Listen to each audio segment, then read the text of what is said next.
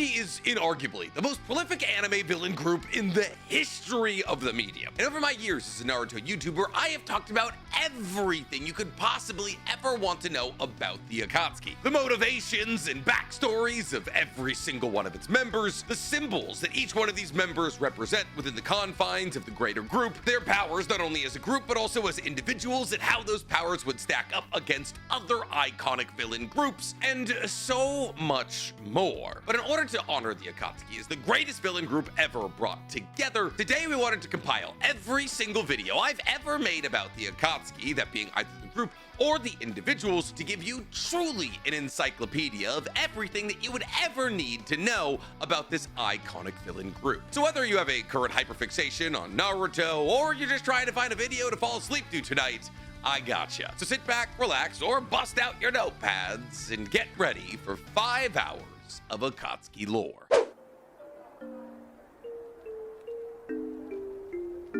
Why are we so enthralled with the Akatsuki as a collective community? Is it because they're comprised of a bunch of very different characters who all represent different reasons for going to war? Is it because their outfits were really cool? Is it because they were very powerful? Or is it because they represent something truly deep and something we can all understand? See, the Akatsuki are a physical representation of one person's journey. A journey of a child who starts with a massive amount of power and a hope to create peace for the universe, and their slow descent into becoming somebody mired with grief and anger at the world.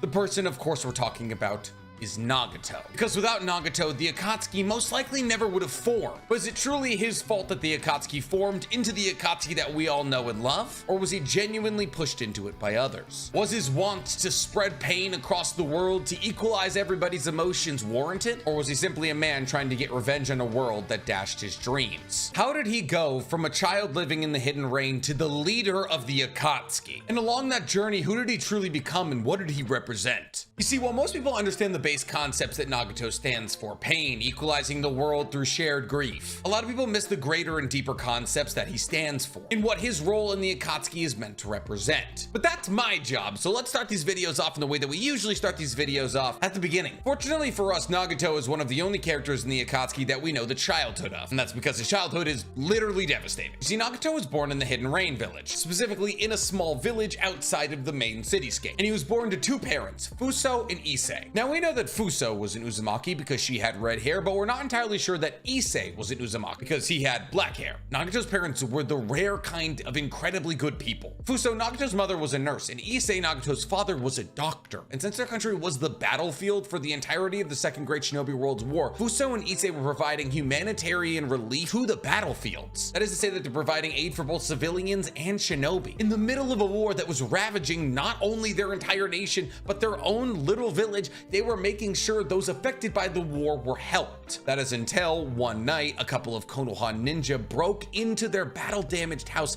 looking for food. Fuso and Issei, understanding that Konoha ninja usually means death for civilians, tried to sneak away. Specifically, they tried to get Nagato and themselves to sneak out without the Konoha ninjas noticing them. However, the Konoha ninjas, being ninjas, noticed people sneaking, and therefore Fuso and Issei tried to draw the attention from the ninjas onto themselves so Nagato could escape. The Konoha ninjas mistook the two of them as enemy ninjas, attacked them, and quickly killed them. However, after killing them, they realized that both Fuso and Issei were civilians and tried to apologize to Nagato. That's right, their first reaction was to kill on sight and then ask questions. Nagato's entire life has been war-torn. He was born during the Second Great Shinobi World's War when his country was in shambles. His only light were his two parents, who were acting as humanitarian aid relief for both shinobis and citizens. And directly in front of his eyes, two incredibly good people who committed their lives to incredibly good efforts got cut down because shinobi were looking for food. In a moment, blinded by anger, Nagato awoke to his Rinnegan, and using the abilities of the Rinnegan, almost unknowingly killed the two shinobi. And this, I believe, is the true beginning of Nagato as we know him. Because when you look at the situation objectively, the only reason that the Konoha shinobi were ever drawn to his parents and Nagato is because Nagato knocked over a pot. When the pot crashed, the Konoha shinobi realized that they were trying to sneak away, and Nagato's father rushed the shinobi to allow his mother and Nagato to escape. And this is the dichotomy of Nagato, something we're going to talk about a lot today. You see, because when you look at the death of Nagato's parents, there's basically two ways you can look at it. You see, when you look at the situation, you can either blame it on Nagato for knocking over the pot or the Konoha Shinobis for acting without thinking. Me personally, I would never blame the child who just watched his parents die. Just him knocking over the pot isn't really the problem. It's the fact that the Konoha ninja stabbed his parents in the chest. And instead of blaming himself like he possibly could have, he decided to blame the Konoha ninja, which ingrained in his mind that Konoha's peaceful nation was built on the back of murdered civilians. That is to say that the ever-loving, peaceful nation of Konoha was built on the deaths of thousands. And it's at this moment that Nagato represents radicalization. Something that we refer to as the cycle of hate in Naruto is also known as radicalization in the real world. A moment where somebody is put through something horrific like the death of a family member that radicalizes them to a certain ideal. And we know as humans, there's few emotions stronger than hate. And it was this hate that fueled Nagato to kill those two Konoha Shinobi. And Nagato is a very scary person to radicalize on account of the fact that Madara had given him the Rinnegan at a very young age. See, the one thing that happened long before Nagato's parents were murdered in front of him is that Madara found a way to get his Rinnegan into Nagato's face. Nagato being the only Uzumaki young enough at the time that Madara thought would still be around by the time he got reincarnated. And Madara, understanding the massive amount of chakra that one needs in order to wield two Rinnegan, knew that these eyes could only go to an Uzumaki, and thus Nagato was chosen to be the receiver of said Rinnegan. As to how he got those Rinnegans in Nagato, did he use space-time ninjutsu? Did he use Black Setsu? We don't know, but we do know that using the strength of the Rinnegan given to him by Madara, that Nagato would take his revenge. At least as a young child, that's what he thought he would do. But there's a little thing called the prioritization of needs in humans. And long before one can plan to overthrow an entire village, they also have to do some important things to keep themselves alive. So after killing two people and burying his own parents, Nagato had to go out and look for food. However, since the Hidden Rain was in the midst of an incredibly grueling war, there was no food or shelter for Nagato to find anywhere. Once again, reinforcing the idea that Konoha's idea of peace is built on dead bodies, one of which he thought would be his own very soon. And as Nagato looked for either food or shelter, nobody around him would help him. And one day when he collapsed of hunger, he was found by Konan and Yahiko. You see, Konan and Yahiko, just like Nagato, were also orphans. An incredibly common story in the Hidden Rain at the time because Shinobi and civilian alike were being wiped off the face of the map. And upon coming together, they were able to do anything that they possibly could to scrounge for food or shelter. And once they had enough food and shelter, they began to dream of the day that the three of them would be in power and would be able to eliminate war. What the three of them failed to realize somehow in the midst of a battlefield, though, was human nature. And this was mostly due, in fact, to Yahiko's blind optimism. You see, Nagato, in the moment of killing those two Shinobi who killed his parents, realized that the idea of peace is often hypocritical. We have to invade this other country in order to make it a peaceful nation. Things like that. But as the Ame orphans began to sat down and dream Yahiko's dream, they themselves wanted to eliminate war. Through what means, though, they never truly established. But they did understand that in order to establish this peace, the three of them would need to become ninja, implying that they understood that in order to establish peace, force would be needed. And thus, in a small sense, buying into Konoha's ideology, something that only the bright spirit of Yahiko could convince Nagato to do. And it's important for later on reasons to realize that Nagato only adopted Yahiko's mentality. And this is because Nagato had had the privilege of being raised by incredible parents who were bright and trying to help the world. And more likely than not, he saw some of that in Yahiko. However, in order to become ninja, they realized they would have to be trained by ninja. So they approached the legendary Sannin on their way back from a defeat against Hanzo of the Salamander. And it's in the three legendary Sannin that the Ame orphans saw the three kinds of people. Neutral, as Tsunade basically ignored them. Evil, as Orochimaru offered to kill them to put them out of their misery. And good in Jiraiya, who offered to help them find their way and make them self-sufficient. You see, Jiraiya on his way out of the Hidden Rain looked around and realized the level of destruction that they had brought to a small country. A small country caught in the crossfire of much larger nations battling it out. It was simply the geological misfortune of being located between the Hidden Leaf, Hidden Stone, and Hidden Sand. So Jiraiya found a place for all of them to live and immediately taught them ways to survive, like how to fish. But Jiraiya, who was going through his own kind of crisis about war, decided to not teach them ninjutsu. See, Jiraiya also started to see what they had done in the Second Great Shinobi World War as hypocritical, and thus the further spreading of ninjutsu would only fan the flames of war down the line. However, all of this changed when the Ame orphans were out scavenging for food. While out on this task, they were assaulted by ninjas from the Hidden Stone, and once again the loss of Nagato's parents flashed in front of his eyes. However, Nagato now knew he had a weapon, the very weapon he used to kill the Konoha Shinobi, and therefore before he would have to relive losing his parents all over again,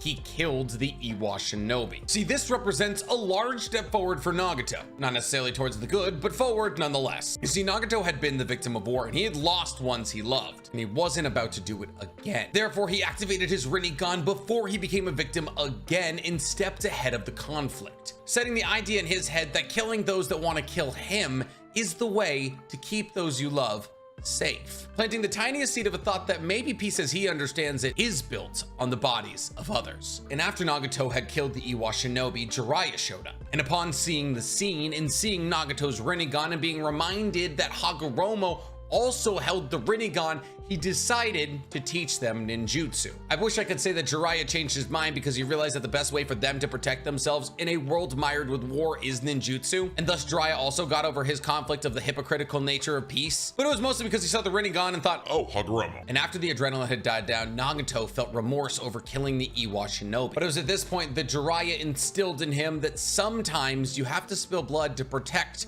those closest to you, stating specifically that sometimes violence and pain is required to protect your loved ones. Once again, sowing the seeds of an ideology Nagato would pick up much later in his life. But fortunately for Nagato, he still had Yahiko and Jiraiya. And Jiraiya believed Nagato to be the reincarnation of Hagoromo, and therefore the person that would usher the world into peace, much like Hagoromo had done. And he instilled this ideology into Nagato, pushing him away from his radicalized thoughts, giving him hope that with the massive amount of power that he had been gifted, he would be able to change a world that nobody else could. But you know what they say, hope is a dangerous thing. So Jiraiya stayed with the Ame orphans for 3 years and taught them all kinds of ninjutsu. And because Nagato had the Rinnegan and therefore had the Sharingan's abilities to copy movements and ninjutsus, he caught on to everything quick. And once the Ame orphans were able to defeat one of Jiraiya's shadow clones, he decided, well, I've taught them enough. And he decided to head back to Konoha, confident that they would be able to make a lasting change in the Hidden Rain village. And upon Jiraiya's leaving, Yahiko, Konan, and Nagato created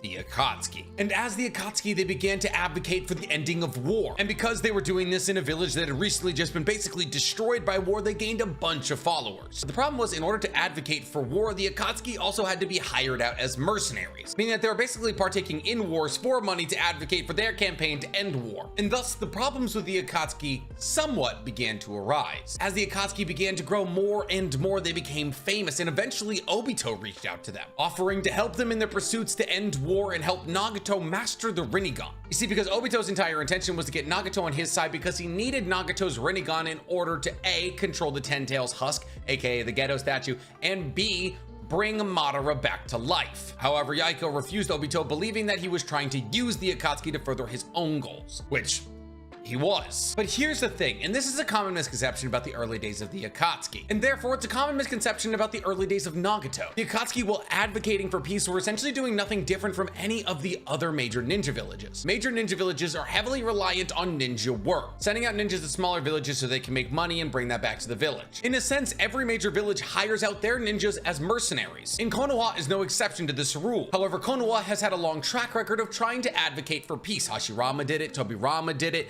Naruto has done it. So in a sense, in the early days, the Akatsuki were becoming a much smaller little satellite Konoha. However, smaller wasn't lasting very long because the Akatsuki were growing members and power every single day. So much so that when they became famous within the Hidden Rain, Hanzo actually reached out to them to help them with their furtherment of peace, because Hanzo himself also wanted peace between all nations. However, once again, human nature got in the way. You see, Danzo Shimura, the Shadow Hokage of Hiruzen, had heard of a growing organization in the Hidden Rain, a place, mind you, Konoha had quite literally just pseudo lost a war to. And this organization was not only advocating for the end of war, something Danzo absolutely did not want, they were also strengthening the power of a nation that they had just fought. So Danzo, realizing that if Hanzo the Salamander and the Akatsuki came together, they would be a nigh unstoppable force, decided to pit them against each other, and sowed seeds of doubt in Hanzo's mind that the Akatsuki were gunning for his power, which is why when Hanzo and the Akatsuki met to finalize their deal to work together to further peace, the Akatsuki were jumped by a combination of ninjas under Hanzo and root members under Danzo. And not only did they attack them, they also had Konan as a hostage. And Danzo and Hanzo demanded that Nagato kill Yahiko, because Yahiko was the head of the Akatsuki. And they figured if the head of the Akatsuki was gone, the Akatsuki would crumble. However, Yahiko wouldn't allow Nagato to have his death on his conscience,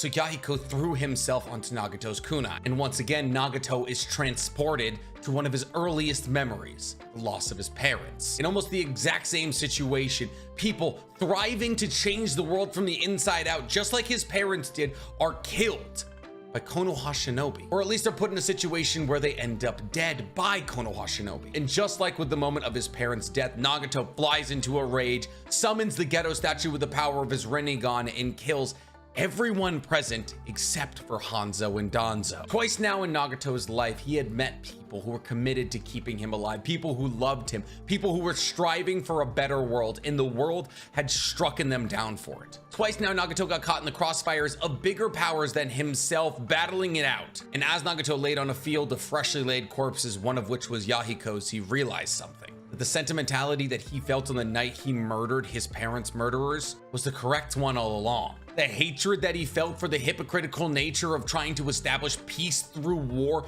coursed through his veins. And he realized that true peace, the peace that the Ame orphans dreamed of, could and would never be established in a world where humans still existed. That those who have never lost anything, such as he has, will truly never understand what war looks like. And in this sense, Nagato represents thousands of people every single day. Every time a nation goes to war with a concept like radical Islam, every fighter or innocent civilian you kill radicalizes 3 of the people that they love. True unity, Nagato realizes, can only be achieved through common suffering. And this is truly the moment we see Nagato born. But it's also one of the most interesting and compelling moments in Nagato's history. Because while he does represent radicalization in the way that it can continue this so-called cycle of hatred, he's also acting in such a way as to close said cycle of hatred. But in reality, he's not. See, Nagato was radicalized to his pain ideal. And while in reality, on the surface level, it might look as though he is in fact trying to end the cycle of hatred. But inflicting pain on others, specifically Konoha, could never truly end the cycle of hatred. And this is obviously something he could realize. And thus he's deluded himself to believe that through common suffering, the cycle of hatred will close. And this is meant to represent the extremes that some can be radicalized to through suffering, the level of disconnection from reality that one can go through. And this is further evidenced by the fact that after this fight, when he's immobilized, he creates the 6th path of pain,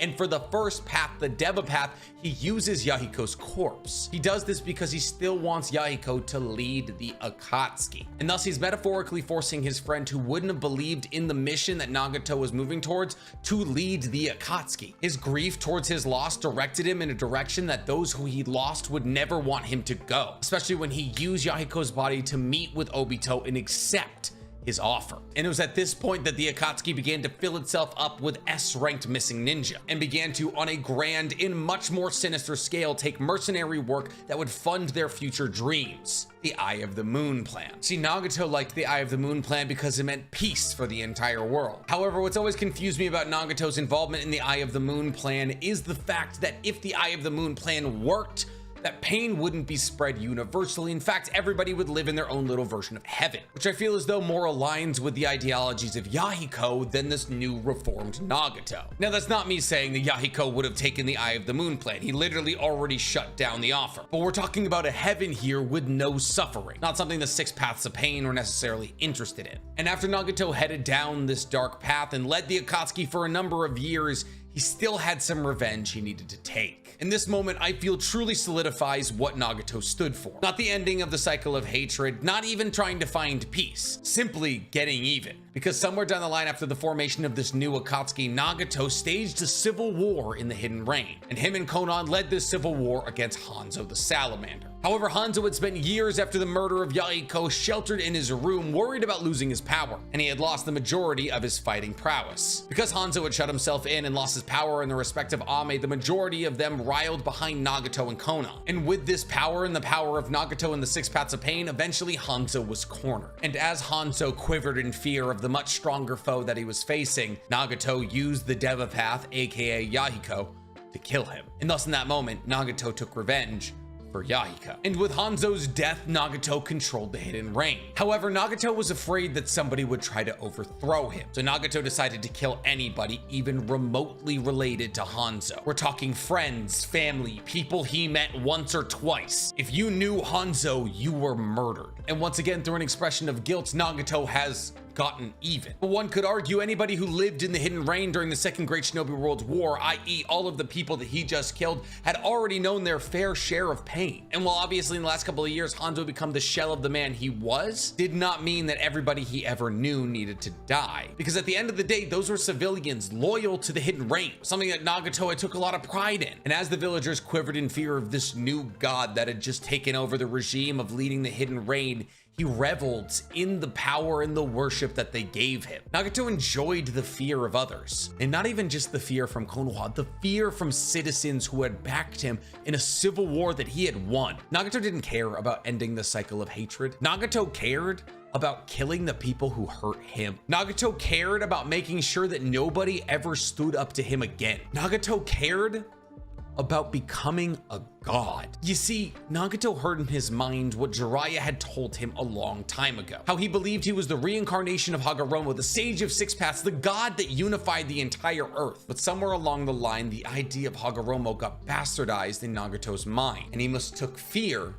for faith. Nagato wasn't going around killing as many people as he possibly could so everybody felt a universal sense of pain. He was just trying to spread fear. And from the ashes of the survivors, those who would look upon him would feel said fear. And as he rose to the top of the world's power, nobody would dare act against him. And this is further evidenced by the fact that he went along with the Eye of the Moon plan. It's not like they told Nagato that they're gonna rip out his Rinnegan and give him to Madara. For all Nagato knew, they were gonna enact infinite Tsukiyomi and he would get to live as God King Emperor over a world of peaceful, subservient people. Because if Nagato truly wanted to create peace, why would he act against his own people? Other than the fact that he had deluded himself to a level of radicalization that only Yahiko or Naruto could talk him out of. Going so far into these delusions as to kill the man who saved his life. Surely, Konoha had crossed Nagato twice. Nagato chose to ignore the heart of a shinobi who simply wanted to see these children survive in Jiraiya. Almost everything that Nagato ever learned, everything that Nagato ever bastardized to use in a ploy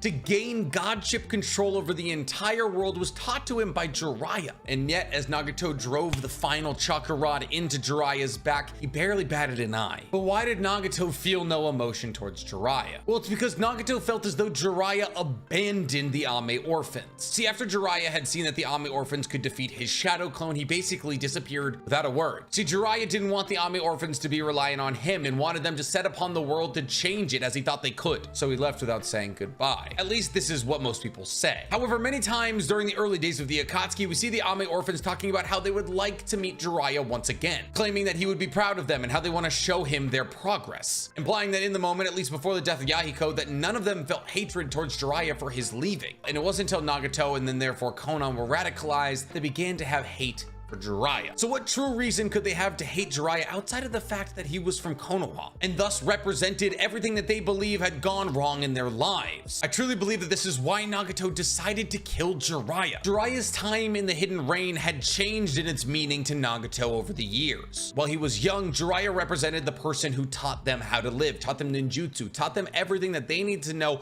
in order to survive in a cruel world. And as Nagato grew up, he realized that Jiraiya truly was simply just somebody spreading pain throughout the duration of the Second Great Shinobi War and was trying to put a bandage over their heart by raising the Ame orphans. At least this is the ideology he held. But also I largely believe that Nagato felt as though killing Jiraiya was a symbolic end to his life before Yahiko's death. A physical severing of any part of him that still believed in the old notions of being able to create peace through any means outside of pain. In a sense, killing the human side of him to allow the god side of him to reign supreme. And this sentiment was fueled even further as he floated above Konoha, channeling chakra to his Deva path to destroy a village that destroyed his village and kill everybody who was even closely related to those who had given him pain. You see, Nagato didn't have to destroy the entirety of Konoha to find Naruto. However, Nagato was taking the same approach to Konoha as he did to those related to Hanzo. Anybody even remotely related to those who spread pain to him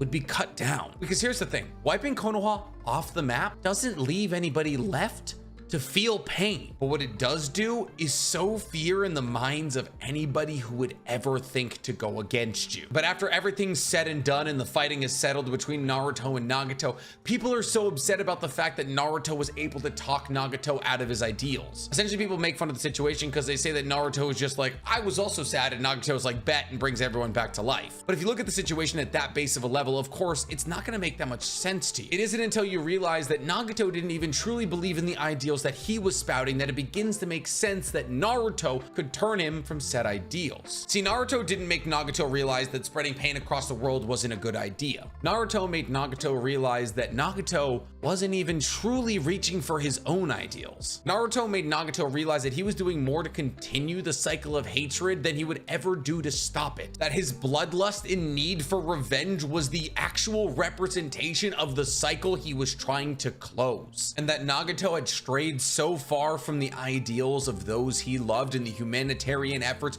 of his parents in Konan and Yahiko that he didn't recognize who he was anymore. And that's why Nagato used Rinne Rebirth to bring everyone back to life. Not because Naruto said he was sad too, or because his parents died too, or because he went on a swing. Because Nagato got lost. And in that loss, he mistook revenge for progress. And in acquiring the power of a god, he lost his humanity. And that is who Nagato was.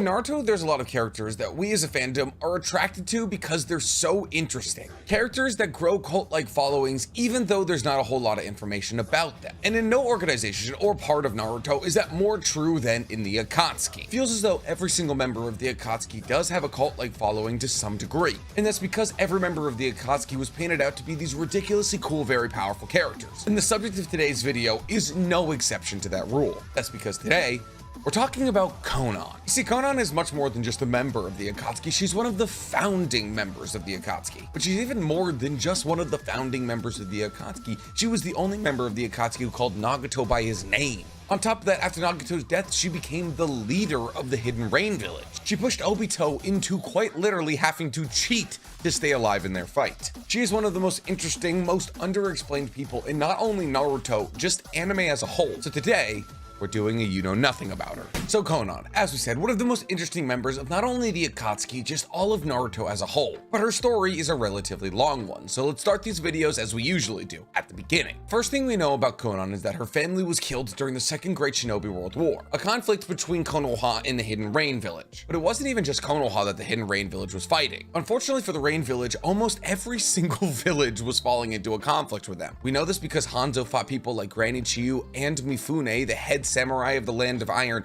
multiple times throughout the duration of his life, implying that the majority of these conflicts happened during the Second Great Shinobi World War. We don't necessarily know why everybody was in the village hidden in the rain. Some hypothesize that the larger villages were trying to take it over, and other hypothesize that those larger villages were just marching through the Land of Rain in order to get to other larger villages for war, and that the Hidden Rain Village didn't like these larger villages coming through their land and destroying it on the way, and therefore fought back. Regardless of the politics of the Second Great Shinobi World War, though, all that truly matters is that the Hidden Rain Village was destroyed by it, and thousands upon thousands of children were left without parents, which meant a lot of kids had to raise themselves. And when children have to raise themselves, they often do it together. Fortunately for Konan, the magnetic personality and leadership of Yahiko brought her under his umbrella. And with time, Yahiko and Konan were inseparable. And then one day Konan went on a walk and discovered a dying Nagato with his dog Chibi. And in order to pay forward the gratitude that Konan had received from Yahiko and other orphans who they had in their hideout, she decided to bring in Nagato in order to save his life. You see, this is a reflection of a lot of things that we see in real life. When adults either fail at parenting or pass away, it's left up to the children. And children often keep an eye out for each other. This is exactly what happened with Yahiko, Nagato, and Konan. As time progressed, they slowly became best friends. Why the three of them were together when they ran into the Sannin. You see, the legendary Sannin at this time weren't exactly so legendary, and they were also still very young, probably in their early 20s, and they were on their way out of the Hidden Rain Village after losing horribly to Hanzo. The Sannin had actually been leading an entire platoon into the Hidden Rain Village that Hanzo had murdered, and they had just recently acquired the titles of the Sannin from Hanzo, who stated simply because they had survived their battle, they should be called the legendary Sannin, or the 3 legendary ninja. Now, when the Sannin came across the Ame orphans, all 3 of them reacted in a different way. Orochimaru wanted to kill them to put them out of their misery. Tsunade felt bad for them, but was too scarred by the Second Great Shinobi World War to really want to do anything for them. And Jiraiya saw in them the errors of war. Jiraiya, who as he was leaving the Hidden Rain village, reflected in the terror and the destruction that this war had brought to this small, once peaceful country, saw the Ame orphans as a way to clean his own mental palate. Jiraiya figured with how much war and destruction he had caused in this village, saving these orphans could be a way for him to feel better about everything that had happened. But this actually may not have happened without Konan. You see, the legendary Sannin opted to give them some food, and this food came in paper wrappers. Paper wrappers that Konan made into a flower and gave back to them as a sign of gratitude. Without this simple show of kindness, it's a possibility that Jiraiya never actually would have decided to stay. The back and forth give and take of giving food and receiving a flower humanized the Ame orphans to the Sannin, which was quite possibly the breakthrough that Jiraiya needed in order to find motivation to stay. And so it's exactly what Jiraiya did. He decided to stay with them. You see, Jiraiya cared for the Ame orphans a lot. Rather than being a paternal figure to all 3 of them, he decided to be much better suited that he just teach them how to survive in a world mired with war. Jiraiya knew that they had already had parents and that they were busy raising themselves. What they needed was a protector until they could protect themselves. So Jiraiya taught them things that they would later use in the Akatsuki. Things like Jiraiya's hop-in plank system, where in their hideout they would have a plank that had a red side and a white side. And there would be 4 of these planks, 1 for each single one of them. And if they were in their hideout, they would turn the plank to the red side. But if they were leaving their hideout, they would turn the plank to the white side. That way they would know that if somebody wasn't in the hideout, but their plank was on the red side, that they were captured. Or if somebody was in the hideout, but their plank was on the white side, that was an enemy impersonating them. And these kind of tactics were actually copy and pasted into the Akatsuki. They installed things like verbal challenges for each member of the Akatsuki in order to confirm their identity. And this is actually why Yamato's disguise as Sasori didn't work. And after Jiraiya decided that they were most likely able to protect themselves, he stepped away and went back to Konoha. Not before telling Konan that she was going to be beautiful when she grew up and to find him when she turned 18 though. Which is pedophilic, but okay. But after Jiraiya leaves, that's genuinely when Konan's story gets the most interesting. You see, after Jiraiya formed, the 3 Ame orphans eventually formed the group, the Akatsuki. And the Akatsuki was composed of other orphans or just other shinobi from Ame. Ame being the village hidden in the rain. And they continued to use the hideout that they had used with Jiraiya. And every Akatsuki member had a hop-in plank. However, their organization grew so quickly, eventually they outgrew their hideout and they had to find a new one. However, as they were about to leave their hideout, they were attacked by 2 hidden stone ninja. And in order to escape those ninja in a non-violent fashion, they actually used the escape room that Jiraiya made for them in order to make sure that they could get out of the hideout safely. And as time progressed and the Akatsuki grew and grew and grew, Yahiko and Konan grew closer together. That was until things started to go wrong in the Akatsuki. You see, during the Third Great Shinobi World War, a man by the name of Madara Uchiha, that we all know as Obito, offered his services to the Akatsuki. Essentially, he wanted to help the Akatsuki in pursuit of their dreams. The dream, by the way, which was to stop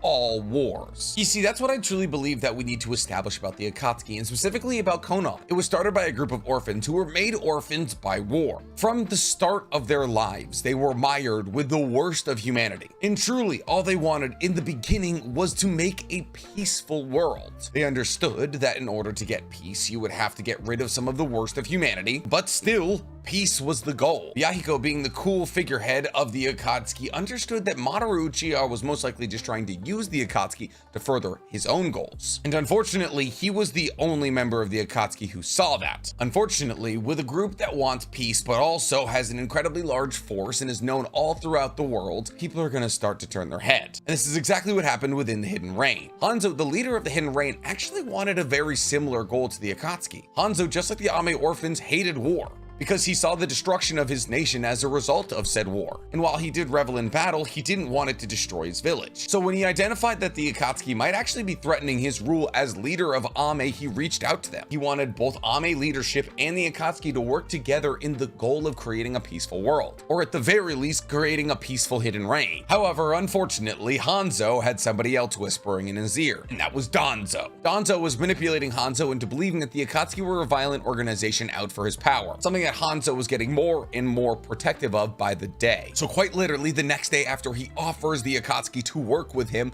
while Konan is out on patrol, Hanzo sends his men to abduct her. Konan is then dragged to a meeting between Hanzo and Yahiko. And in this meeting, Nagato is ordered to kill Yahiko to save Konan. You see, this is an awful situation for all involved. Nagato is in love with Konan, but also Yahiko is his best friend. And even though Nagato is by far the strongest member of the Akatsuki, he still looks up to Yahiko as a leader. Konan is in love with Yahiko, but also is very close friends with Nagato. And Yahiko doesn't want to see any of his two best friends die. But it was actually Konan who took initiative in the situation. Konan understood that Yahiko was key in the Akatsuki movement, and so she told them to flee without her, essentially forfeiting her life in order for the movement of the Akatsuki to continue. An incredibly brave and bold thing to do. However, Yahiko wouldn't allow it. Instead, Yahiko threw himself onto the blade that Nagato was holding and killed himself. Nagato then flew into a fit of rage and killed all of Hanzo's subordinates and the Anbu that were there. And this is genuinely where things get very tough for the Akatsuki. Remember when I said that Yahiko was the only person that understood that Obito was trying to use the Akatsuki to further his own goals? Well, unfortunately, Nagato truly didn't understand that. And so the first thing that he did as the leader of the Akatsuki was to go to Obito and accept his offer. And this is when the Akatsuki entered their phase of the ends justify the means. You see, at this point, the Akatsuki essentially became mercenary. They were hired out by groups in order to do mercenary acts, claiming it was a way to get funding for their long-term goals. The long-term goals still being the end of all war, but through the Eye of the Moon plan. But in order to start this plan, something else also needed to happen. The Akatsuki needed to control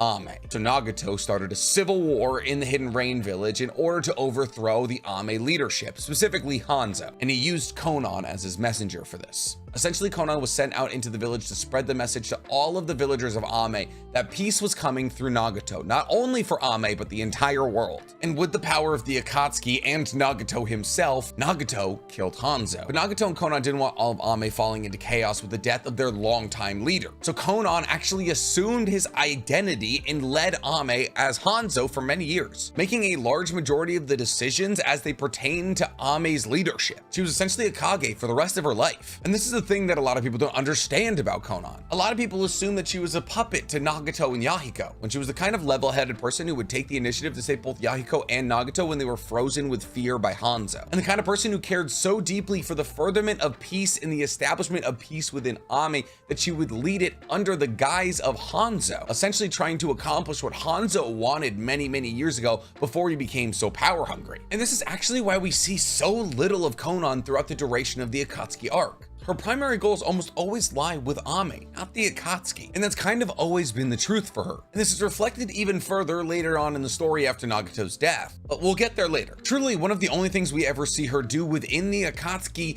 is when she recruits Hidan. You see, the Akatsuki learns tale of an immortal within the land of hot water, and so Kakuzo and Konan are sent to the land of hot water in order to find and recruit this immortal to the Akatsuki. And so the two of them battle Hidan, and Hidan manages to destroy one of Kakuzo's hearts. And once Konan explains to Hidan that he'll be able to do all of the killing that he wants to in the Akatsuki and therefore serve as much honor to Lord Jashin as he could ever possibly want, he decides to join. But all of that doesn't truly give us a look into who Konan was as a character. Really, I believe the best look into Konan's personality is the Akatsuki Hidden book. You see, in the Akatsuki Hidden book, there's 4 chapters, and each of the chapters looks at a duo in the Akatsuki. Kakuzo and Hidan, Itachi and Kisame, so on and so forth. But Konan actually has basically an entire chapter to herself. An entire chapter that gives us an incredible look into her personality. The chapter opens with Konan looking out the window in Ame, thinking about her past with Yahiko and Nagato before things got so complicated. She's broken out of this trance by Nagato, who's speaking to her through Yahiko's body, his Deva path, and she's informed that Madara Uchiha is on his way. Madara tells Konan that apparently there's somebody within the Valley of Lies that has information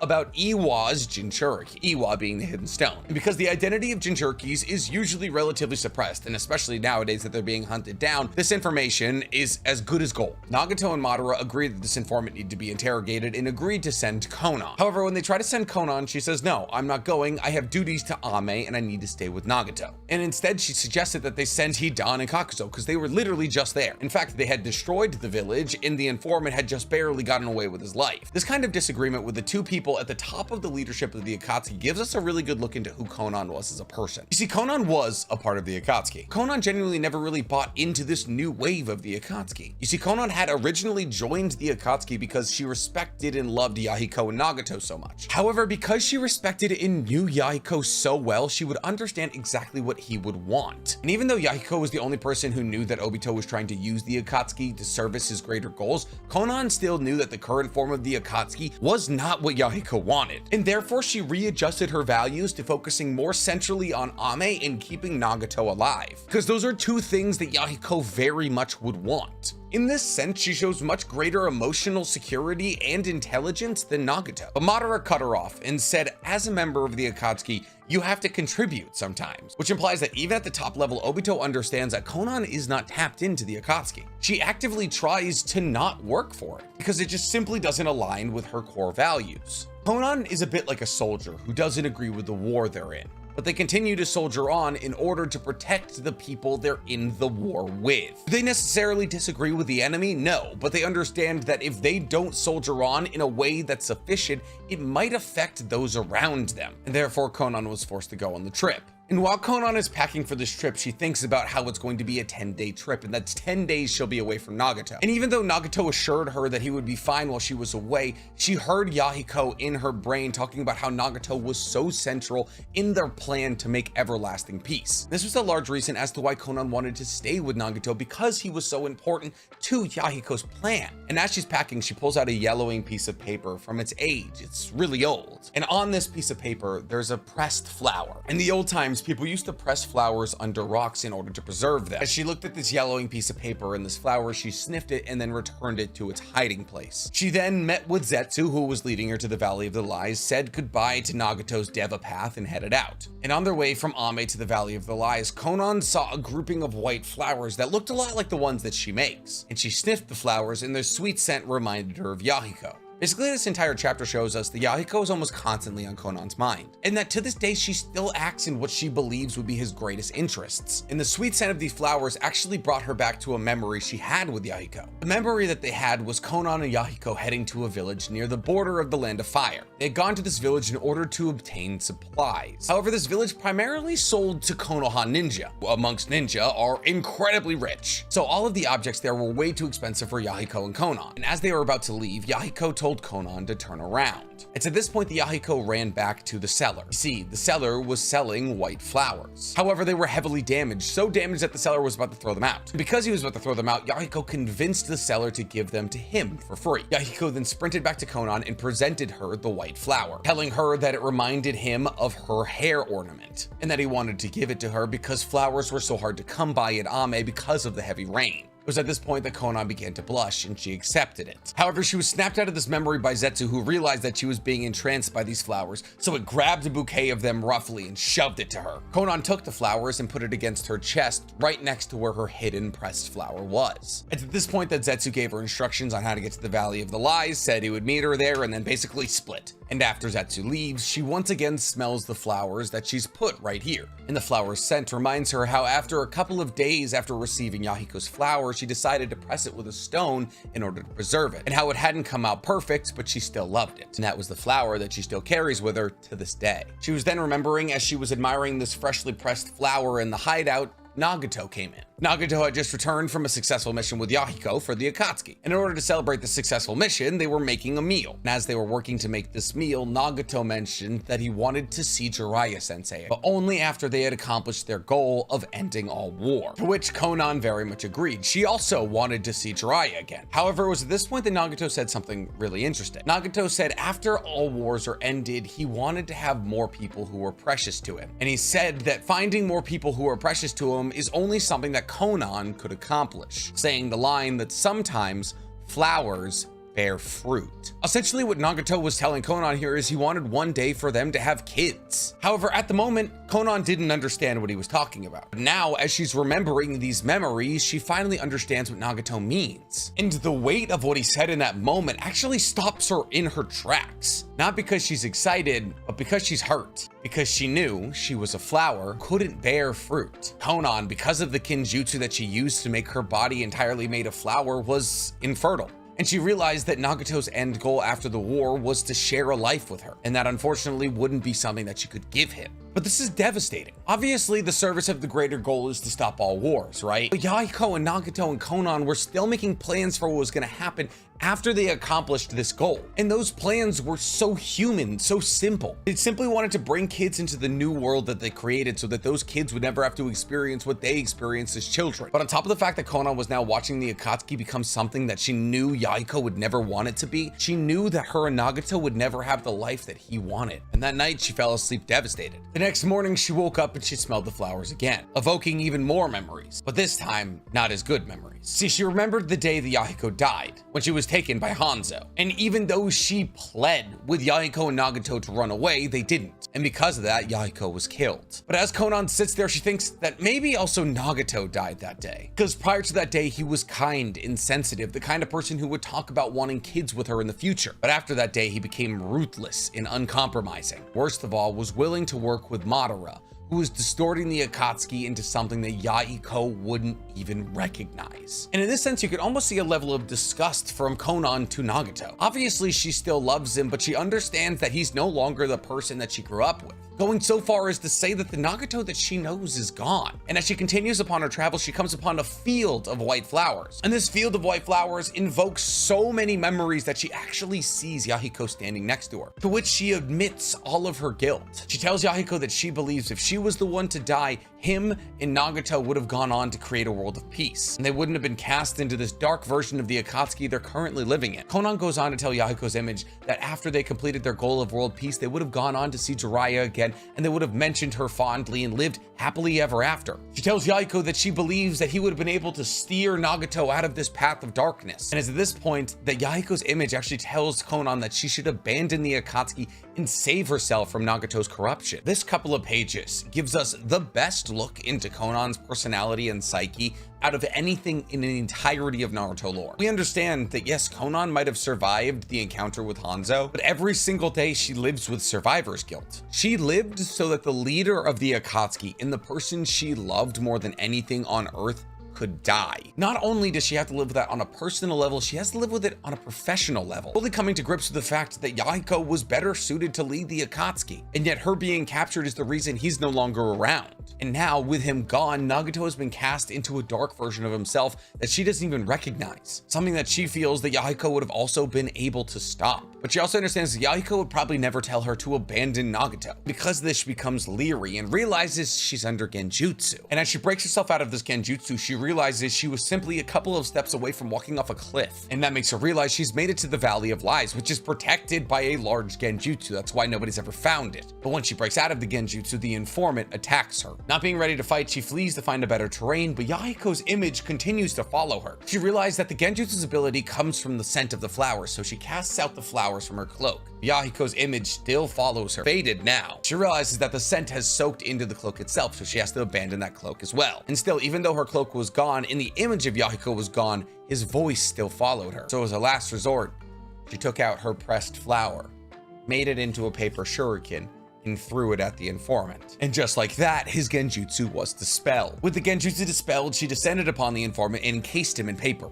With the genjutsu completely dispelled, she came to the realization that while she did blame herself for Yahiko's death, the genjutsu was making her blame Nagato. But she didn't blame Nagato for Yahiko's death. Nagato simply stood there with a kunai, and that's how she realized she was in genjutsu. Konan was so enraged that the informant tried to bastardize Yahiko's memory that she killed him. Not before she found out that the informant didn't know enough about the four-tailed Shinchuriki to have any meaningful information, meaning that the entire trip was a waste of time. And so she returned to the hidden range, treading on the pressed flower as she left. And Obito and Zetsu watched her as she left. You see, they were disappointed with the outcome. Obito believed that if Konan died, Nagato's hatred would grow even greater, but decided as long as Nagato was still alive, that Konan would most likely stay loyal to the Akatsuki. They had sent her on the mission to die, but through this mission, she came to a couple of key realizations. That even though she doesn't recognize the Akatsuki she's in, and neither would Yahiko, it is still her core value to protect Nagato and Ame, because that's what Yahiko would want her to do. Konan is in a very complicated world, in a very complicated situation, and in order to uncomplicate that for herself, she focuses on the things that are closest to her, which is why after Nagato's death, she goes back to Ame.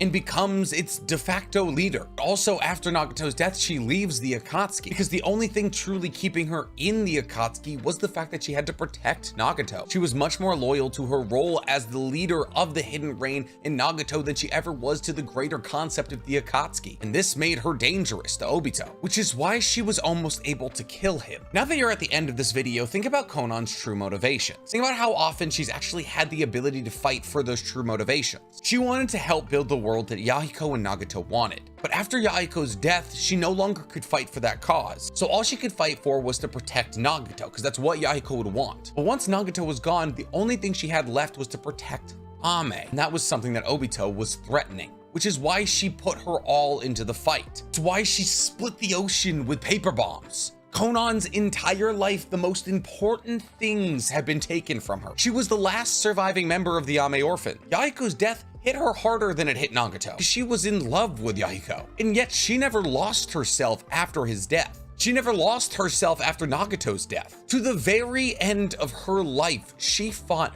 for exactly what she thought was right. And even though she might have been involved with a version of the Akatsuki she didn't agree with, she stayed there because her core values kept her there. It's not that she wanted to capture all the Jinchuriki. In fact, she never captured any of the Jinchuriki. What she truly wanted was peace for the world, and specifically Ame, and to keep those closest to her alive. And the true tragedy of Konan is that she was never able to accomplish any of these things. But at the end of the day, in terms of characters to look up to in the real life, I believe Konan is the prime example. Nagato lost himself through hatred. Madara convoluted his wants and tried to justify the ends with the means. Obito let a limited worldview guide his entire life. But Konan, in a complicated world, decided to live for simple things. And this is an important lesson for us as the viewers. When life feels incredibly complicated and overstimulating, focus on the things most important to you. If you're constantly shifting your viewpoints and your goals, you're gonna lose track of who you are. And this is unfortunately what happened to Nagato. Konan realized in her life that some things were worth fighting for, while other things can be ignored. We as humans can only accomplish so much in our short lives. And Konan knew in hers that all she wanted to truly accomplish was safety for her friends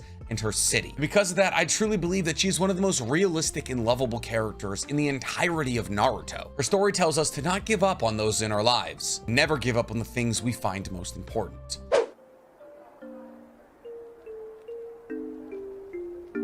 When it comes to villains, they come in a myriad of different flavors, shapes, and sizes. Sometimes you have your broken heroes like Nagato or Obito. Sometimes you get your ultra-powerful dictator types like Madara and Danzo. But my personal favorite, and a vast majority favorite type of villain, is the unrepentant, unfixable sociopath. No weepy backstory to make you feel good for the villain, no trying to fix them to become a hero that they always were meant to be. An unrelenting, bloodthirsty, sociopathic monster with no goal other than sowing chaos. It's why I've always loved the Joker, and it's why I fell in love with Hidan. You see, Hidan is arguably the weakest member of the Akatsuki by a long stretch. He can't use ninjutsu, he's a religious zealot, and yet he's massively beloved. And this is because there was never any trying to save Hidan. There was never any trying to justify rationale with Hidan. He was just trying to kill people for his god. But how did Hidan end up falling into Joshinism? What brought him to that point? And genuinely, who was he as a person? See, well, it's easy to kick up our feet here and laugh about how sociopathic or insane or unhinged Hidan was. At the end of the day, almost everything he did have a greater meaning to it. While he might seem like a one-note, relatively dry and explainable character, at the end of the day, he's actually rather complex. We've seen non-murderous interactions between him and people he doesn't even know. And his motivations for joining Joshinism are a bit more complex and interesting than one might originally believe. On top of that, his power of immortality granted through Joshinism raises a lot of still unanswered questions in Naruto. But hopefully, maybe we can answer at least some of them today. Because today, we're doing You Know Nothing About Hidan. So, Hidan, the second newest member of the Akatsuki, a part of the zombie duo, an unkillable Joshinist with no ninjutsu prowess. And yet, even with no ability to use ninjutsu or genjutsu to any degree whatsoever, he still finds himself toe-to-toe in close battles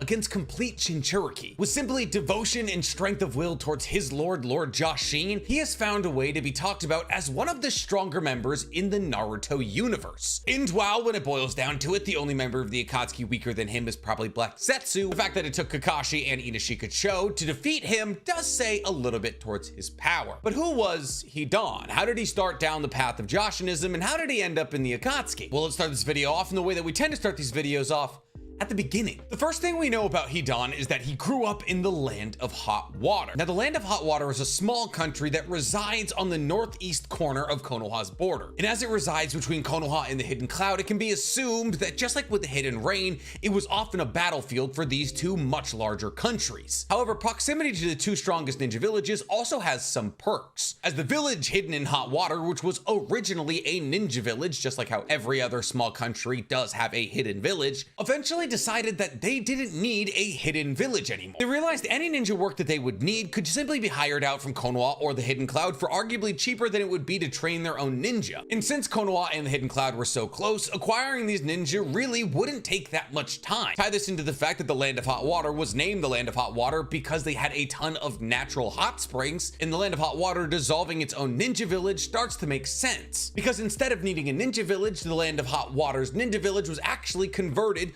to a tourist attraction. A tourist town where people from all over the continent could come and bathe in the hot springs of the Land of Hot Water. So now, not only did the Land of Hot Water not have to train its own ninjas, they were also getting outside revenue in the form of tourists. And in a world as hectic as Naruto's world, I too would occasionally like to dip my toes in an onsen. But things weren't always super awesome in the Land of Hot Water. It wasn't always hot baths and no ninjas. In fact, long before Hidan was even born, there once resided in the Land of Hot Water a clan by the name of the Shinobi clan. Now, the Shinobi clan were once a very powerful clan, and in fact, the presence of their clan is actually what kept the Land of Hot Water on the map in terms of a ninjascape for a long time, specifically during the Warring States period. The reason that the Shinobi clan kept the Land of Hot Water on the map is because they had a natural dojutsu, a blood-red set of eyes that made their genjutsu incredibly potent. And they could cast this genjutsu over enemies by making eye contact with them or by simply touching them, giving them a significant leg up in battle. On top of this, a lesser known ability of these eyes was also the ability to control liquids with high amounts of iron. And since usually liquids don't have high amounts of iron, this usually referred to blood. However, things took an unfortunate turn for the Shinobi clan when one of the women from the Shinobi clan married the Land of Lightning's daimyo. And shortly after their marriage, the Land of Lightning's daimyo died, and his death was subsequently blamed on his new wife. This quickly turned tides and feelings against her clan, and they were banned to the Valley of Hell. This was a sulfurous valley filled with a red lake, and this red lake was water that was incredibly rich with iron, and it was there where the Shinobi clan lived for generations, and it was there that Hidan found them. See, Hidan during his childhood had heard stories about the Valley of Hell and how the Shinobi clan was banished there. So as a child, Hidan ventured out of the hidden village of the Land of Hot Water to find the Valley of Hell, and much to his surprise, he found it. Hidan was disgusted by the smell of sulfur, but as he descended into the Valley of Hell, he stumbled upon the Shinobi clan. And while the Shinobi clan had lived in the Valley of Hell for generations, they unfortunately had some disagreements. Most importantly, their disagreements revolved around whether or not they should seek revenge against the Uchiha, since the Uchiha were the ones who banished them to the Valley of Hell. And as these ideologies grew in power against each other, so did the resentments. And in one singular night, the Shinobi clan killed each other off, leaving only 2 survivors. And this was the scene that Hidan stumbled upon. Fresh corpses covered in blood, not yet dry. Hidan had most likely found the clan the day after they killed each other off. And thus Hidan, as a child, returned to the hidden village of the Land of Hot Water and told them all about the mountain of corpses that he had found in the Valley of Hell, to which the people in his hidden village said, "Well, of course they died down there. It was called the Valley of Hell. It was unhospitable. There was no way any clan could survive there." And it's at this point that Hidan corrected them and stated they weren't skeletons, they didn't die generations ago. Their blood had not yet dried on fresh corpses. And to the people of Hidan's village, the timing just seemed a bit too convenient here. You're telling me this child simply found an entire eviscerated clan so fresh after their evisceration that their blood had still not yet dried? That this child hadn't stumbled upon a pile of bones that began decaying decades ago, but fresh bodies murdered within the day? It was at this point that people began to suspect Hidan, even though the idea that a child would be able to wipe out an entire clan was an abstract one, at least at that time. People began to look at Hidan like a demon, a child who had wandered off to the Valley of Hell and found hell itself. In fact, the suspicion against Hidan murdering this entire clan was so powerful that the village decided to send what few ninja they had to the Valley of Hell to investigate. And upon getting to the Valley of Hell, they determined that this assassination of the entire clan was an act done by the clan. But there were still many of those who were suspicious of Hidan, and justifiably. Who's to say whether or not this was the event that tipped Hidan towards his murderous path, or if he had always been along that path? A child trying to find something called the Valley of Hell isn't that crazy. A childlike curiosity to find a place of lore, even though that lore is relatively dark, is not unheard of. But a child stumbling upon an entire clan still fresh with the blood that they had used to kill each other in combat? Now that's the kind of thing that could warp a human being. And then to convey the information of what you found in this valley and have everyone believe you were the one who did it might put the idea in your mind that maybe you could have been the one to do it. Listen, I'm not trying to justify the ideologies of Hidan. I'm just trying to give us a better view into how he might have gotten there. And that Hidan, though he might have seemed like a manic one-note character, might have genuinely had a story that brought him to that point. So now Hidan, with the fresh images of death, watching neighbor kill neighbor, began to look around him and see how that kind of thing might happen here as well. See, as time progressed, the Land of Hot Water slowly descended from a hidden village to a tourist attraction. But the unfortunate timing of this is it was as Hidan was becoming a shinobi. So as Hidan was coming into age and training to be a shinobi, his village was cycling to make what he wanted to become irrelevant. But you could imagine that this wouldn't make a whole lot of sense to Hidan. One of the most integral and important things that happened in the entirety of Hidan's life revolved around death. Hidan had seen on a first-person basis just how prevalent violence still was in human society. At any given moment, a clan could be slaughtered by their neighbors. At any given moment, a clan could come under fire of another clan, a nation, another nation. Hidan, seeing the relevancy of shinobis being cycled out of the hidden water village, felt like an overestimation of how peaceful this world was. He believed that shinobi were meant to kill, to slaughter, to come into combat, and his peaceful life in the Land of Hot Water was anything but that. And thus Hidan became infuriated with the path of his village. And since he believed that shinobi in the Land of Hot Water were meant to kill, cut, and defile, as he left the Land of Hot Water, he slaughtered his neighbors. Now, this is what I genuinely find to be one of the most important things and interesting things in Hidan's life. One, because it's incredibly symbolic of the teachings of Joshin that he hasn't even stepped into yet, and two, because it's incredibly representative of what Hidan has seen in his life up to this point. See, like I stated earlier, the Shinoiki clan murdered each other, neighbor against neighbor, in all-out battle of destruction and death of the greatest kind. And upon seeing this, Hidan believed this is what shinobi were meant to do. They were meant to kill. And for all intents and purposes, until Boruto, he's not wrong. You could say that shinobi are supposed to go on a myriad of different missions, and not all of them are assassinations or anything like that. But when it comes down to it, genuinely, the purpose of a shinobi is that of a soldier. And the purpose of a soldier is to kill. Of course, there's a myriad of subplots that any soldier can get into, but when it comes down to it, defensively or offensively, a soldier kills. But Hidan wasn't pointed at an enemy, and thus Hidan, as a soldier, simply killed who was closest to him. The irony of this is that that is a core tenet of Joshinism. In order to give favor to Lord Joshin, yes, you should kill as many people as possible. And with every kill, you should offer up praise to Lord Joshin and offer their body to Lord Joshin. However, Hidan tells us that the true core tenet of Joshinism is killing your neighbors. And it's worded like that. It is killing your neighbors. However, Hidan goes on to elaborate, this is much later on in his life, that it's not about physical proximity, it's about killing those you're close to, killing those you appreciate, those you love. And the more somebody is your neighbor, the more favor it grants to Lord Jashin. Because Jashinism isn't about just ending life, it's about destruction. And not just in the physical sense, in the spiritual sense. It's about the destruction of human bonds, giving up everything in favor of Lord Jashin. But Hidan, even before he joined Jashinism, murdered his neighbors. Hidan, long before he even left the village, watched neighbor murder neighbor. I want you to keep those 2 points with you for the rest of this video, and we'll circle back to them in a little bit. Obviously, after defecting from the Land of Hot Water, Hidan joined Jashinism. But quite honestly, this part of his life is relatively hazy. We don't necessarily understand what it means to join Jashinism, as we've only ever seen 2 Jashinists in the entirety of Naruto and Boruto. And Hidan was the first, and the second Jashinist was simply a Jashinist because he was inspired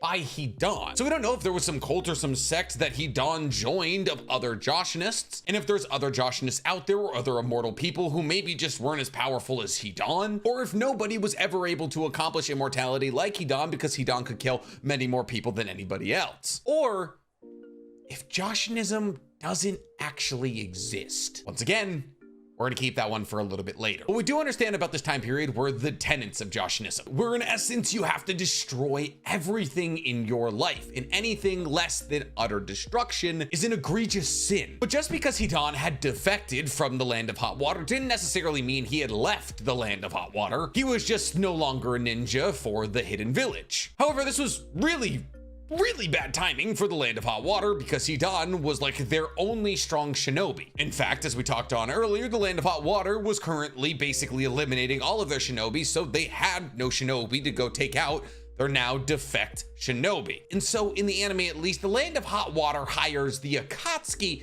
to kill Hidan. This has always felt like a kind of weird explanation considering the fact that Konoha and the Hidden Cloud were right there, and that the Land of Hot Water had like a long existing relationship with both Konoha and the Hidden Cloud, but also this was just about right after the Third Great Shinobi World War, so maybe they were still pissed about Konoha and the Hidden Cloud using their country as a battlefield. Regardless, the Land of Hot Water hires the Akatsuki to kill Hidan because he's rampaging in the countryside and killing basically anybody he can get his hands on. And the Akatsuki are intrigued by this because they hear about an immortal in the Land of Hot Water, and thus Pain dispatches Kakuzo, Konan, and Itachi to go capture Hidan. The choice of sending these 3 people is also very weird to me considering the fact the Akatsuki work in duos. Konan is Nagato's duo, Itachi is Kisame's duo, and Kakuzo didn't have a duo because he kept killing them. But at the same time, Nagato is like very historically protective of Konan and really wouldn't let her go a whole lot of places without him. And the same could be said like vice versa. I guess she was probably more protective of Nagato than he was of her. But still, weird team. And upon the Akatsuki tracking him down, because of course they did, Kakuzo and Hidan came into combat, and Itachi and Konan kind of just sat this one out, which is arguably the worst thing they could have done because both Konan and Itachi are perfectly built to beat Hidan in a fight. Like genjutsu and long range / literally can't really bleed. I would love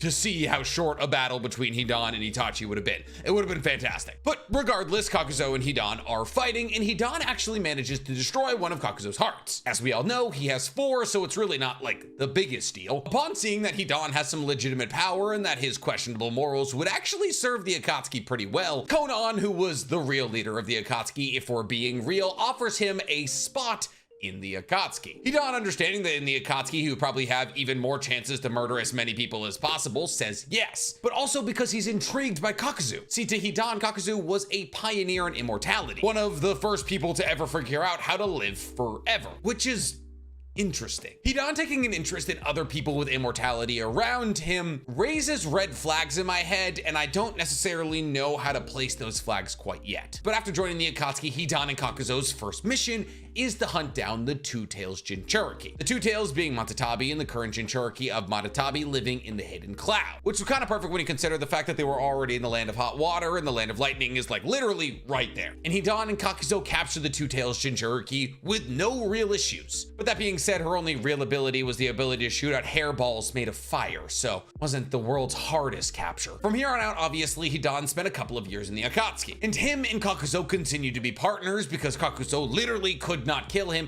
and Hidan didn't want to kill him because he didn't consider Kakuzo a neighbor. Because even though Hidan did spend a massive amount of time with Kakuzo, he hates Kakuzo. And killing somebody you hate in Joshinism doesn't equate to much for Lord Joshin. So there was never necessarily a motivation for Hidan to kill Kakuzo, and Kakuzo simply could not kill Hidan, so they were stuck with each other. And these couple of years in the Akatsuki took Hidan and Kakuzo a numerous amount of places. The best fleshed out example of Hidan's personality exists in Akatsuki Hiden, a light novel, where Kakuzo and Hidan have to descend into a valley known as the Valley of Lies, searching for somebody with a 1.5 billion Rio bounty. See, Hidan and Kakuzo weren't really on Jinchuriki gathering duty. I mean, they were because they killed the Two Tails and the Seven Tails Jinchurikis, but those were also arguably the two weakest Jinchuriki. More often than not, Kakuzo and Hidan were on money gathering missions. Now, this could have been because Kakuzo was just an incredibly money-driven person, and since he had seniority in the Akatsuki, he got to choose their missions. And in fact, we actually got to see an example of this when all of the Akatsuki were in the hideout, and it was Sasori, Deidara, Hidan, and Kakuzo discussing who should get a war mission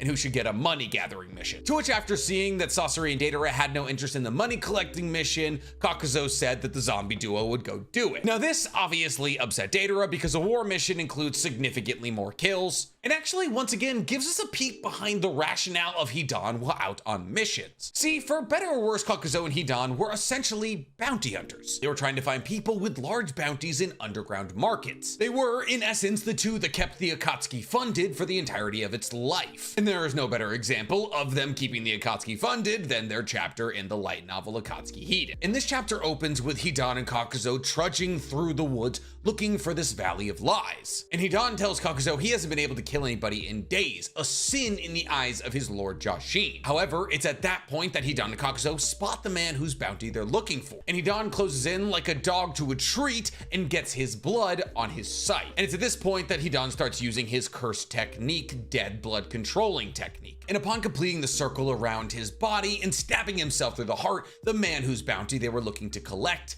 dies. However, before Hidan can give this body up to Lord Joshin, a little boy emerges from the woods. And this little boy isn't afraid of Hidan or Kakuzo, he's actually just curious about how Hidan's abilities work. And while initially this little boy annoyed Hidan because he asked a bunch of questions, once the little boy expressed interest in joining the Lord of Joshin's religion, Hidan lit up. Hidan began giving this child, whose name was Hohozuki, a bunch of lessons on how to best serve faith to the Lord Joshin. It's the first and only time we've ever seen Hidan show interest in a person. The first time we've ever seen Hidan not immediately try to kill somebody. This boy then went on to show Kakuzo and Hidan where his village was. And it's eventually revealed that this village was hidden with genjutsu, which is why Hidan and Kakuzo were never able to find it. But it was hidden with genjutsu because everybody who lived in the village had a bounty on their heads. And as they make their way to this village, Hohozuki and Hidan continue talking about Joshinism. And Hohozuki has already decided that he wants to join in the religion. However, Hohozuki has some qualms, some fears, that he may not be as strong as the people on Earth who advocate for peace,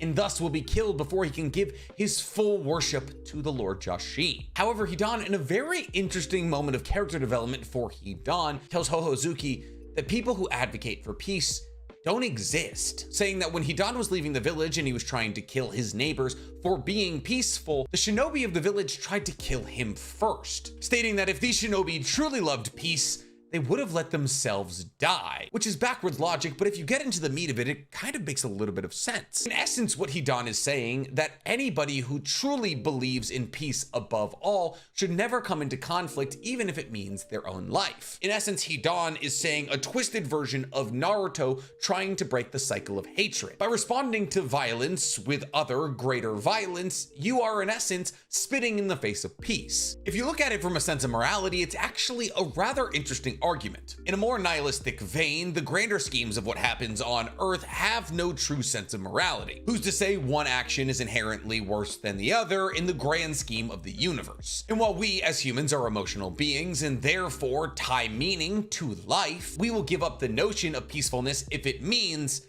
peace. What does that mean? Well, usually the path to peace is paved in blood. Take World War II, for example. The armies of the world collaborated in a battle against the Axis powers and killed millions of Axis power soldiers for peace. The very notion of going to war is not a peaceful action, but the end goal is peace. Hidan is arguing that if these countries who unified in their battle against the Axis powers truly wanted peace, they should have just let themselves die and never come to war. Now, is this the right way to think? No, but it does nonetheless give us a very interesting window into Hidan's psychology. However, just because Hidan was willing to teach Hozuki about Joshinism doesn't mean they were really best friends. Because after Kakuzo goes to deal with the leader of the village hidden in the Valley of Lies, assuming that the leader of the village would have the highest bounty, Kakuzo tells Hidan to deal with Hozuki, to which Hidan does very willingly. However, after a couple of things happen, it's found out that Hozuki is actually a boy by the name of Amayuki, and Amayuki is still enthralled with the teachings of Lord Jashin. And because Amayuki wants to join the religion of Joshinism, and he respects Hidan for telling him about it, he considers Hidan a neighbor and also wants to kill him. And after a little bit of a scuffle, Hidan is able to acquire Amayuki's blood and do his ritual. It's at this point that Hidan tells Amayuki he's going to kill him, and Amayuki reveals that's what he wants. Amayuki had received a lot of discrimination as a child because of his mud-release Kekkei Genkai, and had unfortunately been complicit in the death of one of his closest friends, Hozuki. And because he felt so guilty about the death of his friend, he figured being a sacrifice to Lord Jashin would be the best way for him to go. However, Amayuki made one request of Hidan before his death. Amayuki wanted to make a sacrifice to Lord Jashin, and Hidan actually granted him this request. As to whether or not it was because it would be giving power to Lord Jashin, or because Hidan actually liked Amayuki, Hidan let Amayuki cause a landslide that killed the entirety of his village. And Hidan actually patted Amayuki on the back for this. He said he was proud of his first ritual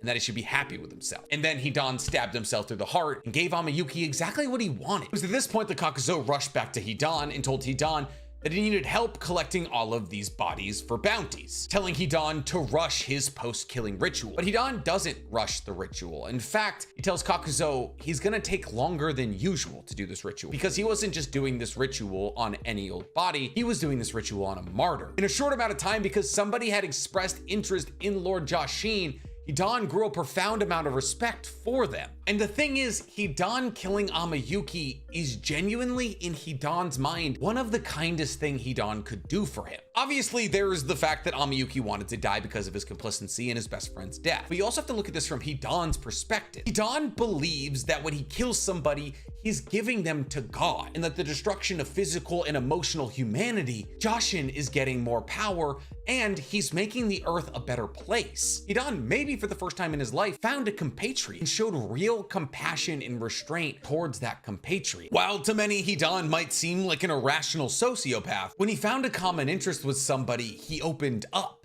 He showed restraint. He allowed Amayuki to do his first ritual. And more importantly than anything, he put Amayuki's body to rest. Hidan is actually a really good representation of a lot of people. And while I'm not saying that these people should be given forgiveness or anything like that, but Hidan is the perfect example of somebody who goes through something incredibly traumatic as a child. Something that warps their neurological networks, that warps the landscape of their brain, that changes how somebody thinks about life, connection, humanity, physicality, emotion. To an outsider, the way Hidan approaches life is reckless, psychological, sociopathic. But when you sit back and you look at Hidan, there is nobody in the entirety of Naruto who is more true to their convictions than him. And yes, those convictions are murder, so I mean, it would be kind of nice if he strayed from the path, like, even a little bit. But in essence, Hidan represents neurodivergency on the highest level, a complete disconnect from the emotional spectrum of humanity, all in order to give severance to a god who might not even exist. See, the irony of the story of Amayuki is that Kakuzo believes that Amayuki wanted to get into Joshinism to help justify the loss of Hozuki. And in that one small moment, we might actually get a better window into Hidan than Amayuki. No other person has ever achieved immortality, even though we've seen people get into Joshinism. Amayuki did his first ritual, which killed hundreds of people. The Joshinists from the Steam Ninja Scrolls killed hundreds of people, all hoping to gain immortality. And yet the only person to ever accomplish it was Hidan. But what if the story of Amayuki trying to get into Joshinism to justify what he had done in his earlier life wasn't a story specific to Amayuki? What if this chapter was more a reflection of the story of Hidan? People are born with abnormalities in the Naruto universe all the time. Hashirama was born with a healing factor said to be on par with mitotic regeneration. People of the Hoki clan were born with an ice release Kekkei Genkai. Amayuki was born with mud release? What if Hidan was just born with immortality? And along the paths of a long, traumatic, misunderstood childhood, Hidan had to find a way to justify the way he felt. From the very beginning, Hidan saw neighbor kill a neighbor. From the very beginning, Hidan saw a world that didn't dole out justice for an entire clan being massacred by each other. All Hidan saw was the decay of the shinobi system in his own life when he himself wanted to be a shinobi, and that when neighbor killed neighbor, nothing really ever came of it. The Shinyo clan were a long forgotten clan that all came together to murder each other. And because of this, nobody really cared when they disappeared for the second time. So Hidan, confused about his feelings, seeing neighbor kill neighbor, being built into a shinobi system that told him he was no longer needed, decided to kill those around him, his actual neighbors. And upon leaving the land of hot water, made a religion called Joshinism, self-delusional split of personality that made him believe in a god that gave him his abilities, a never-ending justification for all of the feelings he holds within. Sure, you can destroy and defeat everybody who will ever get close to you, and guess what? You're doing it for a greater good. The separation of a terrible deed for a greater good is something that happens every single day. It just seems fantastical because Hidan was born with immortality. Sure, what Hidan was able to accomplish in terms of murder was very impressive, but do you genuinely believe that there's nobody out there who could kill as many as Hidan has? Do you believe there's no one out there who's ever received the blessing of Joshi? In Konoha Hiden, another light novel, Konoha actually sent Shinobi to look for more Joshinists and couldn't find any. So what seems more likely to you?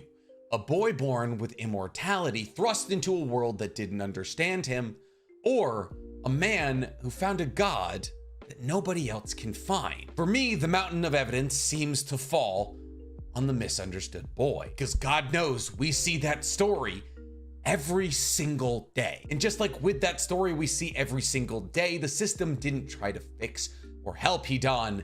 It tried to kill him off or use him. But what do I know?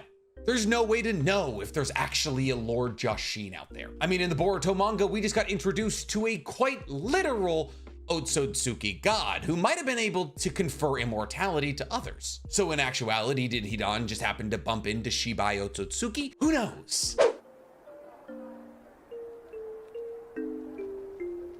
Naruto as a show is unfortunately filled with a lot of characters who from a distance seem super cool, but we never get a fully fleshed out story for them. And in no group is this more true than the Akatsuki. You see, the Akatsuki is a rogues gallery of incredibly cool characters who we don't really know a whole lot about. Well, at least if you're anime only, we don't know a whole lot about. But even if you've read all the light novels and the manga like me, they're still relatively minor characters. But it doesn't mean somebody who's as well informed as me can't shine some light onto these characters for you. And that's what we're gonna be doing today, with arguably the most interesting character in the Akatsuki to me. You see, the man we're talking about today is not only the oldest member of the Akatsuki outside of Black Zetsu, he also fought Hashirama and survived. This man is an almost immortal bounty hunter who was banished from his village after not being able to kill one of the strongest people in the Naruto universe. Yes, we are talking about Kakuzo. And I don't care if you pronounce it Kakuzo or Kakuzu, I'm probably gonna flip between the two. So Kakuzo, one of the most interesting yet underspoken about characters in the Akatsuki. You would figure with a character who's been around for quite literally hundreds of years, we would know more about him. Where was he born? What was his time like in the Hidden Waterfall? Why was he cast out of the Hidden Waterfall? How did he break away from the Hidden Waterfall? What are his powers? All of these things. And even though we know Kakuzo is super stretchy and he has 5 different hearts that can break into different chakra natures, do we know why he has these powers? To most people, the answer to that question is no. And we'll get to answering those questions, but we're gonna start this video off in the way that we usually start these videos off, in the beginning. To talk about Kakuzo fully, you have to talk about the Hidden Waterfall. And the reason you have to talk about the Hidden Waterfall is because the Hidden Waterfall is kind of an anomaly. You see, the Hidden Waterfall isn't one of the 5 major ninja villages, but it is a powerful nation, probably the strongest of the small nations if you don't include the Rain Village. And I'd actually be willing to say that pre-Nagato rising to the leader of the Rain Village, that the Hidden Waterfall was stronger. And this is for a couple of reasons that might be intertwined. You see, for some reason, the Hidden Waterfall inherited the 7 tails, Chome. This is a bit weird to us because technically all of the tailed beasts were caught by Hashirama and then handed out to the 5 major villages. So it would stand to reason that outside of Shikaku, who Hashirama didn't catch because the first Kazekage caught him, that all of the tailed beasts should be in the 5 major ninja villages. And yet for some reason, Chome, one of the stronger tailed beasts, ended up in the hidden waterfall. But why? The hidden waterfall wasn't at the 5 Kage summit. And it's not like any of the other smaller villages got tailed beasts. It was only the hidden waterfall. Well, the way I look at it, it might have something to do with Kakuzu. You see, Kakuzu fought Hashirama and survived, and Hashirama dies before the beginning of the First Great Shinobi World War. Now, we don't have an exact timeline on when Hashirama and Kakuzu fought, but we know, obviously, because Hashirama was still alive, it was before the First Great Shinobi World War, and therefore most likely before Hashirama handed out the tailed beasts, considering the fact that Hashirama handed out the tailed beasts like right before the First Great Shinobi World War started. Also, how we know Kakuzu fought Hashirama is from a data book entry on him, and in this data book entry, it says Kakuzu was sent to assassinate the Hokage just as the ninja villages were being created. So this would imply that Kakuzu and Hashirama fought when Konoha was brand new, so long before the tailed beasts were handed out. So the fact that the hidden waterfall received Chome, the 7 tails, might be because Hashirama saw the strength of Kakuzu. What does this mean? Why would Hashirama give a tailed beast to a village to try to assassinate him? Well, let's think for a second about why Hashirama was handing out these tailed beasts in the first place. See, Hashirama wasn't handing out this tailed beast because he wanted every other village to be just as strong as Konoha. No, he was handing them out because he wanted peace amongst all the villages. And since the other 4 major ninja villages were so large, Hashirama knew their power, and he knew he didn't want war amongst those villages. That's why he went to those 4 villages with the tailed beasts. But since the hidden sand wasn't going to take any of Hashirama's tailed beasts, they had a couple extra. Well, not like a couple, like 1. And so Hashirama, now faced with the idea of either giving Konoha an extra and relatively unnecessary tailed beast or giving another village a 3rd tailed beast, decided to reach for peace with a village whose strength he respected. You see, because no one's ever really asked the question, why was Kakuzu sent to assassinate Hashirama? What was the point? Did they really think he was gonna be able to pull it off? And the way I look at it, there's really only 2 reasons. One would be to assassinate the guy collecting all of the tailed beasts so the hidden waterfall can get their hands on them. And the second would be to show the hidden waterfall's strength to all of the other ninja villages. I guess the third would also be to destabilize the hidden fire. Regardless of whether or not you choose the first or the second option, the hidden waterfall is essentially either trying to show its strength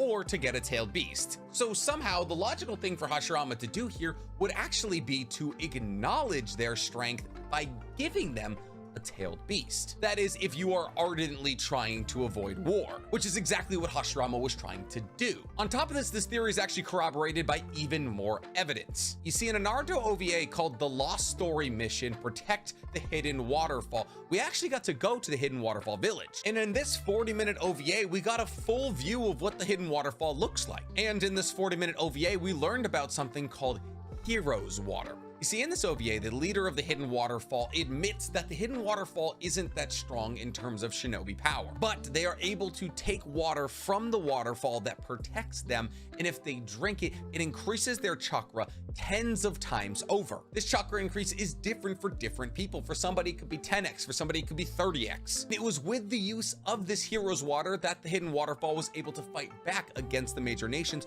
throughout all of the Great Shinobi World Wars. There's a double-edged sword with Hero's Water. However much it increases your chakra, it also decreases your life. So let's say you get a 10x increase in chakra. Unfortunately, you're gonna lose 10 times of your life. If you were slated to live another 10 years, you would only get 1. It's like 8 gates, but it only kills you eventually. However, eventually is pretty good. I mean, this Hero's Water was so powerful, a small nation was able to fight back against major ninja villages with its use. However, its use did kill a lot of the shinobi in the village because their life force was so diminished. So it's not a perfect system, but yet it is a massive power-up that everybody in the village is capable of doing. So when you combined that with the raw strength that some of their shinobi like Kakuzu already had, well, that's a formidable foe. A formidable foe that somebody like Hashirama would want peace with, and hence Chome goes to the hidden waterfall. But here's the thing, even though technically in the long run Kakuzo's fight against Hashirama did pan out for the hidden waterfall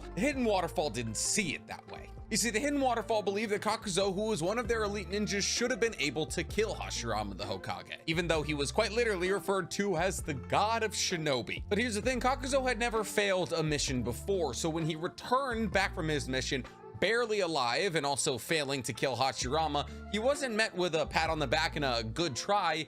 It was anger and harassment. But not even just like anger and harassment in the way that Naruto dealt with in Konoha. No, he was in prison, and this pissed off Kakuzo, which makes a lot of sense. I mean, he was sent on a nigh impossible mission, tried his best, and came back alive against somebody referred to as the god of Shinobi. And not only that, according to my theory, was adequately able to show the power of his village in his fight against this god of Shinobi and got them a tailed beast from it. So because he was treated like such dirt, he escaped his imprisonment. But Kakuzo wasn't the kind of person to just leave. He had a deep hatred for the hidden waterfall. So on his way out of imprisonment, he killed the village elders, took their hearts and the village's forbidden jutsu. You see, before Kakuzo killed the village elders and fled the village, he was just the regular guy with a non-stitch body. But the kinjutsu, or the forbidden jutsu that he stole on his way out, was called Earth Grudge Fear. You see, Earth Grudge Fear, a bit like the forbidden jutsu that Deidara stole, changes the anatomy of your body. Essentially, if you're learning this jutsu, instead of having regular flesh and blood body, it turns into the stitches of a ragdoll. And now Kakuzo's entire body was made of thread-like tendrils. And this changes your body a lot. It allows you to launch mid to long range attacks. It allows you to extend your limbs in all directions, and it allows you to basically sew up any injury you ever get. I mean, if your body is made of thread, you can just use that thread to sew yourself back together. And what's wild is the threading things back together doesn't even apply to just his body. He can use his thread healing ability on others. Like when we saw him sew Deidara's arm back onto Deidara. But even if you do hit him, it won't really do anything to him. He was able to take a hit from Kakashi's Raikiri and basically just keep chugging. On top of this, these threads basically grant him immortality, even though he doesn't like it being called that. He can pierce into people's bodies and pull out their organs and then put them in himself. Because of this, and because he has a revolving circus of organs going inside of him, his body is technically never aging. And Kakuzo was known to do this with the hearts of his enemies. He would plunge his tendrils into their chest and pull out their still beating hearts and work it down his threads until they worked its way into his chest. And because he could take on extra hearts at any point, Kakuzo had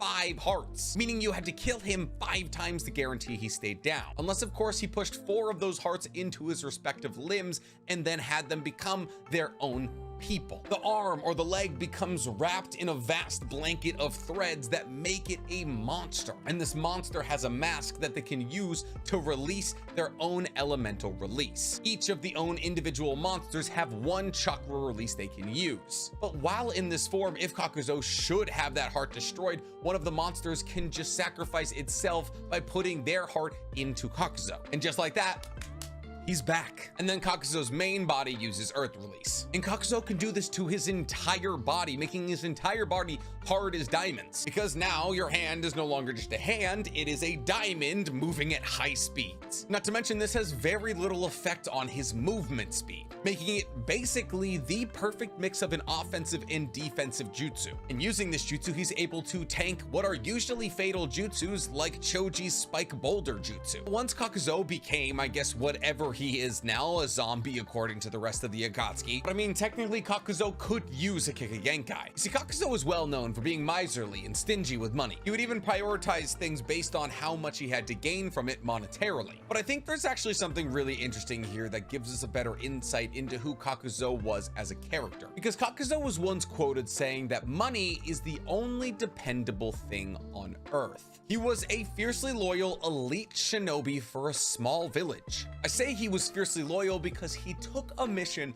to fight a man called the God of Shinobi by himself just because his village asked. And even though he didn't win, he was able to instill a small amount of fear in Hashirama to the point where he wanted to recognize the village hidden in the waterfall as a threat powerful enough to need peace with. And when he returned home, he expected a hero's welcome. And he didn't even have the Stitch body yet. This was just regular Earth Release Kakuzo. And yet his village, the thing he was fiercely loyal to, the thing that was his entire life up to this point, imprisoned him for not being able to kill an unkillable man. You see, because this was a damned if you do, damned if you don't situation. If Kakuzo hadn't taken the mission because he didn't want to fight the god of Shinobi, the same thing would have happened to him. His only other option was to die. And so the only thing he had ever depended on in his entire life, his village, became undependable. He was then cast into the world as the First Great Shinobi World War came to a head.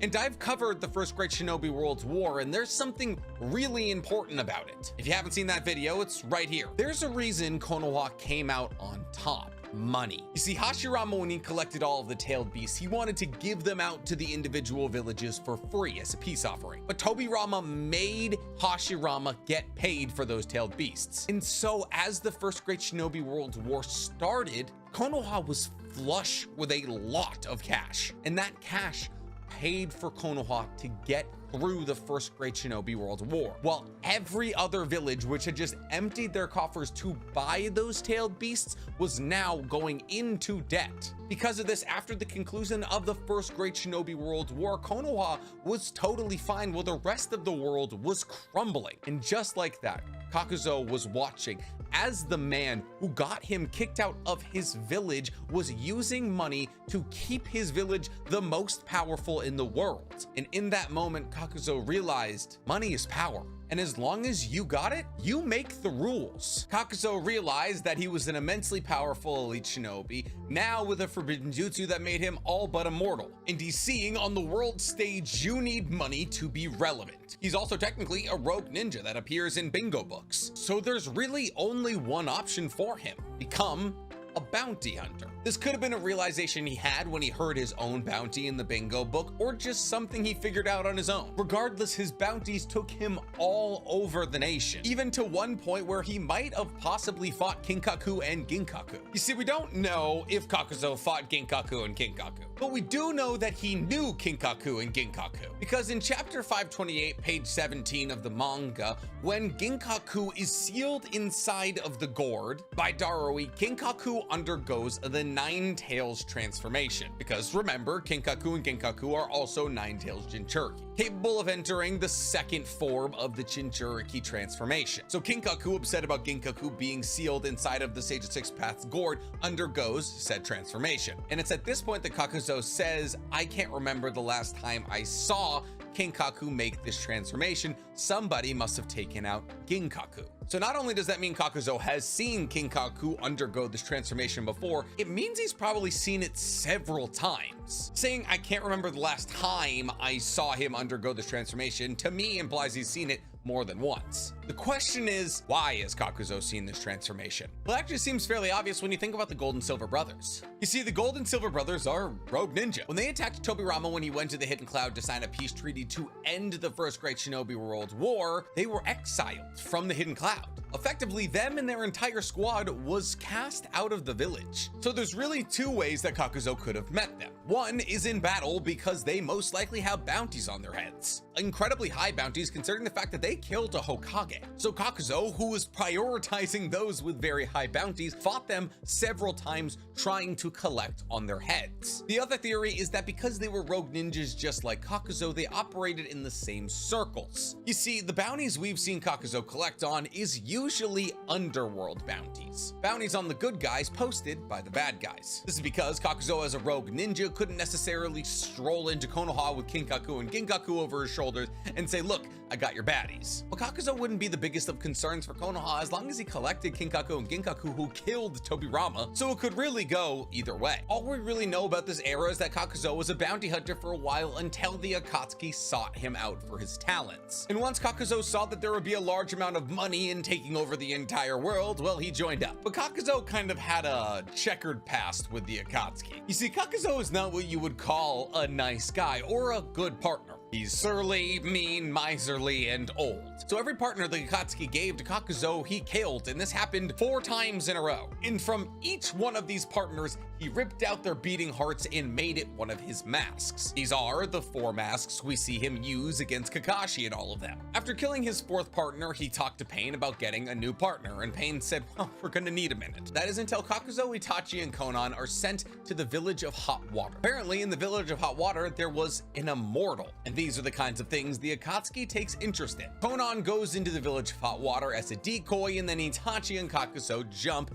Hidan, who goes to attack Konan. It's at this point that Kakuzo and Hidan fight, and after catching Kakuzo in his technique, Hidan stabs himself through the heart, destroying one of Kakuzo's hearts. This gets Kakuzo's interest. In fact, it gets Konan, Itachi, and Kakuzo's interest, and so they recruit Hidan into the Akatsuki. And once he's recruited into the Akatsuki, well, everybody decides it would be best if he goes with Kakuzo. Why? Because Kakuzo can't kill him. That's literally it. And because both of them are technically immortal, the Akatsuki refers to them as the zombie duo. And as far as duos in the Akatsuki go, I would say this one arguably had the least redeeming qualities. See, while the majority of people know how Kakuzo and Hidan's lives came to an end, a lot of people don't know what they did together while they were in the Akatsuki. Like, obviously, we know about them hunting down the 12 Pillars, which is a group of shinobi from the Land of Fire meant to protect the daimyo. This is because in the underworld, these 12 pillars had high bounties on their head, around 30 million ryu, and because of this, they were brought to Bunpuku's temple where they fought and killed Bunpuku, the monk, who happened to be one of Asuma's best friends. This is also why they wanted to kill Asuma. Money. We actually got a deeper look into their day-to-day and also Hidan and Kakuzo's relationship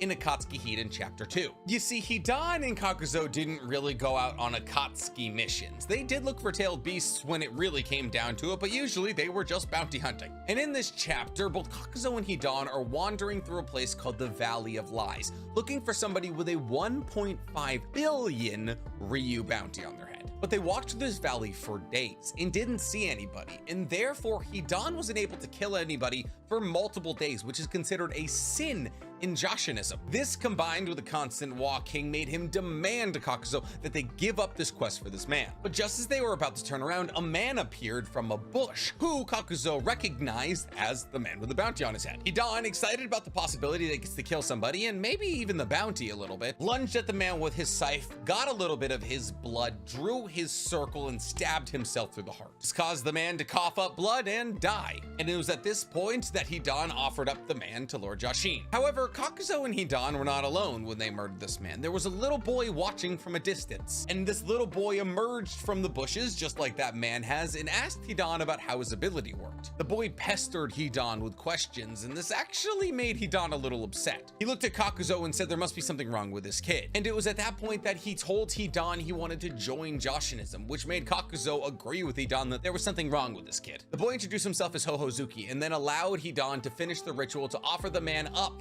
to Lord Yashin. After the ritual was complete, Hidan actually showed the kid the ropes of Joshinism, but eventually Kakuzo grew weary of the lesson and told Hidan that they needed to go. Hidan assumed that this was leaving the valley, but Kakuzo told Hidan that his family, that being the man they just killed, also had bounties on their head, and he believed they would be in the valley. Kakuzo asked Hohozuki if he knew where this family could be found. Hohozuki, being oddly down to let his village be murdered, told them that he lived in a small village and that he would lead them to it. So Hohozuki led them back to his village. And as they came upon the village, Kakuzo realized why they had such a hard time finding the village. It was hidden with genjutsu. Kakuzo had to then explain this to Hidan, who can't use ninjutsu. And once Kakuzo dispelled the effects of the genjutsu on both himself and Hidan, they saw the village clearly in the mountainside. Realizing now that there's a lot of money that could be made, Kakuzo wanted to go scout Shangri-La. That's what the village was called, Shangri-La. But Hohozuki explained that it's a small village and any people from the outside would be immediately recognized. So Hohozuki tells Kakuzo to use transformation technique to take Hohozuki's appearance. Once again, Child's just super down to let his village be murdered. And because once again Hidan can't use ninjutsu, well, he wasn't going. So Kakuzo uses the transformation technique to look like Hohozuki and infiltrates the village by himself. Before Kakuzo enters the village, Hohozuki tells him to find his friend Amayuki, and then gives Kakuzo a mud ball and tells him to give that mud ball to Amayuki, and Amayuki will show him around the village. And as Kakuzo enters the village, he has this really funny thought. As he's walking around, all of of the villagers have these weirdly happy expressions. And it makes him happy he didn't break Hidan because he believes that Hidan would be so angered by the happy expressions that he would launch into a rage and kill all the villagers. Eventually, he finds Amayuki though, and he hands Amayuki the mud ball. You see, Hozuki had fused his chakra into this mud ball, and when it was handed to Amayuki, he was able to absorb it into his body and receive a message from Hozuki, which is, by the way, something we've never seen before, a chakra transfer that's able of sending a message, unless you count the Yamanaka mind link as something like that. Kakuzo is naturally very wary of this situation, but Amayuki assures him that his sole purpose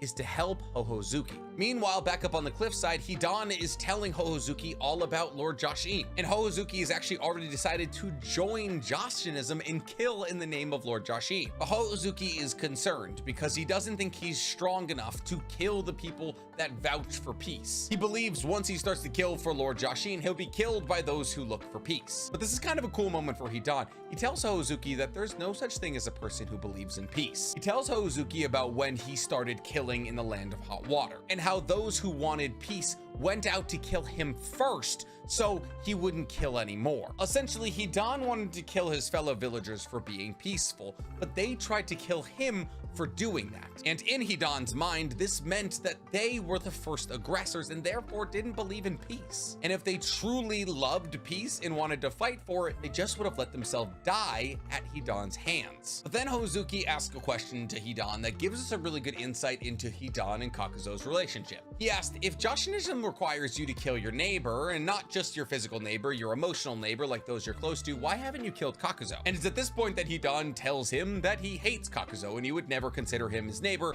so he won't kill him for Lord Joshin. And Hozuki is oddly comforted by this. Kakuzo then returns empty-handed, saying he wasn't able to find the man's family. And it's at that point that Hidan wants to leave, but Kakuzo insists they wait till the morning. And it's at this point that Hozuki returns to Shangri-La and says he'll see them off in the morning. After he leaves, Kakuzo tells Hidan that they're gonna have to kill Hozuki and Amayuki because they knew too much. And Hidan suggests that they don't wait until the morning to kill everybody. However, Kakuzo insists they wait until the morning, and that night, all of the villagers go to look for the dead man. Kakuzo lets them find the dead man, and then, well, he kills them too. But something weird happens after he kills these people. He immediately recognizes them as the man's family. You see, all of them have been using the transformation technique, and when they died, they reverted back to their original appearance. And this excited Kakuzo. See, because he realized that everybody in that village must be using transformation technique constantly because they have bounties on their heads. This was a refuge for people with bounties, somewhere for people with money on their heads to live in peace. So immediately Kakuzo and Hidan began attacking the entire village and killing everybody there. And with every person they killed, as they died, they reverted back to their original person,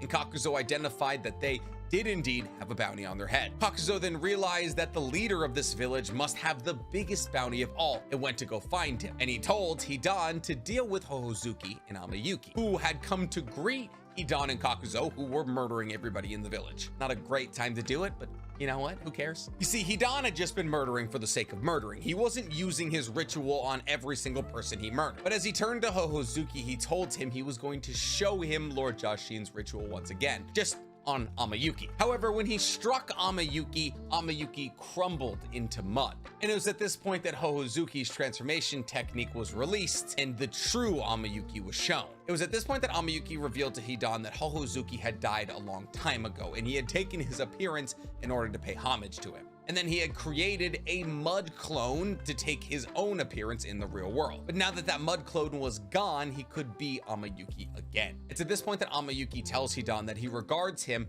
as a neighbor and therefore wants to kill him to offer to Lord Joshin. Amayuki then attacks Hidan with his Kekkei Genkai, mud release. Amayuki forces large quantities of mud down Hidan's mouth and into his lungs that Hidan only survives because he pierces himself through the lung and allows the mud to fly out. Now, safe from the suffocation, Hidan lunged at Amayuki and got a sample of his blood, but every time he went to go draw the symbol on the ground, Amayuki turned the ground into mud. It's at this point that Kakuzo returned from killing the village leader, and this is legitimately one of the funniest interactions in all of Naruto. Hidan asks Kakuzo for help as he has the village leader over his shoulder, and Kakuzo just goes, "No, I need to find if there's anybody more valuable in Shangri-La," and just leaves Hidan. And then Kakuzo just yells as he's running away, "Just retreat." and so Hidan tries to retreat into the forest, but Amayuki follows him. And as he's retreating, he sees a tree stump, something that Amayuki can't turn into mud. So he draws a symbol on the tree stump, jumps in the middle of it, makes a link with Amayuki, and stabs himself in the side. This stops Amayuki's approach towards Hidan. Amayuki praises Hidan's skills and says it's an honor to be killed by him. It's at this point that we get a little exposition from Amayuki. You see, Amayuki was hated and feared because of his Kekkei Genkai, like so many others in the Naruto universe. His only friend was Hohozuki. However, the village they were born in was attacked by slavers that took all of the women and children. So Amayuki went after the slavers and killed all of them and got Hohozuki back. However, after killing all of these slavers,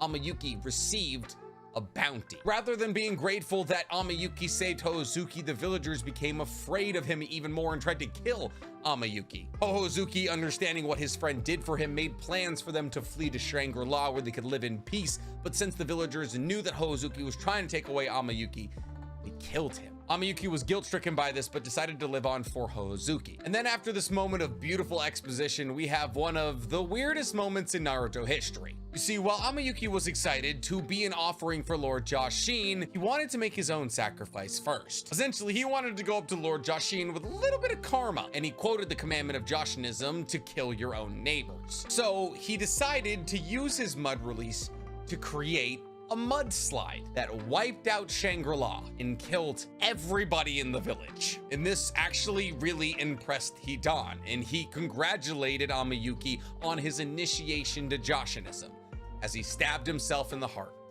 killing Amayuki. It's at this point that Kakuzo comes out of the village covered in mud with multiple bodies over his shoulders. And as he came up to Hidan, he told him that Amayuki would most likely be the most expensive bounty out of all of them. Because on top of killing all of the slavers, he actually killed his entire village for what they did to Hohozuki. And he believed that the fact that he killed all of his neighbors was the reason he was so interested in Lord Jashin. Kakuzo theorized that he wanted to get into Jashinism to justify what he had done in his past life, and that the reason he made a mud lookalike of himself was because he wanted to be caught and killed. Now Kakuzo had almost a dozen bounties to turn in, so he requested that Hidan hurry up his post-killing ritual on Amayuki. However, Hidan looked at Kakuzo and said, "No, I'm not gonna speed it up. In fact, it's gonna take longer than usual because today I have a martyr to celebrate, Amayuki." You see, Amayuki was one of the very few people that Hidan ever respected. And I truly think how able Kakuzo was able to deduce the situation and figure out that's why Amayuki was interested in Jashinism speaks to his IQ. Because I think what a lot of people boil Kakuzo down to is just this miserly bounty hunter obsessed with money, like Mr. Krabs with tentacles. But he's truly so much more than that. This is a man who has fought legendary ninja his entire life. A man scorned by the thing he loved the most, so he had to turn to the one thing that could never leave him: money. A man simply trying to make a place in the world that threw him out. A guarantee to himself to never be as powerless as he was when the hidden waterfalls imprisoned him. Because the act of taking somebody else's heart is symbolic to Kakuzo. Within a heart resides your drive. For Naruto, it's to become Hokage. For Jiraiya, it's to become the Harem King. For Nagato, it's to bring pain to the entire world. And for Kakuzo, it's to acquire as much money as possible. So when he takes somebody else's heart and puts it inside of himself, it becomes his heart. His drive overtakes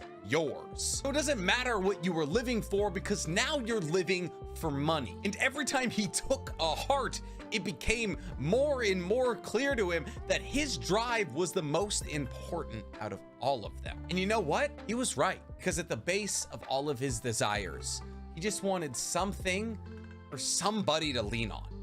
And if that isn't the most important human need or drive, I don't know what is. And that's it, guys. That's You Know Nothing About Kakuzo, except now you know everything about him.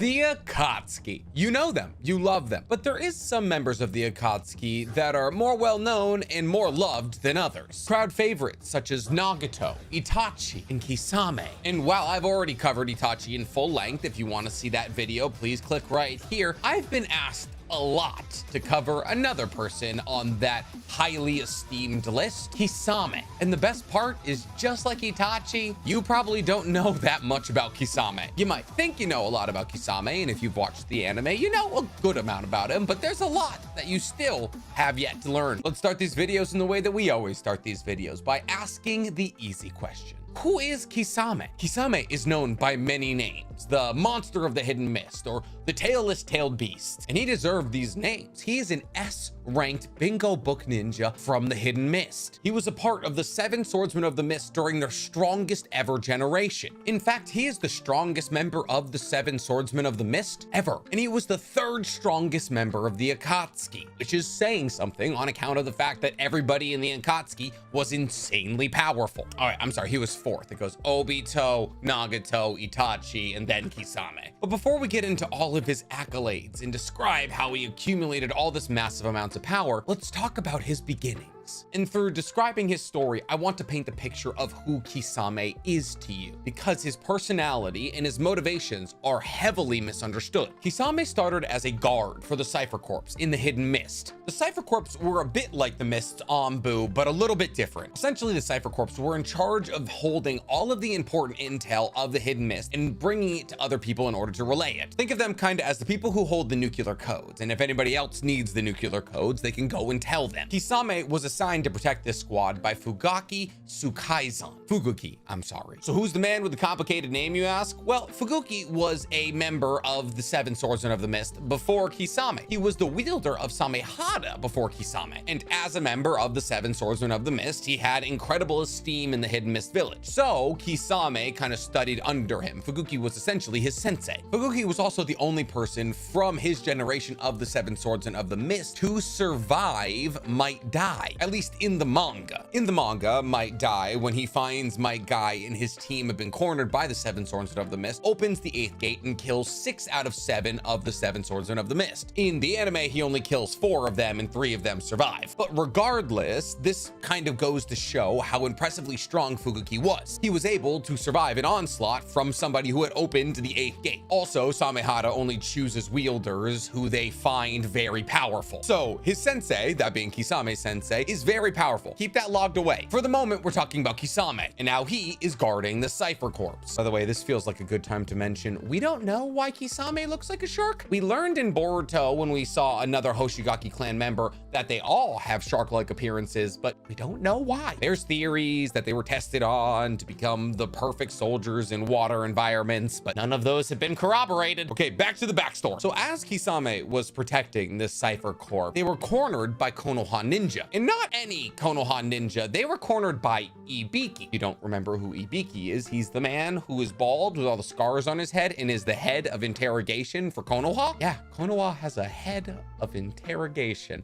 I will say once again, maybe they're not the good guys. So Kisame, understanding that if any of the Cypher Corp division falls into the hands of Ibiki, they will lose the information they have. So instead of taking that risk of the intel falling into Konoha's hands, he kills everyone in the division. Dead men tell no tales. And he had actually been instructed to do that if the circumstance arose that they were cornered by Fuguki. And while this moment might seem like a minor plot point, it actually points us to the direction that is Kisame's personality. Kisame is fiercely loyal to his friends, to his nation, to his sensei. In a sense, he's actually very similar to Itachi in that they would do anything for those they're close to. And just like Itachi, the people they're close to are the ones that betray them in the end. Because after Kisame comes back from the very complicated and possibly scarring act of killing the entire Cypher division, he learns a secret about Fuguki. Kisame, upon returning to the Hidden Mist, stumbles upon Fuguki meeting with Shinobi from other hidden villages. He then deduces that Fuguki is selling the Hidden Mist's information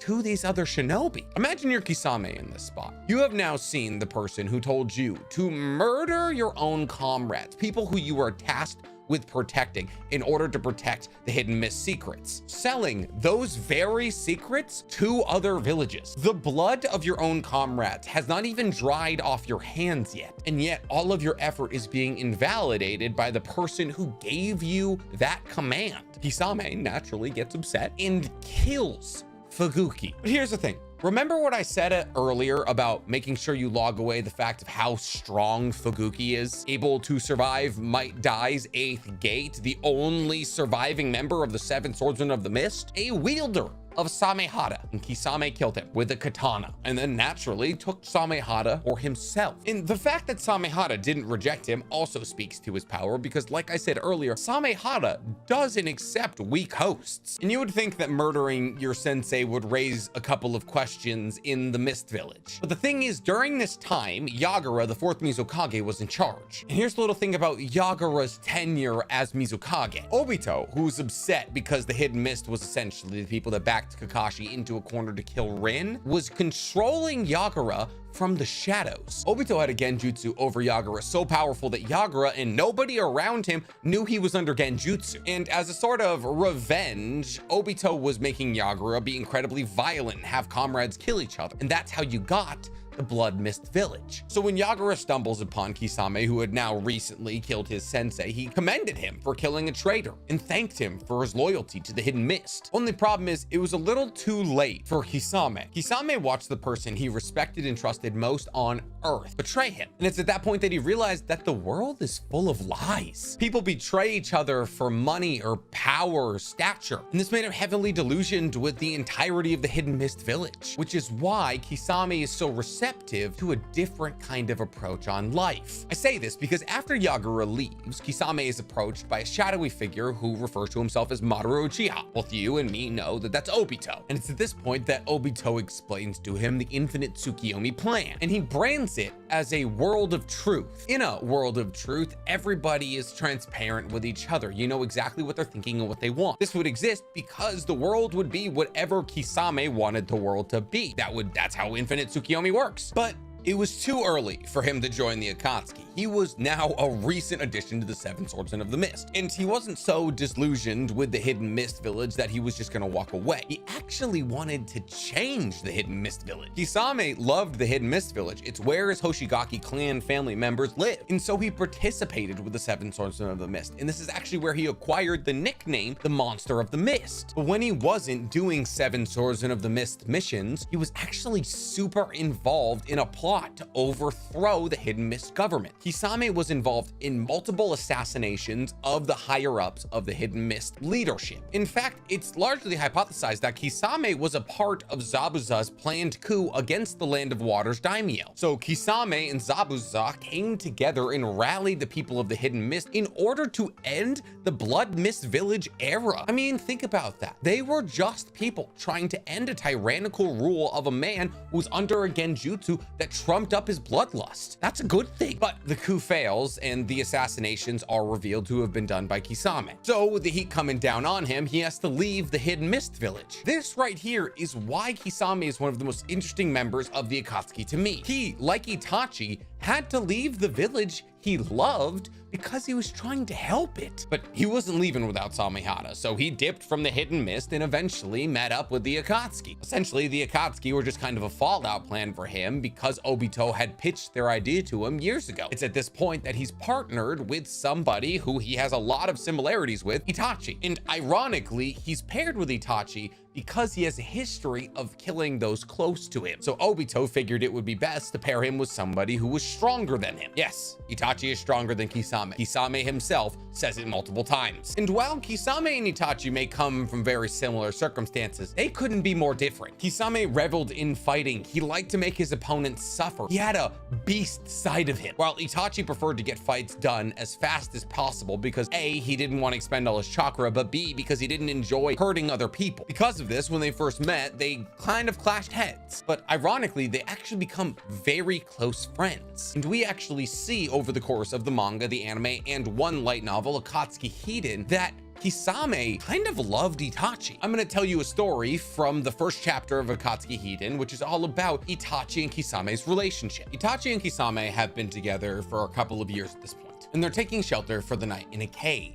But because it's the anniversary of the Uchiha massacre, Itachi can't sleep. Kisame notices that he's not in the cave and he's actually out staring at the moon, so Kisame goes to check on him. Kisame pops out and makes a joke to Itachi, asking if he's thinking about running away from the Akatsuki, because this is the reason that the Akatsuki has partners, so they can make sure that neither of them run away. Itachi is not in the mood for jokes and doesn't laugh or anything, but Kisame makes a very interesting observation here and says, Well, it doesn't matter if you're thinking about it anyways, because I couldn't stop you if I tried. Kisame then quips that he would be happy to die at Itachi's hand. This one comment goes to show how much respect Kisame had for Itachi. Kisame was aware that they perfectly complemented each other in terms of abilities. And because of this, Kisame was super loyal to Itachi, so much so that he often took orders from Itachi. Like, look at when Kakashi comes to the fight between Asuma, Kurenai, Itachi, and Kisame. Kisame is drooling at the idea of fighting Kakashi, a legendary ninja, but Itachi tells him that Kisame wouldn't be well suited for a fight against Kakashi,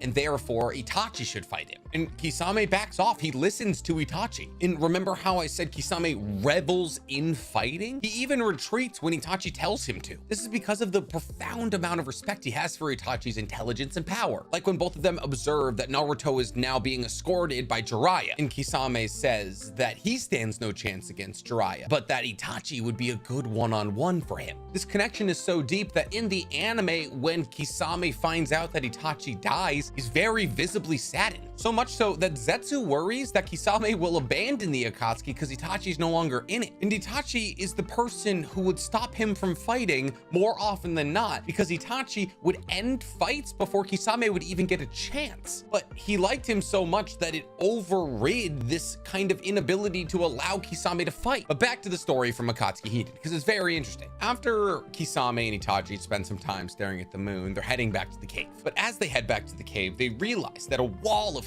thick mist is rolling in on them. This made both of them realize that they're being attacked by hidden mist hunter ninjas, essentially people who go through the bingo book and look for people from the hidden mist to kill. Kisame goes to ready Samehada, but before he can do that, he's caught in a water prison technique. This is obviously not enough to hold Kisame, and he uses exploding water crashing wave technique to break out of it. He then goes on to kill the majority of the hidden mist hunters with Samehada or water jutsu. Kisame, standing over the bodies of all of these dead shinobis, believes that the battle is over, which allows for a window for a man named Kiro to attack him. Kiro is not wearing shinobi clothing and is very haughty and confident, which throws Kisame off. He doesn't know if he's a shinobi or not. And while Kisame is confused, Kiro attacks him with a water dragon bullet technique. And before Kisame can act to break this water bullet dragon technique, it changes to an angry bitter rain technique. Essentially, the dragon explodes into dark water, very similar to blood. This covers Kisame in liquid he can't see through and therefore blacks out his vision. It's at this point that another man, Kodaka, jumps out. Kodaka fires electric needles into Kisame's skin, and these electric needles pulsate. And this leads Kisame to believe that he's been poisoned. So instead of waiting for the poison to take effect, Kisame actually shaves off the flesh where he's been hit by these needles with Samehada. Samehada is not a regular sword. It is scales. That would hurt so bad. Kodaka is obviously naturally very unnerved by this, who just scrapes their skin off. But it's at this point that Kiro yells out, "Perform the second in last." And neither Kisame or Itachi knows what that means. But since we're talking about Itachi, this is actually when Itachi finally joins the fight. Itachi catches Kiro in Tsukiyomi and makes him believe that he's drowning for 2 whole days in the matter of a split second. This obviously makes Kiro collapse because that is awful. And it's at this point that Kodaka rushes to Kiro's side. And Itachi's about to kill both of them until Kodaka refers to Kiro as his older brother. And this causes Itachi to think of Sasuke, and therefore he lets them get away. It's at this point that Itachi and Kisame kind of analyze the battlefield. Kisame theorizes that the angry bitter rain is poison and that the electric needles pierce into your skin and get the poison inside of you. But upon analysis of the angry bitter rain, they realize there's no poison in it. So they're both kind of confused. And it's at this point that Kisame says that they should follow the two and finish them off. Itachi, wanting them to get away, says we should opt to rest because Kiro, who he had just caught in Tsukiyomi, was in no condition to really get anywhere. When Kiro wakes up elsewhere, he berates Kodaka for not trying to kill Kisame and instead focusing on retrieving him. But Kodaka rightly figured out that he had no chance against Kisame, let alone Kisame and Itachi. When they wake up the next morning, Kisame says once again to Itachi that they should go after the two brothers. But once again, Itachi, wanting the brothers to get away, says that it takes a while to recover from Tsukiyomi, so they shouldn't be that far. Kisame wanted to go after them because he was afraid that they would stage another surprise attack. But this is another incredible example of the level of respect that Kisame had for Itachi. Here were two people that possibly poisoned Kisame, and yet he was not going after them because Itachi said not to. In fact, Kisame and Itachi began to move away from the brothers until they realized a bee, in fact a poisonous bee, flying towards them. This poisonous bee had a piece of paper attached to it, but when they snagged the piece of paper, they saw it was blank. But Kisame was intelligent. This is what a lot of people don't realize about him because he was so bestial. He recognized the piece of paper from his time in the Cypher Corps and funneled chakra into it to reveal hidden ink. The letter was a message from Kiro to his family filled with love at the possibility that he doesn't return from this mission. And the fact that a bee was taking this message along for the two brothers made them realize that one of the brothers most likely had an ability similar to the Abarame's that allowed him to control bees. From that, they realized that the bees were actually the real deadliest part about these brothers, in that all of the jutsus that they used was in order to cover up the involvement of these poisonous bees. This made Itachi and Kisame realize that Kisame had been stung once by a poisonous bee, and that the second in the last was the second sting that would kill Kisame. This is because it would take 2 stings from a bee to kill a human, very similar to how Sui Fang's Zanpakuto works in Bleach. But this creates a problem for both Itachi and Kisame. Kisame had been stung once, which means another surprise attack could potentially kill him. So at this point, they decide to go and find the brothers. Now, this decision is interesting to me for a couple of reasons. Itachi didn't want to kill these brothers, but he also didn't want to be revealed as a spy in the Akatsuki, and he thought about that.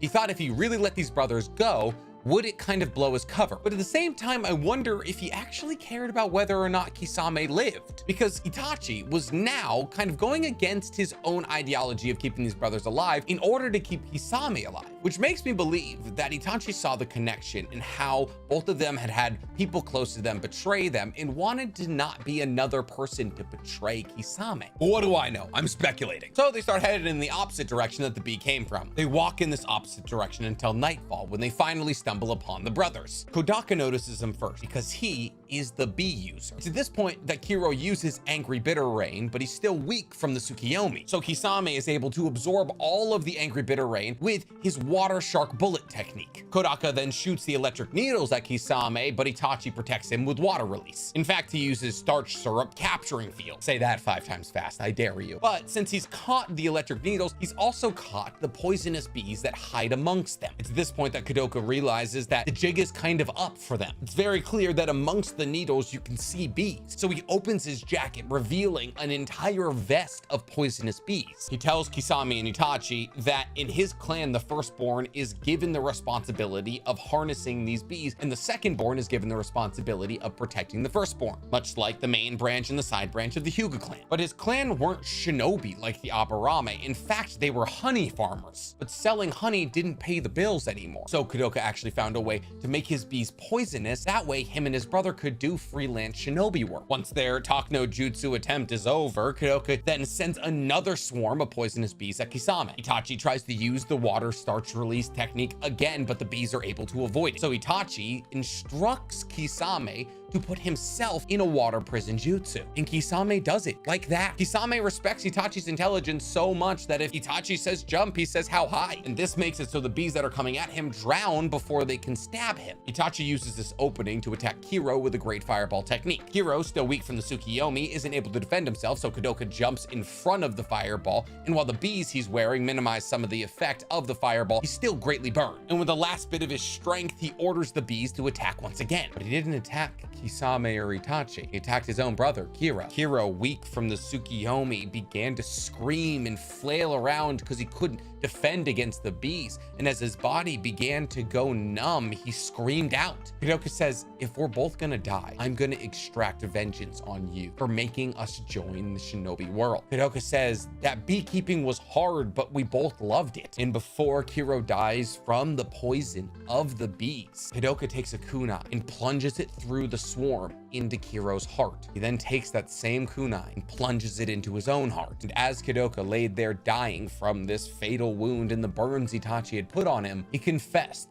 that just like all of his other brothers, he loved Kiro, but he was sad for the life that they had chosen for themselves. And the bees, now agitated that their master was gone, began to attack Itachi and Kisame, so they had to flee the area. After this is over, Kisame is confused by the differences between the love and the hate in brothers. As somebody who hadn't had brothers, he was confused how you can love and yet hate somebody so much at the same time. And this stuck with him. And it's actually theorized that this is why he was so sad when he heard about how Itachi died, because he didn't know Itachi's full backstory. He knew that Itachi had massacred his clan, but that was it. He didn't know Itachi still had a massive amount of love in his heart for Sasuke. So when he found out that Itachi died at the hands of his brother, just like he had witnessed with Kadoka and Kiro, it brought sadness to him, because this question that floated in his mind of how can somebody love someone yet hate someone so passionately wasn't answered. Itachi took a different lesson from this kind of debacle. Itachi wondered that if he, like Kadoka, would be able to express love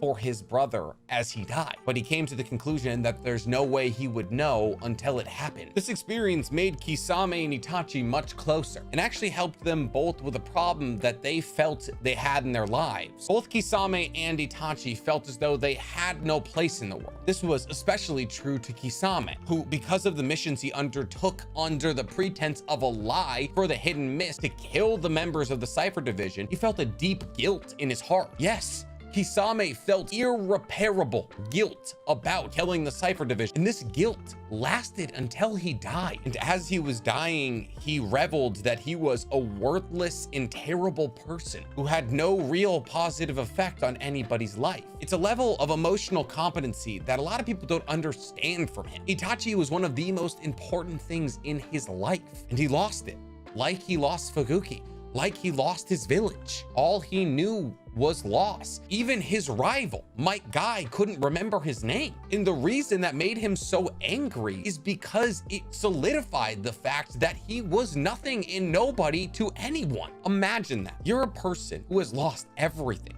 everyone near and dear to you. And the one person you have a standing connection with, someone you've fought 3 or 4 times, cannot remember your name. It would be infuriating. I hope that this video has helped you to understand who Kisame was as a character. While he was this monster with sharp teeth, he was also a human made by those circumstances.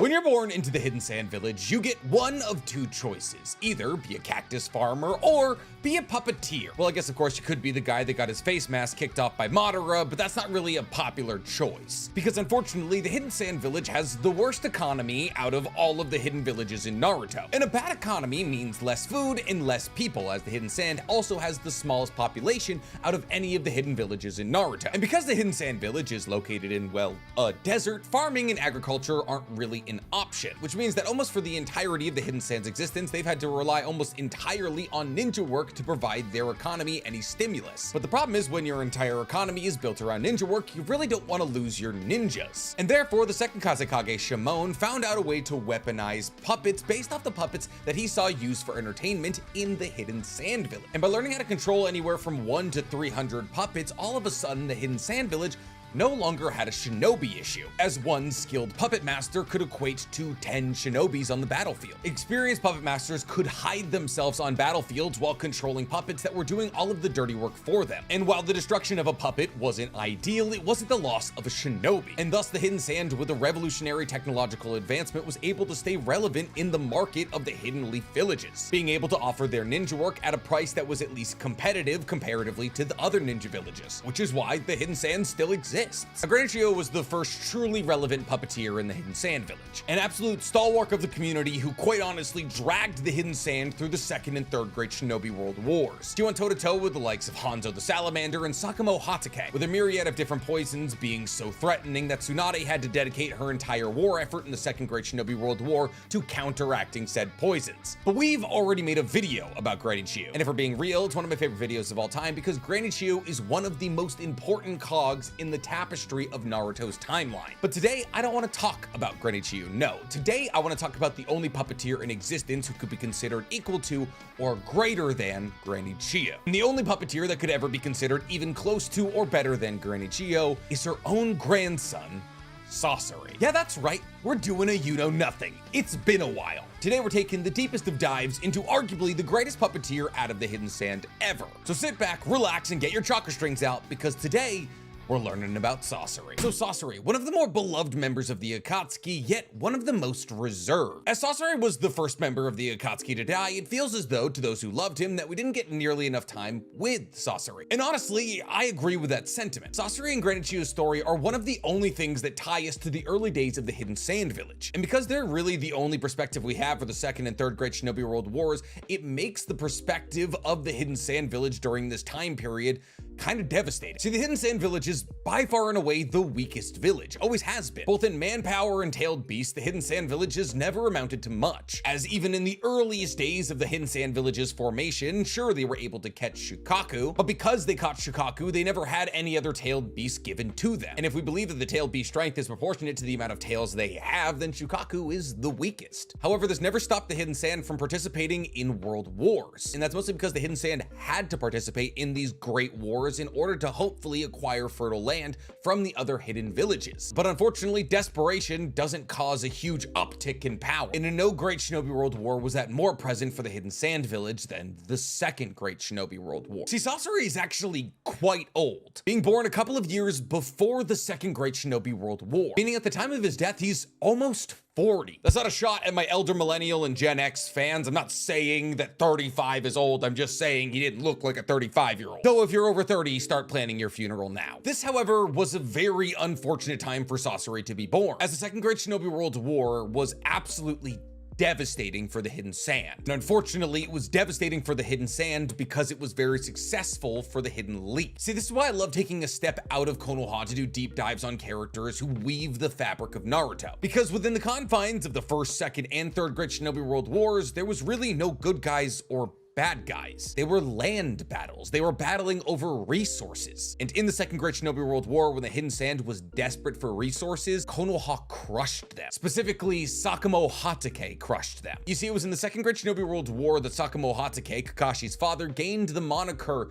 the White Fang, as even just seeing Sakamo Hatake with his white chakra blade on the battlefield was a death sentence to all who had the misfortune of laying eyes on him. And Sakamo Hatake made this name for himself in the Hidden Sand, as Sakamo Hatake led an offensive into the Hidden Sand to pacify their attempts to steal fertile land from the Land of Fire. And while this is seen as an uproarious victory in the Land of Fire, in the Land of Sand, what it did was take a very young boy's parents away from him. See, while Sakamo Hatake was beating back a desperate and dying nation with his counteroffensive in the Land of Sand, two of the Suna shinobi he sliced through were Sasori's parents, orphaning the grandchild of the village's hero, Granny Chiyo. But more than that, eliminating Granny Chiyo's only child and leaving her with just Sasori left in this world, and thus leaving Sasori in Granny Chiyo's care. Sasori, for all intents and purposes, a regular child until being orphaned, was absolutely devastated by the loss of his parents. And Granny Chiyo, seeing this, harkened back to the beginning, the advent of puppeteering in the Hidden Sand, a form of entertainment created by Monzaemon Chikamatsu, where Monzaemon Chikamatsu would attach chakra threads to several puppets and make roarous comedies for groups of children in the Hidden Sand. Fun fact, Monzaemon Chikamatsu is actually a real Japanese playwright. He's often referred to as the Japanese Shakespeare. And the reason that Kishimoto made him a puppeteer in the Naruto universe is because the plays that he wrote were puppet shows. Well, he wrote some puppet plays, which are referred to to as jururi, and he also wrote live action plays, which are referred to as kabuki. And Granny Chiyo had been there at the advent of puppeteering, seeing how it started as weaving tales with puppets to entertain the masses. In fact, she was one of the shinobi tasked with converting these puppets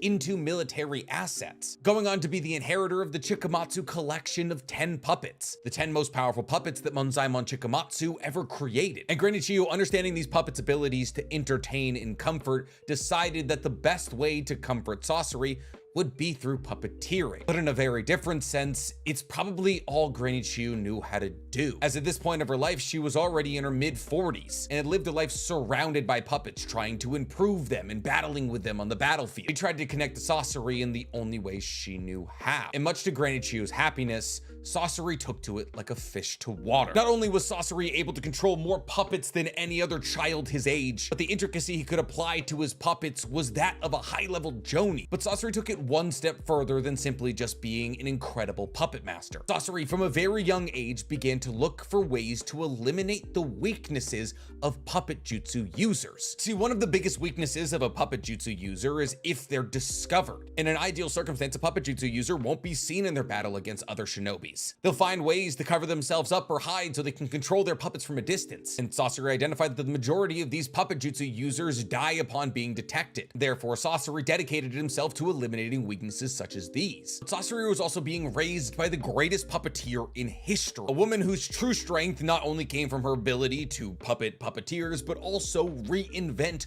what puppeteering means, as Granny Chiyo was either using the 10 greatest puppets ever created or making new puppets for herself. Not to mention the constant research and application of brand new poisons to the weapons on her puppets changed the game every time Granny Chiyo entered a battlefield. And thus Sasori saw this innovation from the person who was raising him, and it inspired him to innovate himself. So outside of simply just trying to eliminate the hazards of being a puppet jutsu technique user, Sasori began to dabble in the creation of new puppets. And the first two puppets that he created are incredibly telling about who Sasori was as a core person, because the first two puppets that Sasori ever created were his mother and his father. Sasori decided that making puppets in the likeness of his mother and father may allow him to feel parental love once again, because Sasori was lonely. And this is the main stripe you're gonna see through today's video. Every decision that Sasori ever makes in his life comes back to this key component. Losing his parents at the age that he did emotionally stunted Sasori. It made him feel vulnerable and lonely. And every decision that Sasori ever makes for the rest of his relatively short life is reflective of this. But instead of telling you that's how it is, I'll let his story speak for how it is. After creating his two parents in puppet form, Sasori realized that these puppets didn't give him the paternal love he was looking for. And therefore, Sasori decided to be done with these puppets, casting them aside, at which point they came into the possession of Granny Chiyo. Sasori, realizing that he would never regain the parental love that he had lost through the loss of his parents, decided to just begin making powerful puppets, like the Black Ant puppet. You know, the puppet with the giant barrel stomach that Kankuro stuffs people in and then Iron Maidens them? That puppet was originally created by Sasori and then inherited by Kankuro. The same could be said for the Crow puppet, or Karasu. This is the puppet whose arms break off into blades to stab into the Black Ant, or the Sanshou puppet, also known as the Salamander. And the Salamander puppet is actually very interesting, because while the Black Ant and Crow are heavily offensive weapons, the Salamander is heavily defensive, with an iron frill to defend the front from attacks, and the tail in the back that's able to whip out to attack people or tuck in to defend the back of the Salamander. Not to mention that the entire Salamander puppet is covered in an iron cloak. Now this puppet is able to hold Sasori or Kankuro inside of it so that they can be defended while controlling their puppets. And therefore this is the first true realization we've seen of Sasori trying to eliminate the weaknesses of puppet jutsu users. But more than anything, it speaks to the true core of Sasori. See, the idea of Sasori and puppet jutsu users align perfectly. If you boil a puppet jutsu user down to their core components, they're somebody who surrounds themselves with as many people as possible while hiding their true self in order to not be vulnerable. Kind of like the trope where the popular kid in school is actually miserable. Sasori, by trying to eliminate the weaknesses of puppet jutsu users, is trying to eliminate vulnerabilities in both himself and puppet jutsu users. Because you have to look at the research that Sasori does in puppet jutsu technique as research into himself. Because by the end of his life, he is a puppet. So inventions like the salamander are Sasori's first steps towards masking his true self. See, while surrounding himself with as many puppets as possible, he never has to worry about loneliness again. And by destroying every weakness and vulnerability of puppet jutsu users, Sasori can get to a level of strength where he never has to go through the feeling of losing his parents again, that vulnerability he felt as a child. And Sasori became very good at eliminating these weaknesses. See, Sasori committed himself to reinventing what puppeteering meant, much in the same way that Granny Chiyo had. See, Sasori became so effective at creating deadly puppets that during the Third Great Shinobi World War, he became known as Sasori of the Red Sand, where Sasori, just like his parents before him, was battling against other villages trying to encroach into the hidden sand. See, the name Sasori of the Red Sand implies that Sasori was battling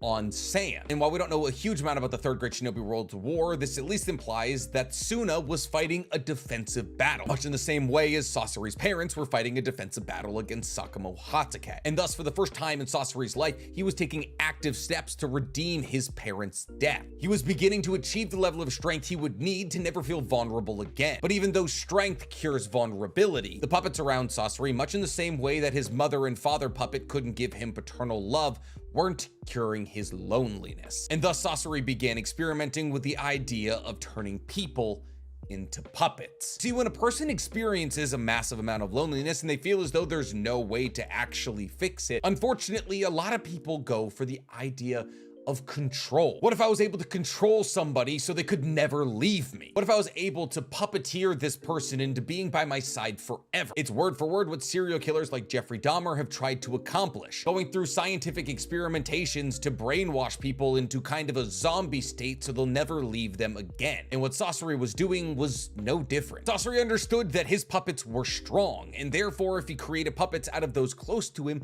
they could be strong, and they would never be able to leave him. And in no better circumstance is this displayed than when Sasori turns his own best friend into a puppet. See, while this is technically only something that happens in the anime, I believe it's incredibly important to Sasori's growth, and therefore we're going to talk about it. See, in the anime it was shown to us that Sasori only had one friend, and his friend's name was Komushi. Komushi was a shinobi, like Sasori. However, one day while on border duty, Komushi lost his arm, his right arm, and Sasori, who at this point was a master in all things puppeteering and prosthetics, decided to give Komushi a new right arm, a prosthetic right arm. However, this prosthetic right arm had weapons, like a poison that Sasori had created, which could be used against opponents. However, unfortunately, Komushi ingested this poison and died. Now, usually this would be another incredible moment of loss for Sasori. However, Sasori saw this as an opportunity to transcend death. Instead of feeling lonely and vulnerable as Sasori's only friend lay dead in front of him, Sasori decided to bring him back to life, to beat loneliness with control. And in that moment, Sasori decided that he would turn Komushi into a puppet. And since puppets can always be repaired, he would never have to worry about losing his only friend ever again. However, it soon became very clear to Sasori that turning humans into puppets didn't align with the ideologies of Suna, and therefore he decided to leave, but not before converting his own body into that of a puppet, with only his living core located in the place of his heart acting as the control center for his human puppet body. And this is truly one of the most symbolic things that Sasori ever did. Sasori, who's been trying to eliminate vulnerabilities and weaknesses in puppet jutsu users, decided that being human was also a weakness, that there would be no more effective killing machine than a puppet controlling other puppets, because a puppet can't get hurt. A puppet can always be fixed. A puppet doesn't have vulnerabilities and weaknesses that can kill it. And thus, through this massive revelation that the weakness in puppet jutsu masters is their humanity, Sasori deprived himself of his own. And on top of that, as Sasori had converted his 15-year-old body into that of a puppet, Sasori would forever remain a 15-year-old boy, which is highly symbolic of the lack of his ability to move on from the death of his parents. Sasori continued living life as he wanted to as a missing nin, as he was a missing nin for 20 years. Over 10 years before his own death, he came into combat against the third Kazekage. Third Kazekage, whose name we just do not know, was said to be the strongest Kazekage in the history of Suna. A wielder of magnetic release that allowed him to control iron sand, it said that his defense was impregnable. And yet,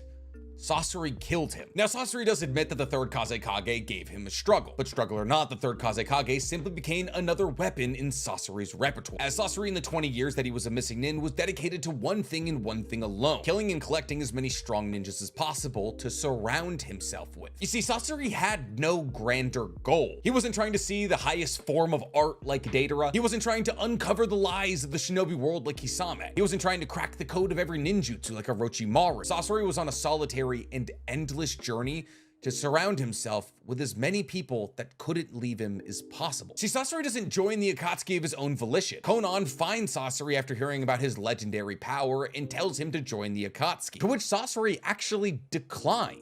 Sasori, for all intents and purposes, has no interest in the Eye of the Moon plan. However, Konan makes a deal with him that if they battle and she wins, he'll join. And they battle and he loses, and therefore has to join the Akatsuki, where he was, for arguably the first time in his entire life, surrounded by like-minded people. However, it wasn't until Deidara was introduced to the Akatsuki in a very similar way to Sasori, battling against one of the current members of the Akatsuki and losing, that Sasori truly began to find another friend. You see, we learned from Akatsuki Hiden, the Akatsuki light novel that gave us a chapter about each of the duos in the Akatsuki, that Sasori and Deidara were actually kind of friends. You see, neither Sasori or Deidara really had any true reason to be in the Akatsuki. However, we find out through the duration of this chapter where Deidara and Sasori are going to a clay village to try to find better quality clay for Deidara to make more bombs, that Deidara and Sasori bond over the artisticness of both of their jutsus, as Sasori is a craftsman and Deidara is an artist. But before Sasori would get paired up with the person who would become one of his closest friends in Deidara, he was paired with Orochimaru, who he also was kind of friends with, because both him and Orochimaru were interested in everlasting existence, eternal life, something which Sasori had achieved to a small degree and something that Orochimaru was looking for. And they bonded over this, becoming somewhat friends. However, Orochimaru, in that infinite pursuit of infinite life, tried to take over Itachi's body. And upon failing to take over Itachi's body, Orochimaru left the Akatsuki. And no one took this more personally than Sasori. See, for the rest of Sasori's life, he held an incredible grudge against Orochimaru, because somebody he had trusted, one of the very few people that Sasori had allowed into his life, had abandoned him. And the grudge that he holds towards Orochimaru for abandoning the Akatsuki speaks to the level of hurt that he felt over this event, which is why Sasori sent Kabuto to spy on Orochimaru in the Hidden Sound Village, without knowing that Sasori was actually a double agent against the Akatsuki. On top of this, in the anime, Sasori and Deidara find out the location of Orochimaru's hideout in the Hidden Sand Village, and thus Sasori takes the opportunity to go wipe out the person who abandoned him off the map. And upon finding his hideout, Sasori unleashes his third Kazekage puppet, while Orochimaru summons an Edo Tensei version of the third Kazekage, and we get to see a battle between the puppet created out of the third Kazekage and the Edo Tensei Kazekage. And while the Edo Tensei version does prove to be stronger than the puppet, the third Kazekage recedes control over his brain and breaks the Edo Tensei, forcing Orochimaru to retreat. At which point, Deidara bombs the hideout, hoping to kill Orochimaru because Orochimaru is the only reason he got dragged into the Akatsuki, and Sasori pours through all of the rubble looking for Orochimaru's body. But when they can't find his body, Sasori gets incredibly upset, because for the first time since his parents have died,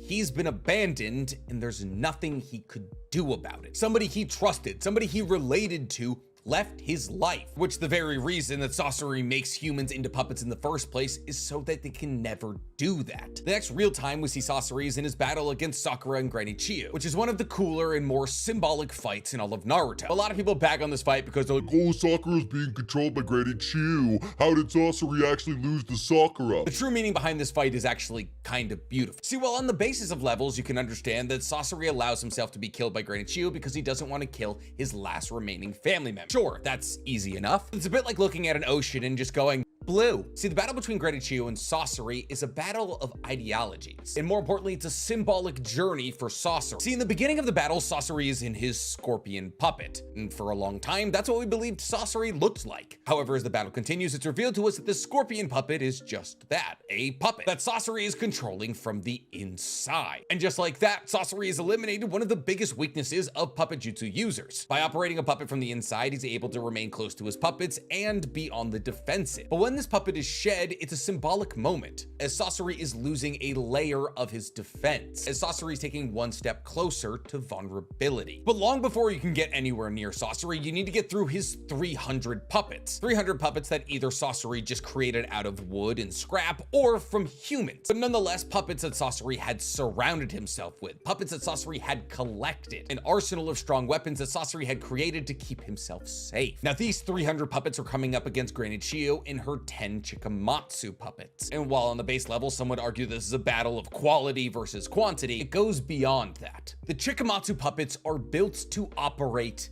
together, being able to fuse together to use incredibly powerful jutsus. In fact, it's stated that the 10 Chikamatsu puppets, when used in conjunction together, are enough to overthrow a castle, while Sasori's puppets are not built to work in conjunction. See, in terms of quality, there's really no difference between Chikamatsu's puppets and Sasori's. Sasori was a puppeteering genius. Any puppet that he made, either from materials or from a human, was an incredible puppet. But the Chikamatsu puppets had each other, while every single one of Sasori's puppets was operating alone. Well, ironically, Sasori had 30 times more puppets than Granny Chiyo. Because these puppets were operating as 300 individuals, while Granny Chiyo's were operating as a 10-man team, Sasori ends up losing, which obviously could be looked at as an argument between quantity and quality, but to me more speaks to the idea of leaning on each other. Granny Chiyo, even though she's significantly older and has less puppets, winning this battle is meant to symbolize how powerful somebody can be when you trust others to help you. There's more meaning to this fight than just that, because Sasori's death in itself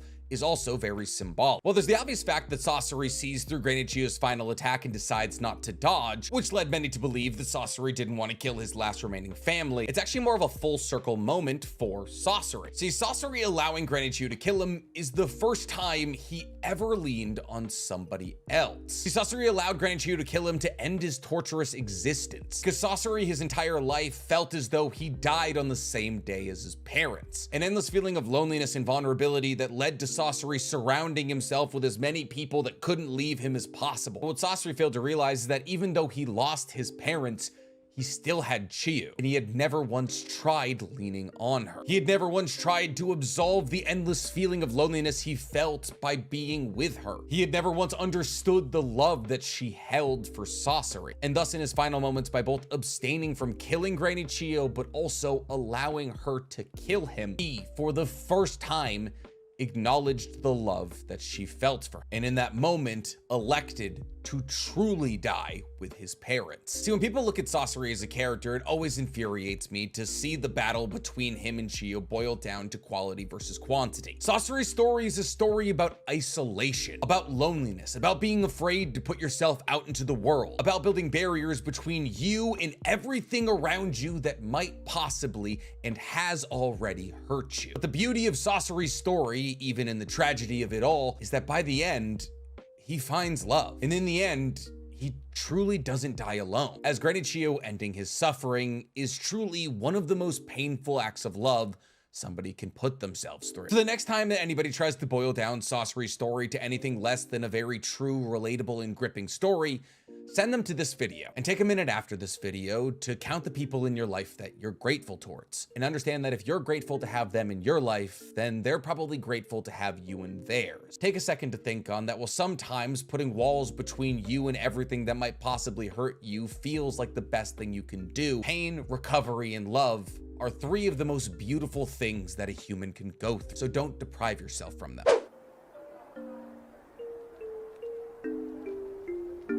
There are a lot of characters in Naruto who are widely beloved even though they don't have a large part of the screen time in Naruto. And while a lot of these characters tend to be good guys, a fair amount of them are also villains. And the character we're talking about today falls into that second category. A villain who doesn't have a ton of screen time and yet is widely beloved. Yes, that's right. Today we are talking about Deidara. Deidara is one of the most polarizing characters in the entirety of Naruto. You either love him or you hate him, but you will not be impartial on his existence. And he's also an incredibly complex and powerful character, so talking about him is actually going to be a lot of fun for me. So Deidara, what's his backstory? Why can he use explosion release? Why did he defect to the Akatsuki? And what are the true limits to his abilities? We're going to get into all of that, but let's start this video in the way that we tend to start these videos, at the beginning. See, we don't know a lot about about Deidara's childhood. In fact, we know nothing. Basically, the first thing we know about him is that he was a member of the Explosion Corps in the Hidden Stone. And since we know nothing about his childhood, we might as well explore what the Explosion Corps are in the Hidden Stone to better understand why Deidara had his abilities and what they did. The Explosion Corps are very well named. They are a corporation in the Hidden Stone dedicated to exploding things. Every single one of them has the explosion release Kekkei Genkai. At least that's what we can conclude based on the fact that Deidara has it and Gari has it. But what do the Explosion Corps do on a day-to-day? Why are we training people to be able to blow things up? And we don't actually know what they do. But I have a couple of theories, the most likely one being that they're kind of construction workers. This may seem dumb to a couple people, and I understand that. I mean, they're shinobi. Why would they be construction workers? Well, modern deconstruction and construction doesn't necessarily exist in the Hidden Stone or anywhere for that matter, except for the Hidden Rain, because for some reason during the timeline of Naruto, it was a sprawling metropolitan area with skyscrapers and metal buildings. But because we don't have modern deconstruction and construction equipment, it would stand to reason the only way you're going to break up large masses of rocks wouldn't be TNT or controlled explosives like we have, it would be ninjutsu. And after all, the Hidden Stone is literally carved into a massive rock. Like, the Hidden Stone is a bit like a bread bowl. They scooped out the insides of a massive dome-shaped rock and then built a city inside of it. Pickaxing all of this would be a colossal pain in the ass. Therefore, it somewhat stands to reason that the Explosion Corps are used for breaking up rocks in the Hidden Stone area. I mean, that is literally the entire geographical area. Rocks. But because in order to learn the explosion release Kekkei Genkai, you have to know how to mold chakra, you have to become a shinobi. This theory is even further backed up by the fact that in the English dub, they're not called the Explosion Corps, they're called the Demolition Unit. So it seems like the dubbers agree with me. And while Deidara served on the Explosion Corps and was just another shinobi in the Hidden Stone, he got to know Inoki. And while he got to know Inoki, he got to know Inoki's fighting style. We learn this when Inoki comes across a reanimated Deidara in the war arc. So what was Deidara doing when he wasn't blowing up rocks with his explosion release Kekkei Genkai? Well, he was creating clay sculptures. Mind you, not exploding clay sculptures, just regular ones. And amongst the Hidden Stone, he was actually highly praised for these sculptures. They were gorgeous. Here's the problem. In the first place, we start to talk about Deidara in a deeper sense. Deidara's entire purpose in the Explosion Corps is blowing up rocks, essentially bringing an end to something, i.e. the rocks, so something new can get built, i.e. buildings. By living this life of fleeting existences, where things that once were for a very long time no longer exist due to explosions, it taught Deidara to adore ephemerality. Ephemerality, for those who don't have their dictionaries open, is when something doesn't last long. Ephemeral. That's your word for the day. But the problem with Deidara's current clay statues is that they lasted forever. I mean, sure, if he smashed them, they would disappear, but as a whole, his clay statues would be around as long as they weren't destroyed. But this was contrary to the life he was leading, a life of non-permanence. So when Deidara wanted to bring his art to a new level, he stole a kinjutsu from the Hidden Stone. Kinjutsu being a forbidden jutsu that allows him to knead chakra into materials. Just like how Kakuzo stole a kinjutsu that allowed him to become a big stitch man and steal the organs of others, by stealing this kenjutsu, Deidara now had hands on his mouth and his chest. As to how a jutsu gives you hand mouths and a chest mouth, I can't tell you. But now his hand mouths and chest mouth acted as a special pocket that could crush materials and incorporate his chakra into them, specifically the chakra of the explosion release. You see, just having these hand mouths isn't going to give you explosive chakra. It was the fact that he was trained in the explosion release Kekkei Genkai that allowed him to be able to create explosive clay. If, let's say, Sasuke got one of these hand mouths, he could add lightning release to the clay and then make lightning clones or something, but they would never explode. But here's the thing, most kinjutsu are put under a pretty hefty lock and key. So he was pursued by Iwa, or Hidden Stone Shinobi, and he realized he could now use this kinjutsu to incorporate the one thing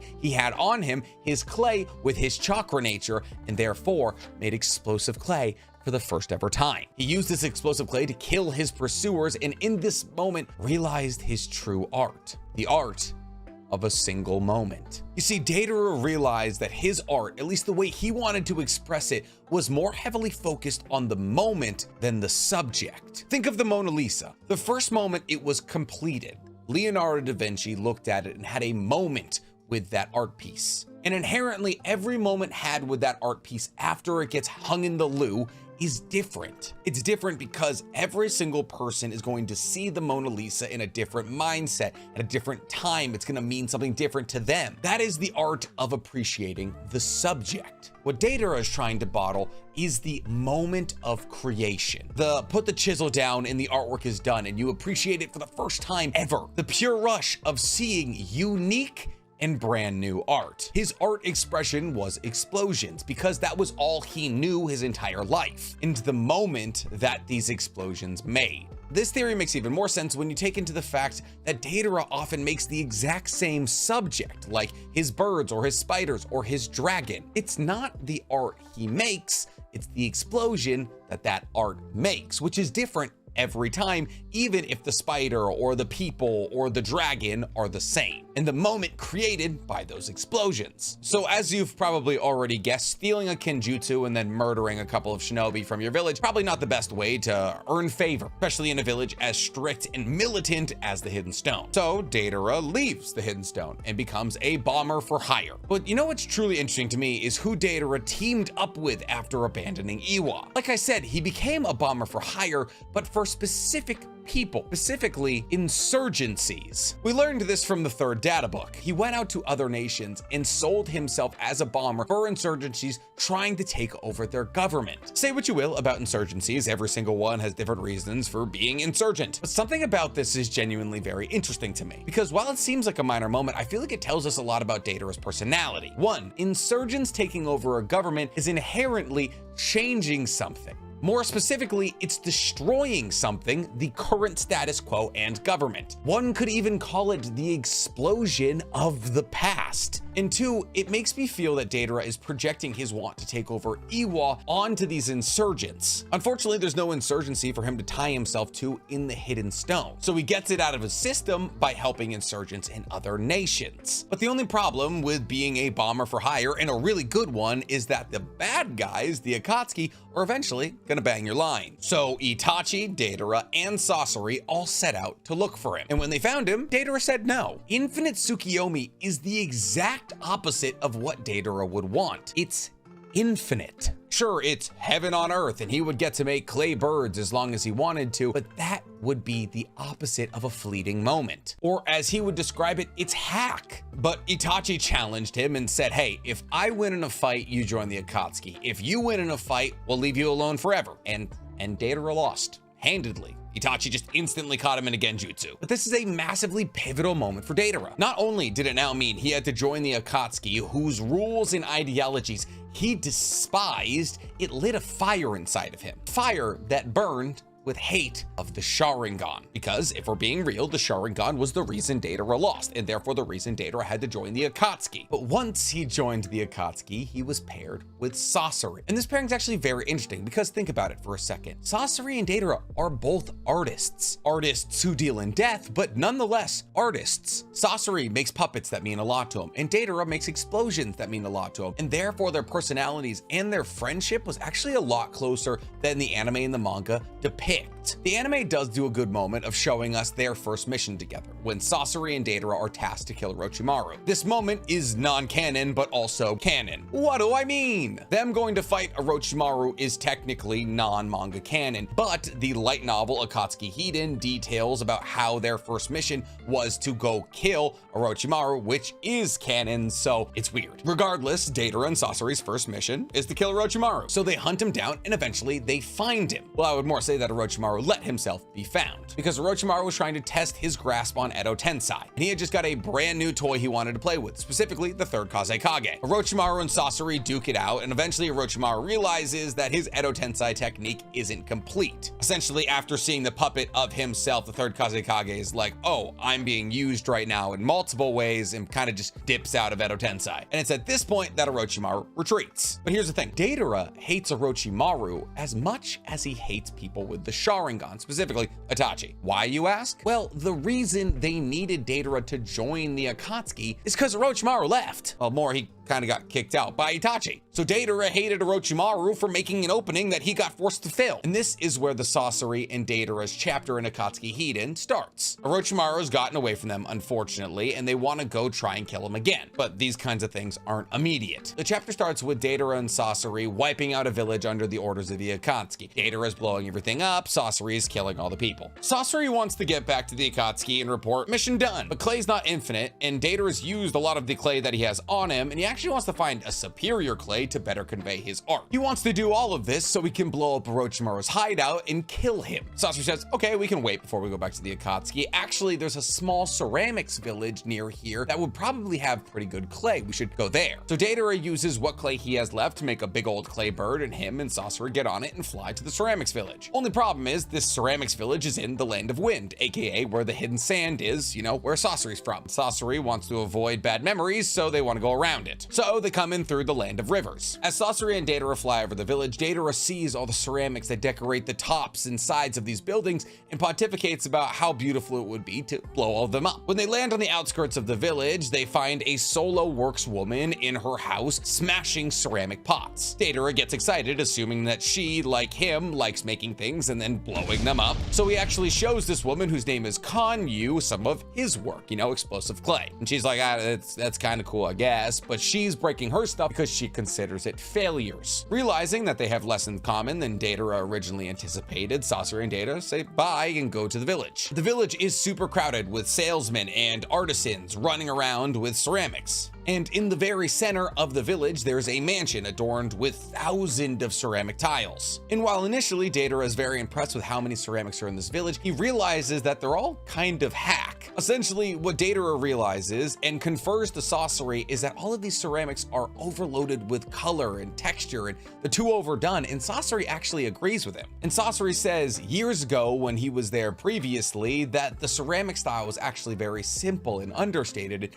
and beautiful, implying that Sasori has an appreciation for the arts outside of puppetry. And then together they realize that more likely than not, artists have moved away from this village, and such was art. That is, ever changing. See, it's moments like these that make me just want to grab every Naruto fan and scream, read the light novels in their face. If you like Sasori or Deidara, you can get a full-fleshed view into what their relationship was, how they talked about art, because they were both artists. Eventually, after walking through the town for a long time, they find the clay mine, and Deidara hopes that this clay will be good enough to kill Orochimaru, because once again, Orochimaru is the reason he's in this mess. But after inspecting the clay, he realizes that it's not as good as the clay he's currently using, and is like, I don't need it. And as they are leaving town, they see Kanyu, the woman who was smashing her ceramics earlier, yelling at the village leader. Kanyu was pleading with the village leader to bring back the old art style of the ceramics, the one that Sasori liked. This style is specifically called Hanasaki. She pleaded with them, saying that the village had lost its integrity and sold it for gaudy ceramics stuffed with color. Gosho, who was the village leader, said, well, the only reason that this village is prospering now is because we've abandoned the Hanasaki. And in a sense, he was right. When Sasori had visited years ago, when the art style was much more muted and beautiful in his sense, there wasn't as many people looking for ceramics there. It's at this point that Kanyu tries to convince Gosho by bringing up a person named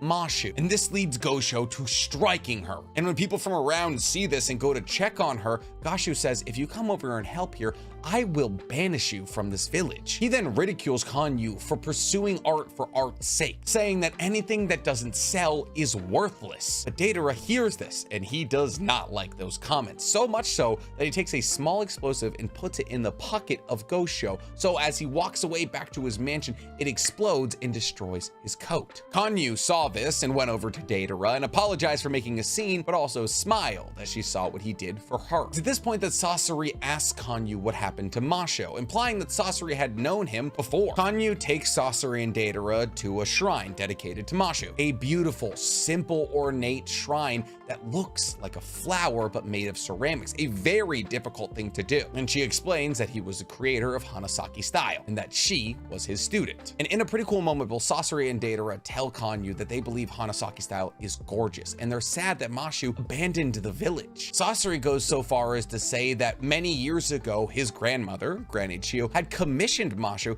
to make Hanasaki style prosthetics for her puppets. But Kanyu says he didn't abandon the village. Him and all the other Hanasaki-style ceramists are out looking for a place that Hanasaki-style can thrive once again. And as they're having this chat, they realize that it's getting late. So Kanyu offers Sasori and Deidara to stay the night, and they agree. Imagine you offer 2 Akatsuki members to stay over at your house. It's like they literally just got done destroying a village. Their only caveat is that Deidara and Sasori wanted to stay in separate rooms. And after Kanyu has cooked both of them dinner and they've all eaten, except for Sasori because, you know, puppet, Deidara is watching Kanyu fire her ceramics as she struggles to try and reestablish what Hanasaki style means to her. As she struggles, Deidara recommends that she fires her ceramics at a higher temperature, but she retorts and says that would only destroy them. Maybe Deidara just wanted to see some ceramics get destroyed. And it's at this point that Kanyu asks why Sasori didn't eat. Was it that he didn't like my food? But Deidara actually explains this for Sasori, explaining that Sasori gave up his body for art, which is the best explanation of why Sasori is a puppet of all time. And Deidara admits he doesn't necessarily understand Sasori's approach to art, but he very much respects his commitment to it, something that Kanyu agrees with. And this is just, it's just so cool to me. In this moment, we get to see that Deidara and Sasori are both artists who take very different approaches to art,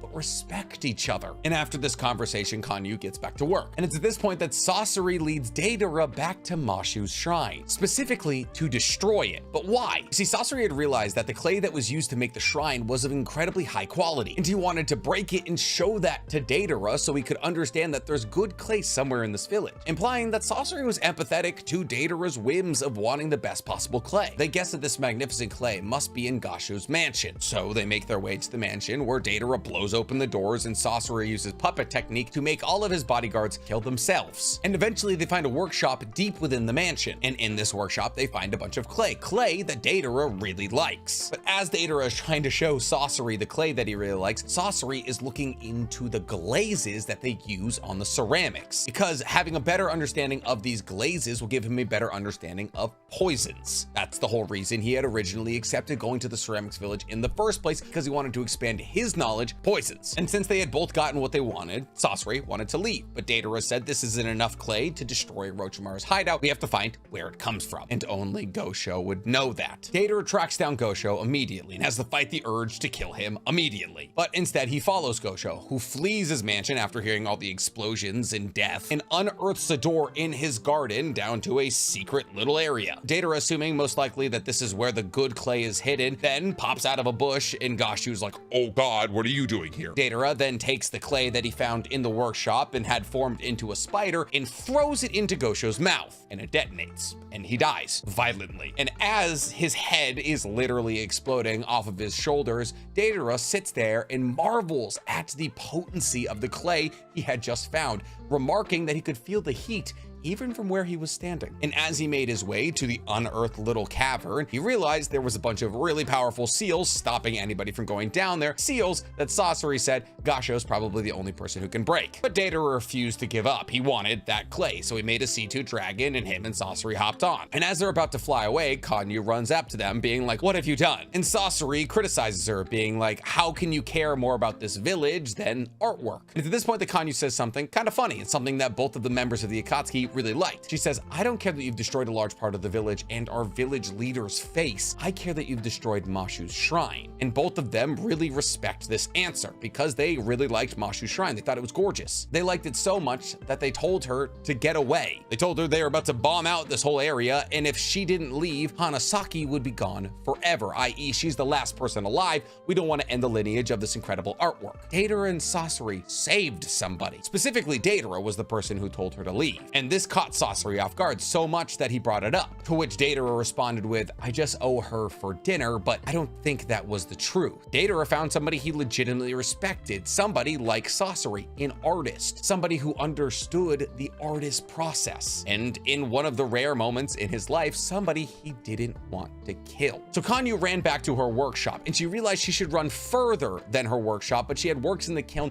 and she wanted to see how they turned out. So she saw Sasori and Deidara on their fire-prepared C2 Dragon unload its payload. And because she hadn't ran past her workshop, and because she wanted to see the fired works in the kiln, the explosion killed her. And after inspecting the crater, they found the area with all the Hanasaki clay. But Deidara was upset because there still wasn't enough of the clay. But what there was a lot of was skeletons. And as they looked over the skeletons, they saw that one of the skeletons wore a necklace very similar to Kanyu. One of those skeletons was Masho. Sasori and Deidara realized at that moment that Hanasaki clay was becoming rarer and rarer in this area. There wasn't a lot to go around. So Gosho decided to kill Masho and the rest of the Hanasaki ceramists to make sure that the village wouldn't die with the dwindling amount of clay, opening up the village to different forms of art. And this is why Kanyu could never love her pieces, because she wasn't using the correct clay. And in one of the rarest moments in Naruto history, two Akatsuki members have an ethical dilemma. Deidara wants the clay. He believes it's of great quality, but he thinks taking it will truly kill Hanasaki. If he has all of the Hanasaki clay, no one will ever be able to make Hanasaki ceramics again. And Sasori disagrees with him, saying that true art is made in the face of inconvenience. Any truly fantastic artist will work around any problems to make a masterpiece. Good clay.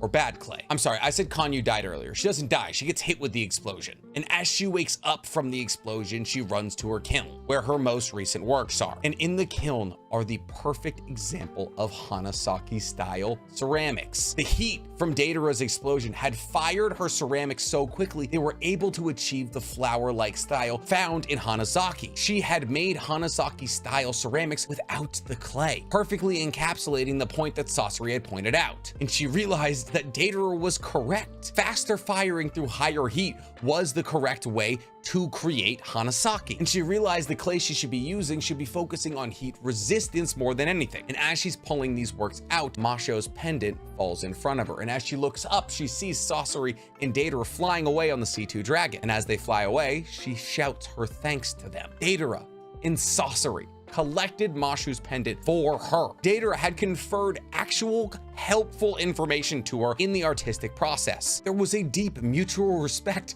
between all three of these people, which is established throughout the duration of this chapter. And after this chapter is over, both Sasori and Deidara head to Orochimaru's hideout, where they use the Hanasaki clay to destroy it. Because remember, this Hanasaki clay is incredibly explosive. And Sasori and Deidara go around in the rubble looking for Orochimaru's corpse, but they can never find it. And after this, maybe emboldened by the acquisition of the Hanasaki clay, Deidara goes back to Iwa and sets a bomb in the middle of the village and flies off. But even if Orochimaru was killed in that blast, that was only one of two people that Deidara wanted to kill in his life. Well, Deidara killed a lot of people in his life, but he had two very specific people he wanted to kill, Orochimaru and Itachi. So after he was all done with Orochimaru, I guess to the furthest degree that he was willing to admit, Deidara started to train himself. You know how Deidara's eye looks all mechanical and telescopy, specifically his left eye? Well, that's because he technically wears a telescope over his left eye that allows him to see far distances. But he also trained the eye itself to be immune to genjutsu. Essentially, by willingly contracting his pupil, he made this eye immune to ocular genjutsu, specifically to counter Itachi's genjutsu. He just taught himself how to do that. And this speaks to Deidara's intelligence. See, Deidara is one of the most intelligent members of the Akatsuki, frequently being able to misdirect or trick people into scenarios where he could win in a fight. Look at when he put little tiny bombs in Gaara's sand, allowing him to break what is otherwise an impenetrable defense. I mean, Deidara fought Gaara in the Sand Village, the strongest place that Gaara could be,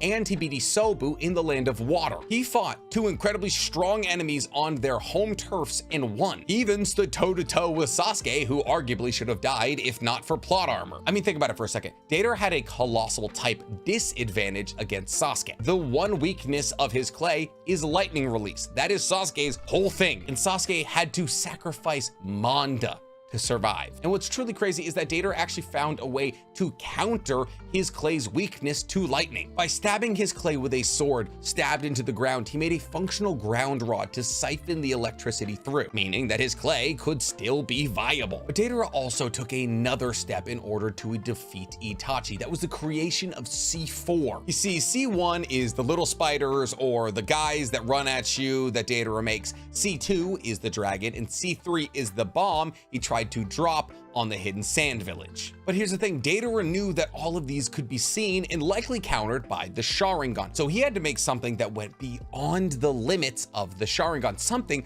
quite literally microscopic. So he formulated a jutsu that split his body into millions of air particle-sized bombs. And if you breathe them in, well, you would explode from the inside out. He even managed to lure Sasuke into this attack at point-blank range using his intelligence and deception. But all of these techniques paled in comparison to his ultimate art, C0, where Deidara unstitches the mouth on his chest and feeds it explosive clay, making himself the art project. By using his very essence, his very soul as the fuel for the explosion, it creates a massive explosion similar to a literal nuke that can clear out entire forests or kill some of the strongest summons on Earth like Manda. It should have killed Sasuke, but plot convenience. And what people don't realize is this was a moment of true beauty for Deidara. You see, Deidara wasn't a nihilist or a realist or anything like that. Deidara believed true beauty came in the end, that life inherently cannot be beautiful unless it has an end to it. And ironically, this made him very contrary to other members of the Akatsuki like Kakuzo or Hidan, who he found disgusting. See, he was not sad in his death, he was excited because a story without an ending is just rambling. Looking at you, Oda. In his lifetime, he wasn't able to kill either of the people he wanted to kill. But in his lifetime, I'd like to believe he found about as much peace as any member of the Akatsuki ever found,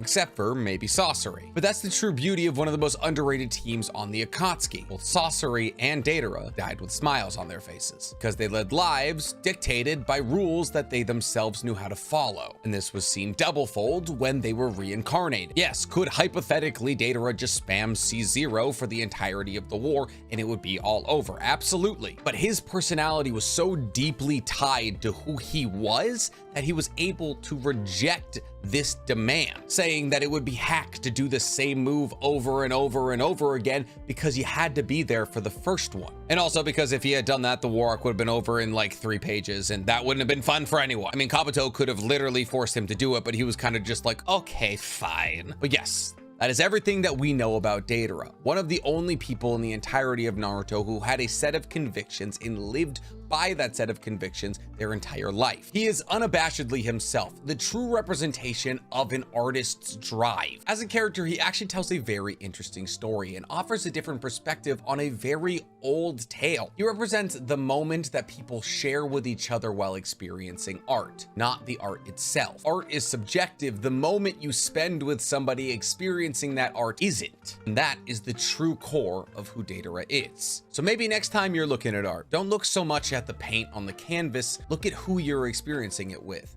what you're doing, where you're at in your life, and what this art means to you. Centralize on those thoughts, feelings, emotions, and realize that that's the true beauty of art, is what it brings to you, not what it is or what it does. And as you have that existential crisis or that incredibly enlightening moment, thank Deidara.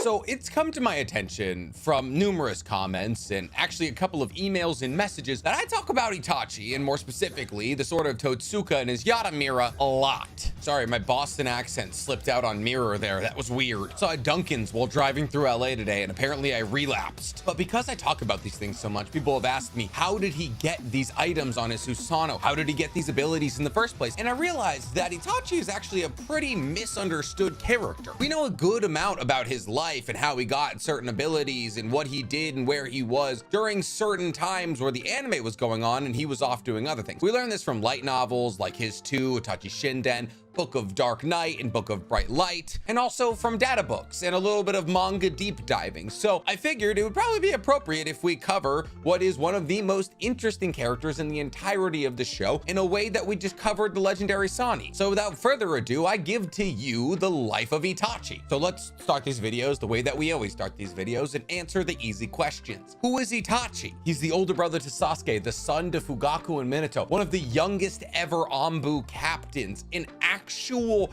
hero to the Leaf, who turned his back on his clan in order to protect the Leaf from what could have been the bloodiest conflict in its history. He is widely beloved by the Naruto fan base and yet horribly misunderstood. So in order to make it easier for you to understand him, we're gonna start at the start. I already said earlier, Shisui was born to Fugaku Uchiha and Mikoto Uchiha. Mikoto, who is a high-level Jonin Sharingan user, and Fugaku, who is the current head of the Uchiha clan. And Fugaku was above a high-level Jonin. He was called Fugaku of the Wicked Eye. And just like Minato, he had a run-on-site order from enemy nations. In fact, he was so powerful and so essential during the Third Great Ninja War that he was considered to be a reasonable choice for the fourth Hokage, even though the Uchiha were segregated to an outside part of the city where they could gain no prominence politically. But since we're talking about the Third Great Ninja War, let's talk about the Third Great Ninja War. It is essentially the first thing Itachi could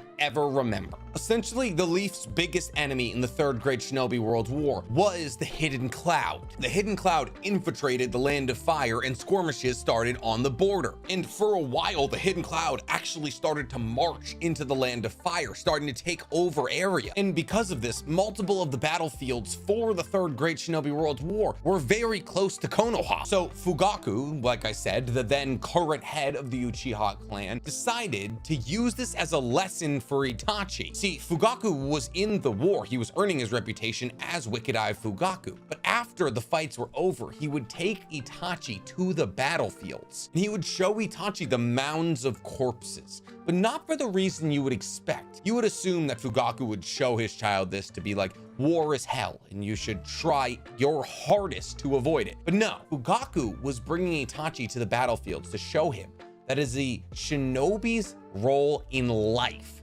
to fight, kill, and die. But that's actually not what Itachi takes from it. He sees the mounds of corpses, and he does say he will get stronger. He actually promises to become the strongest person on Earth, but not to fight, kill, and die. Itachi wants to become the strongest person on Earth to eliminate conflict. And a few weeks later, when the war ends and the third steps down, because he's now been the Hokage through the second and the Third Great Ninja Wars, and that's a lot of blood to have on your hands, and nobody says that Fugaku should be the fourth Hokage, Itachi starts to realize the bubbling underbelly of hate that is growing in the Uchiha clan. And he's reminded of the ill omen and the bad feeling he felt on the battlefield. But this doesn't stop Itachi. He still has a resolute feeling that he needs to become the strongest person on Earth. So when the war ends, he starts training. And this fire to get stronger only gets stronger once Mikoto delivers Itachi's little brother Sasuke. Because now, not only does Itachi want to get stronger to eliminate conflict, he wants to make a world where his little brother can live peacefully. And as he starts to train, he gets noticed by a genin a few years older than Shisui. And him and Shisui become almost like brothers who train together and learn techniques from each other. And ironically, these techniques needed to be used by Itachi much sooner than he had realized. Because I think you guys know what happens a couple months after Sasuke is born. Naruto is born. And I think we know what happens when Naruto is born. The Nine Tails attacks. But here's something that the anime and the manga don't show you. Mikoto and Sasuke are in the Uchiha compound while the Nine Tails is attacking. But a piece of debris flies over and destroys the building. And a piece of debris starts to fall towards Sasuke and Mikoto. Mikoto doesn't see it coming, but Itachi flies to their rescue and destroys the piece of debris and saves Sasuke and Mikoto. At 5 years old, he was able to blitz over to a piece of debris and save a high-level Jonin and Sasuke. But unfortunately, this night would actually be awful for both Itachi and his clan. Because even though Fugaku mobilized all of the Uchiha clan in order to fight Kurama, in order to maybe possibly put him under a genjutsu to quell his anger, the upper brass of Konoha looks at them and goes, "Please go patrol our borders in case somebody comes to attack us." essentially telling the Uchiha to stay as far away from Kurama as possible because we believe you're the ones who did this. And then after the fight with Kurama is over, they're uprooted and sent to an outskirt part of the village near the Naka shrine where the Uchiha clan originated from to live. And this is where we see the Uchiha living during the anime and the manga. And since the Uchihas weren't the people who made Kurama attack the Leaf Village, this created a lot of anger in the clan. And Itachi saw this. And at the age of 5, he watched them, his entire clan, his father, his mother, with disappointment that they couldn't separate their own personal feelings from what was good for Konoha. A 5-year-old had the emotional intelligence to realize that your personal feelings are different from what benefits our entire village. And then Itachi turns 6 and he joins the Ninja Academy. Naturally, he's better than everyone and he's so good that everyone's intimidated by him and nobody makes an effort to talk to him except Izumi Uchiha. But of course, Itachi, being Itachi, only wants to train with Shisui and spend time with Sasuke, so he's completely indifferent to Izumi's entire existence. But this doesn't off-put Izumi, and she actually finds it kind of cute. So she continues to be nice to him, and one day, when Itachi's skills have drawn the ire of older students in the Ninja Academy, she comes to his defense. So he kind of sees this as like, okay, maybe I should start being nice to this girl, and also the fact that she had already awakened her Sharingan made him feel more comfortable around her. Because say what you will about Izumi, yes, when she activated her Sharingan, she immediately fainted right after she was done, but she was also one of the youngest people ever to activate it, so maybe she just wasn't ready. It takes Itachi 4 months to pass through the Ninja Academy. The faculty looked at him and they're like, there's nothing else we can teach you. 4 months. He passed and was a genin at the age of 6. Also, it's kind of implied that they passed him because they needed new ninja because of how many died after the Nine Tails attack. So once again, I'll say it, Konoha may not be the good guys. But as he was passing as valedictorian of his class, obviously, he was kind of confused by the presence of somebody, and that somebody was Danzo. Danzo came up to Itachi after he had gotten all congratulated by his family and gave him a sort of riddle. Danzo tells him there's 10 men, 9 of them are healthy, and 1 of them has an infectious disease, and he's about to die. You cannot save him. Danzo asks, what do you do with this 10th man? And Itachi says, I would kill him so he doesn't affect the other 9 people. And Danzo liked that answer a lot, and then he just left. At age 7, Itachi is introduced to his team, Team 2. He's teamed up with Tenma Izumo and Shinko Inari, and a man named Yuki Minazari is their jonin, their captain. Tenma hates him because he's so talented, and Shinko tries to defend him because she's really nice, and this only makes Tenma angry. So they get into a fight. Itachi storms off and goes back to the Uchiha compound, where he bumps into Izumi. Now that Itachi is officially a ninja, he's actually been invited to the Uchiha's secret meetings, and this is inevitably what him and Izumi start talking about. But Itachi doesn't want to be a snitch, so he then inevitably goes silent, and they walk the rest of the way in silence. Itachi's first mission is then kind of the next thing that we can talk about, and it starts kind of in a panic. Essentially, the Hyuga affair happens. Nick, what's the Hyuga affair? Great question. I just did the history of the entire Hyuga clan. If you want to know what the Hyuga affair is, please click that video and watch it. But long story short, Hinata has been kidnapped by the Hidden Cloud, and Hiruzen and the upper brass of Konoha mobilize the entirety of their teams to get ready for Hidden Cloud hostiles invading Konoha. It's at this point revealed that there's a spy from the Hidden Cloud in Konoha, and it becomes Team 2's first mission to capture the spy. They find the spy with relative ease because Itachi is a genius, and Tenma rushes in to try and prove his power over Itachi. But naturally, being an 8-year-old genin with no special abilities, he almost gets killed by the full-grown man. Itachi swoops in, saves him, and defeats the spy. And then, boom, they're best friends. Smash cut a year forward, Itachi has done nothing more important than the spy mission. And because Tenma and Shinko aren't necessarily anywhere close as powerful as Itachi, they haven't been signed up for the Chunin exams yet. I mean, Itachi's 8 and he's in a rush to be a Chunin. But because Itachi has made their team so prominent and so effective, they do get a rather important mission. Team 2 gets assigned to escort the Fire Daimyo, aka the Fire Feudal Lord, through the Land of Fire. But here's the thing. With the Fire Daimyo, there's gonna be some of his 12 pillars there protecting him as well. And also the Anbu would be following that group to make sure that nothing goes wrong. So Team 2 being there is largely symbolic. And when they're halfway between the Fire Lord Daimyo's residence and Konoha, they see a masked man walking towards them, kind of in a bouncy way, singing. A masked bouncy man. Who do you think it is? It's Tobi, aka Obito. But here's the thing, because he's so nonchalant and happy, nobody's on guard as he approaches them. And that's why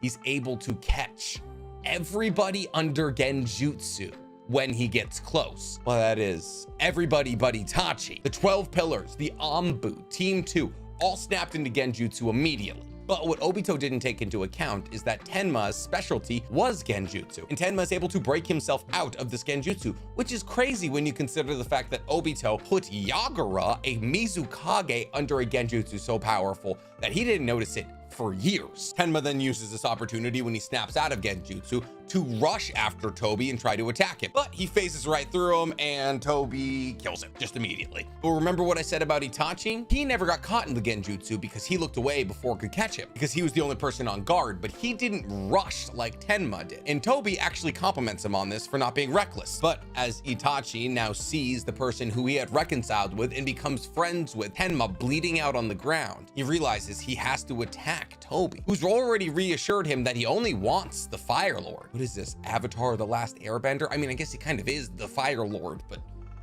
the Fire Daimyo. So Itachi attacks him, but just like Tenma, he phases through them. And as Obito is going to kill Itachi, he senses something, and that's Kakashi. Because yes, Kakashi had been one of the Anbu members assigned to keeping an eye over the daimyo. So before he can deliver the final blow on Itachi and end this video very early, he runs away because Kakashi has not only broken himself out of Genjutsu, he's broken all the other Anbu members. And while Itachi had survived, he didn't come out unscathed. Remember, Itachi's entire life goal was to eliminate conflict, and he had just watched one of his closest friends die in front of him. In fact, when they returned to the Leaf, Shinko, his other teammate, realized that being a shinobi was not cut out for her, and she leaves. She stops being a shinobi, and Itachi's given a couple of days off to deal with the grief. And in these couple of days, he tortures himself because he is trained for 3 years of his life to be as strong as possible, and he wasn't able to save Tenma. And it's actually at this point that he awakens his Sharingan. But this is also torturous to him because the Sharingan is the same eye that he had seen in Toby's face. So every time he saw his own Sharingan, he was brought back to the time when he couldn't save his friend. And when his break is over, he's given 2 new fresh teammates, Yoji Aburame and Himuka Suzukaze. Yoji Aburame will be very important later, but the addition of these 2 new teammates does not change his Jonin's mind about letting them take the Chunin exam. And so Itachi's only way to improve his strength is to train with Shisui. But Yuki was doing this for a reason. He didn't want Itachi to take the Chunin exam because he knew that if he became a Chunin, he would be thrown into the battlefield. But Danzo, being Danzo, was realizing that if Itachi couldn't be on the battlefield, that Konoha was lacking in strength that it potentially could have. So he reached out to Fugaku, Itachi's father, and said, hey, your son can just take the Chunin exams alone. And Fugaku says yes, without even asking Itachi. And while Itachi is excited to become a Chunin, something he's wanted for a long time, that way he can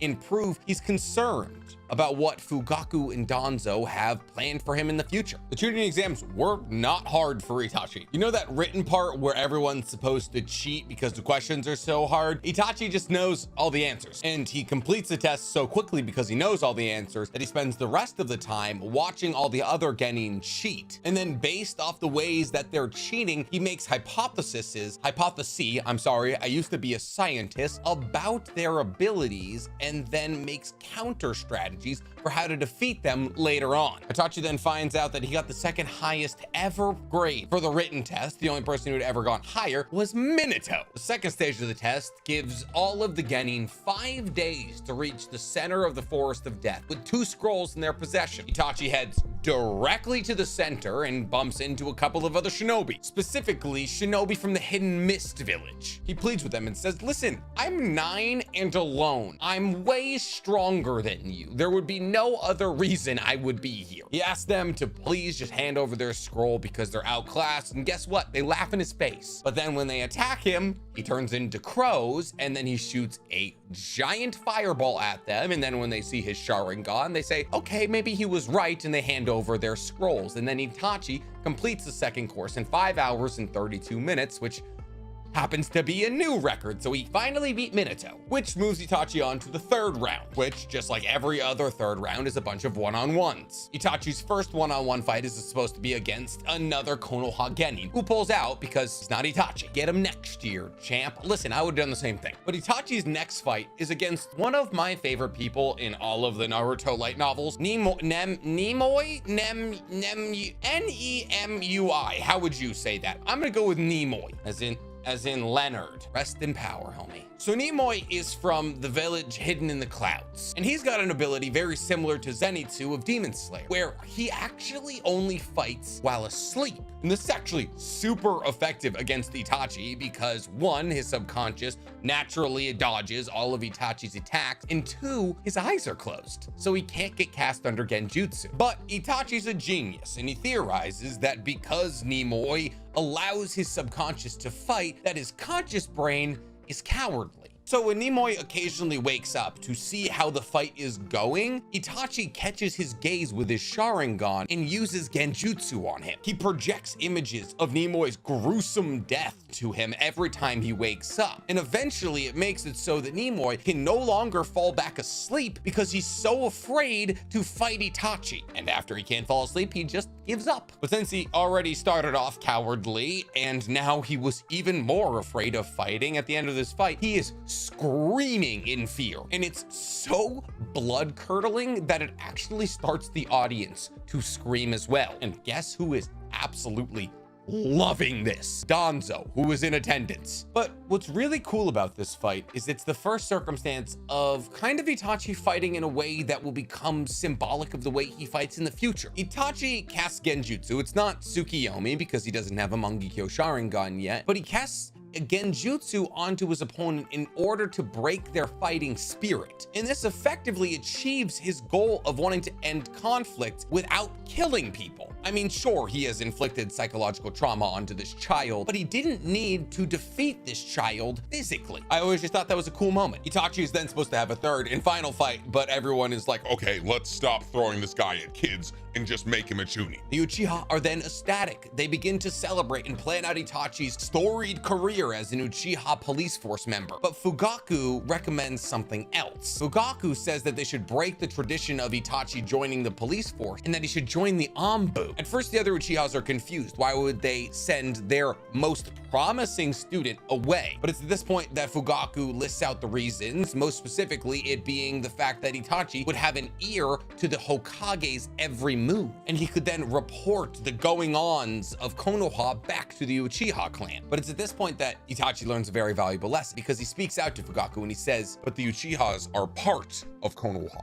So spying on Konoha is just self-defeating. this flies all of the Uchiha clan into a massive rage against Itachi, to which he can only apologize to. But this is the first time that Itachi has spoken publicly about the fact that he disagrees with Fugaku and the general Uchiha sentiment of the Uchiha clan being separate from Konoha. And this was also when he learned that he was very solitary in this stance. So for 5 months, Itachi just goes out and is just the best Chunin out there, period. And Fugaku then takes this 5 months kind of as a resume and submits Itachi to an Anbu spot. Hiruzen and Danzo then discuss to see if Itachi should actually be a member of the Anbu, and they both agree that he should, except Hiruzen thinks that he's a bit too young. They agree that they should send him out on an Anbu caliber mission in order to make sure that he is in fact ready for the Anbu though. So they say take a week off missions, this is to Itachi of course, and train in order to get strong enough for an Anbu caliber mission. Only thing is Itachi is already strong enough for an Anbu caliber mission, so he spends the whole week with Sasuke and he goes to lunch with Izumi once. At this point, it's largely implied they are dating. After the week is over, Itachi checks in with Danzo, and Danzo says, In order to make Anbu,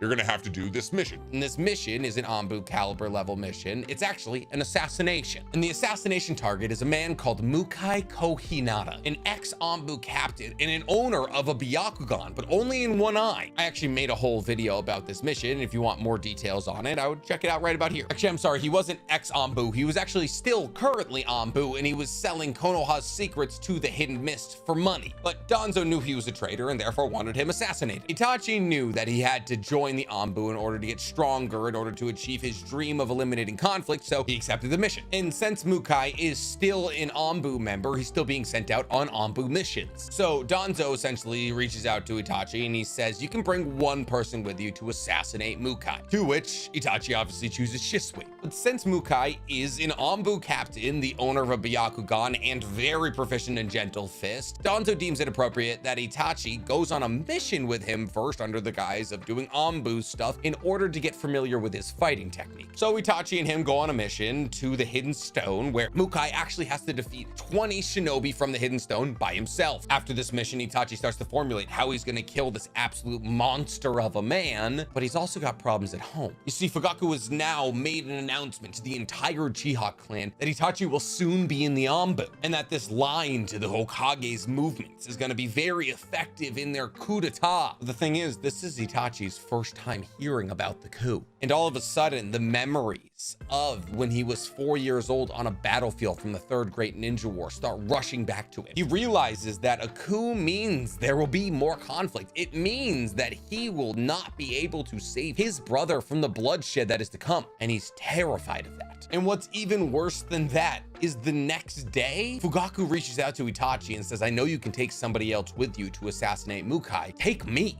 And that would have been bad for Mukai, but Itachi doesn't want him there because he's trying to create distance between him and Fugaku. And also, the next day is Sasuke's first day in the Ninja Academy, and Itachi wants Fugaku to be there for Sasuke to guarantee his happiness. Eventually, Fugaku relents, but this shows Itachi just how important it is to Fugaku that he becomes a member of the Anbu. The next day is the day they're supposed to assassinate Mukai, so Shisui and Itachi follow him around Konoha. They watch him leave shadow clones so he can make appearances in places while he meets up with his hidden missed comrades. And eventually, when he's outside of Konoha, they confront him. And a battle ensues. And if you want a detailed imagery of how that battle went down, please once again, check out the Mukai Kohinata video, but essentially, Shisui's able to catch him in a Mangekyo Sharingan Genjutsu. Shisui has to use this because Mukai Kohinata is immune to weak Genjutsu like a regular Sharingan's Genjutsu. Except, since he was Anbu, Mukai Kohinata programmed himself to, if he ever got caught in a Genjutsu that he himself couldn't break out of, he would instantly slice his stomach open. This way, no secrets would ever be extracted from him. And as he laid there dying, he confessed to all of his crimes so that his family wouldn't be prosecuted for what he did. With this mission being completed, Itachi's now part of the Anbu. And once he's accepted to the Anbu, he actually asked to be placed on Team Ro, aka the team that Kakashi is leading. This is because Kakashi had saved him earlier in life when they fought against Obito. But Danzo wants to protect Itachi, so he assigns somebody else to Team Ro with Itachi. This person wears a mask and is codenamed Suguru. Their true identity, though, is Yoji Aburame. If you don't remember that name, it's the person who replaced Tenma when he died on Itachi's Team 2 team. Itachi doesn't believe that he needs protection, but Danzo tells him that, imagine if you died. What would the Uchiha think? Do you know how upset they would be? And Itachi thinks, oh yeah, you're actually right. They'd be super pissed about that. They'd probably think that you guys killed me. So on his way back from his first Anbu day, he bumps into Izumi, and Izumi, his pseudo girlfriend, says, hey, congratulations for making Anbu, but I'm kind of afraid they're making you into an assassin. He's like, you're right, but there's nothing we can do about that now. And as Itachi spends more time in the Anbu and more time on Team Ro, he gets closer to Kakashi. In fact, he becomes so close with Kakashi that he defends Kakashi when people call him friend killer, because he thinks Kakashi is an incredible A, friend, but B, leader. But that isn't all he's doing with the Anbu. Now that he has an ear to the movements of Konoha, Fugaku and the other Uchiha are pressing him at Uchiha meetings about what's going on. Essentially, Itachi then relays to them that there's no prejudice towards the Uchiha and that they're making up all of the conflict that they see. He says that there is some prejudices on a personal basis and some jealousies, but that's it. The Uchihas decide to focus on the latter thing that he said, though, as opposed to the former, and once again get upset with Itachi when he says that they're making up the conflict that they see. But after that meeting, Shisui pulls Itachi to the side and says, listen, the third Hokage has reached out to me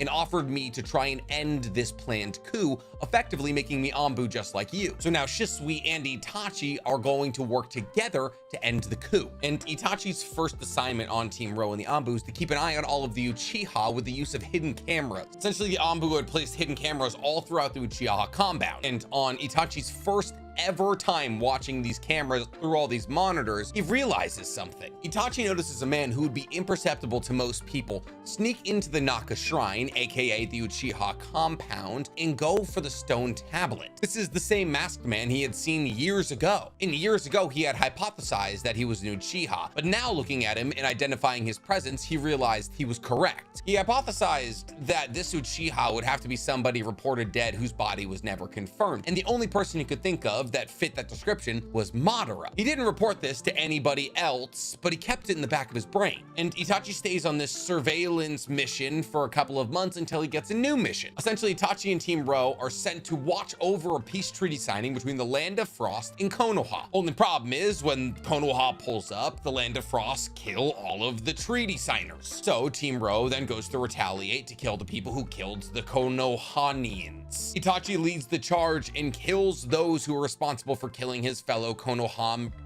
Knights, people from Konoha. But here's the thing, at the peace treaty, there was also people from the Land of Frost who didn't partake in killing the people from Konoha, and he wants to let them get away. He believes they're innocent, and he really only wanted to kill the people responsible. But Tenzo, aka Yamato, Kakashi, and Yoji Aburame, the rest of his team, cut down all of those people. And this hurts Itachi like a lot, because it reminds him that he's no closer to the objective that he once originally set out for, which is the elimination of conflict through overwhelming power. He couldn't protect those that he deemed innocent, those from the Land of Frost who hadn't killed the people from Konoha. It's at this point that he realizes that he'll most likely never be successful, and he wants to stop being an Anbu member, but unfortunately he can't. His anger towards his involvement in the Anbu then spills over to his relationship with the Uchiha. He becomes vocal in Uchiha meetings, saying that you guys are making up the conflict against us. And this vocal opposition to the Uchiha ideals makes the other Uchiha suspicious of Itachi, and the only solace he can find in the world is the time he gets to spend with Sasuke. But Fugaku's not the monster I've painted him out to be thus far. He actually sees that the duality of being in the Anbu and also being an Uchiha member is ripping Itachi apart. So he goes up to Itachi and he says, "Do what you think is best." And Itachi says, "I vow to not let anybody else tell me how to lead my life." And that actually fills Fugaku with a lot of pride. Flash forward a couple of days, and Shisui calls Itachi out to a meeting in the woods in the middle of the night. Shisui has been told by the Uchihas now to spy on Itachi, even though this did not come from Fugaku. It was voted on by the majority of the Uchiha that Itachi was now a threat to them. He also tells Itachi that the coup is going to be voted on at the next Uchiha meeting, and it's highly likely it will be approved. So Shisui says to Itachi that they need to intervene. Itachi then comes up with a plan to use Shisui's Koto Matsukame on Fugaku in order to change his mind about the coup. They believe since Fugaku is the leader of the coup, he will eventually sway those around him to stop the coup. But Shisui says it's more than likely that those who most ardently support the idea of the coup will think that you are the reason that Fugaku was backed off it, you being Itachi. So Shisui says that Itachi should not be at the meeting that night, and so they decided that Itachi wouldn't be in attendance. Shisui's plan was to use Koto Matsukame on Fugaku before the meeting, therefore the meeting would sway in their favor. But before the Uchiha meeting, Danzo summoned Shisui. Danzo then in their meeting explains to Shisui that using Koto Matsukame will not stop the coup, it'll only postpone it. He then tells Shisui that his eyes would be better suited in Danzo's care, and it's at that moment that Shisui becomes paralyzed. Yoji Aburame emerges from the shadow and reveals to Shisui that he has gotten a paralytic and poisonous bug under Shisui's skin. So as Shisui stands there completely frozen, Danzo plucks one of his eyes out of his face. This pain snaps Shisui out of his paralysis and he runs away. Only problem is he is still heavily poisoned, fatally poison. And Danzo orders that Yoji Aburame and the rest of the Anbu that were in attendance kill Shisui. He doesn't want him to reveal what he had done to Itachi. But here's the thing, Itachi is waiting in the same place that he had met with Shisui, and he was gonna wait there until the Uchiha clan meeting was over so he could hear about what a great success it was. Only problem is Shisui pulled up a couple hours early and one eye short. He told him everything that happened, and now the coup was unavoidable. He then summons a passing crow and pulls out his last remaining eye and puts it into the crow, and then tells the crow to follow Itachi everywhere he goes. It's at this point that Shisui actually tells Itachi how he awoke his Mangekyo Sharingan. During the Third Great Ninja War, Shisui was on a mission with a couple of Genin that was way too difficult for Genin, and him and his closest friend at the time were running away from enemies, but his closest friend fell behind, and Shisui made no attempt to save him. Shisui used the enemies killing his closest friend to escape. That's actually what awoke his Mangekyo Sharingan. And while Shisui didn't actually have to kill his best friends, he actually let the enemy kill his best friends because he was jealous of that boy's abilities. And it's at this point that Shisui says to Itachi that Yoji Aburame poison will kill me, but you can kill me first and awaken your Mangekyo Sharingan. So Itachi slowly approaches Shisui, with tears in his eyes and kills him. And as Shisui's body falls into a waterfall, Itachi can feel the Mangekyo Sharingan pulsing in his eyes. Believe it or not, the next day, Itachi is very upset. And you know it doesn't help? When 3 policemen pull up to your house asking, hey, did you have anything to do with your best friend's death? Because naturally they were suspicious of him because Shisui had been put on post as a spy for Itachi. Now he's mysteriously dead. So yeah, Itachi attacks them. I would have done the same thing. It's at this point though that Fugaku, who has separated Itachi from the 3 policemen, realizes that Itachi is sided with Konoha. This is a problem because the coup cannot succeed without Itachi. So Fugaku is lost. A little bit later, Izumi stops by in order to find Itachi, and Fugaku sits her down and asks her to give Itachi the support that he wished he had. Flash forward to Itachi's 12th birthday. He has now been upgraded to Anbu Captain. This is because he now was in charge of making sure the coup didn't happen like Shisui was. Hiruzen actually doesn't want to make him an Anbu Captain because technically you have to be 13, but Danzo's like, we'll just bend the rules here. But this is also the first time that Itachi has seen Danzo since he murdered Shisui. So Itachi looks at Danzo and goes, why did you murder him? To which Danzo answers honestly. He says that Shisui's plan wouldn't have worked and that his eyes were better suited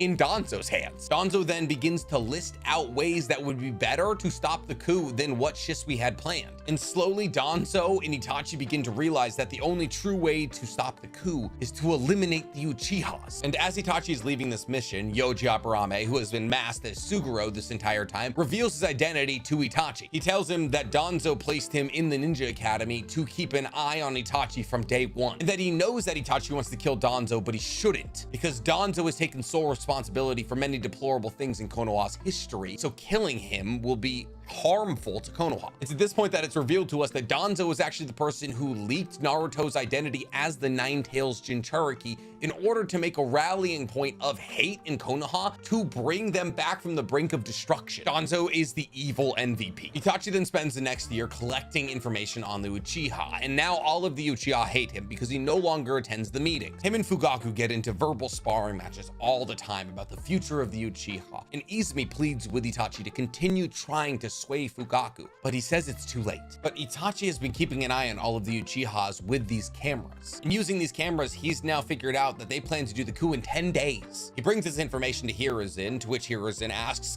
can you stall him? Hiruzen wants to try and figure out some way to reach out to the Uchiha to stop the coup. But Danzo reaches out to Itachi after that meeting and says he's not going to be able to accomplish anything.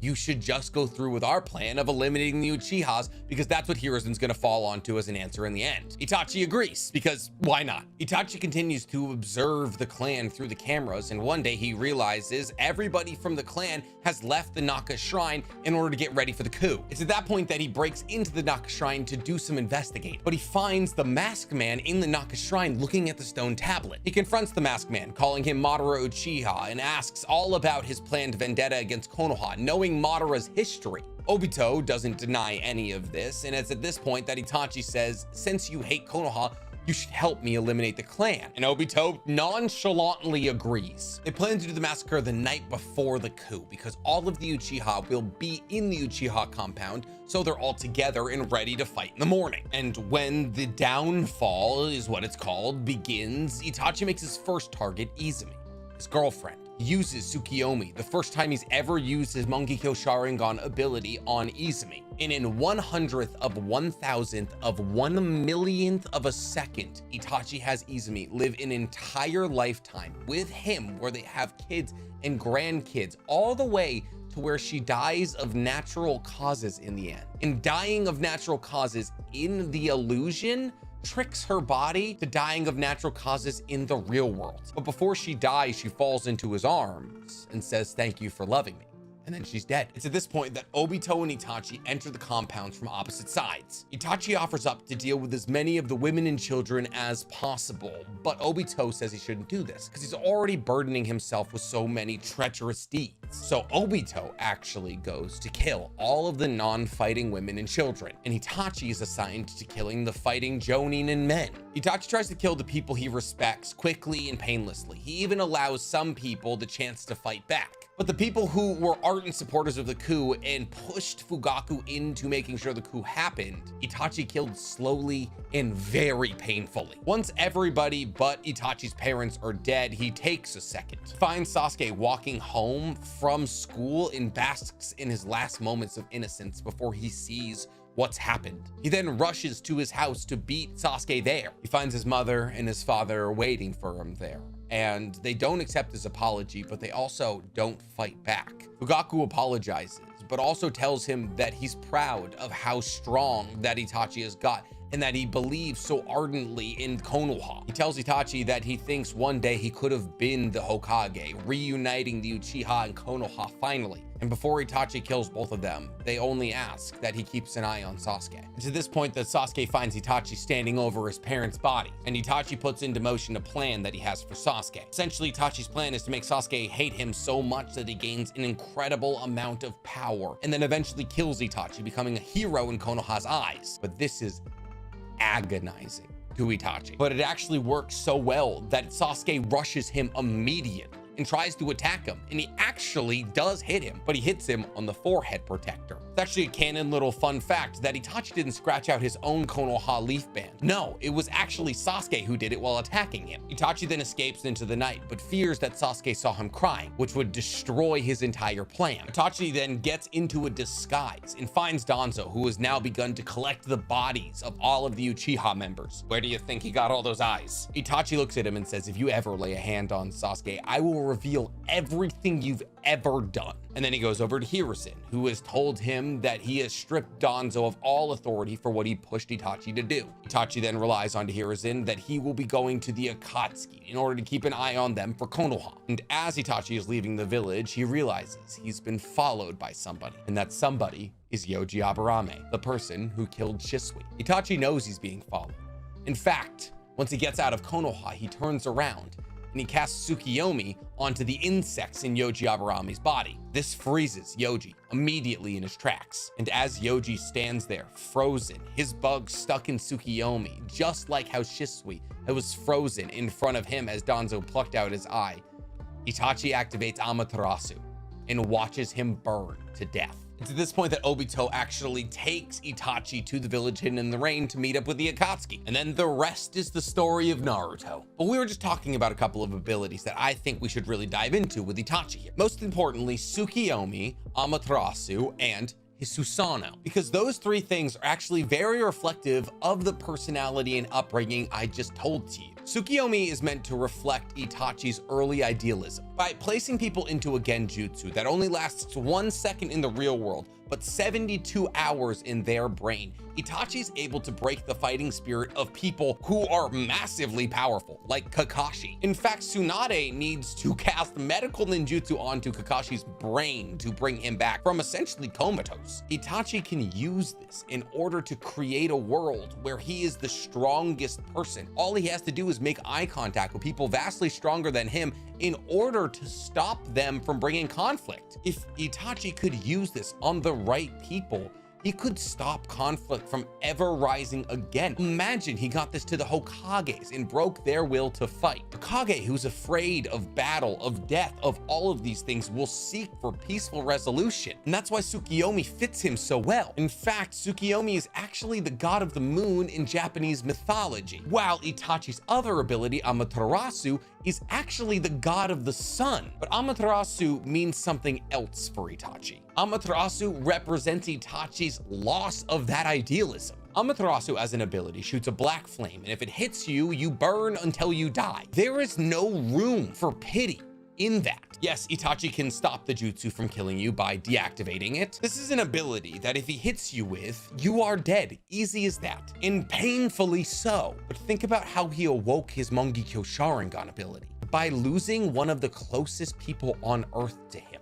Something that he was actively trying not to do. But just because he lost Shisui didn't mean he still didn't want to make a world that was conflict-free for Sasuke, which is why there's such duality in his eyes abilities. But let's talk about the third deity, Susanoo. Susanoo is the god of storms in Japanese mythology, and somebody who awakens to Mangekyo Sharingan is able to manifest a Susanoo. And Itachi's is one that I talk about a lot. Most importantly, because he has two very interesting abilities that come along with the Susanoo. the Yata mirror and the Totsuka blade. People wonder how he got these two things. Did he find them somewhere? Did he collect them? Is it a jutsu? But it's none of those things.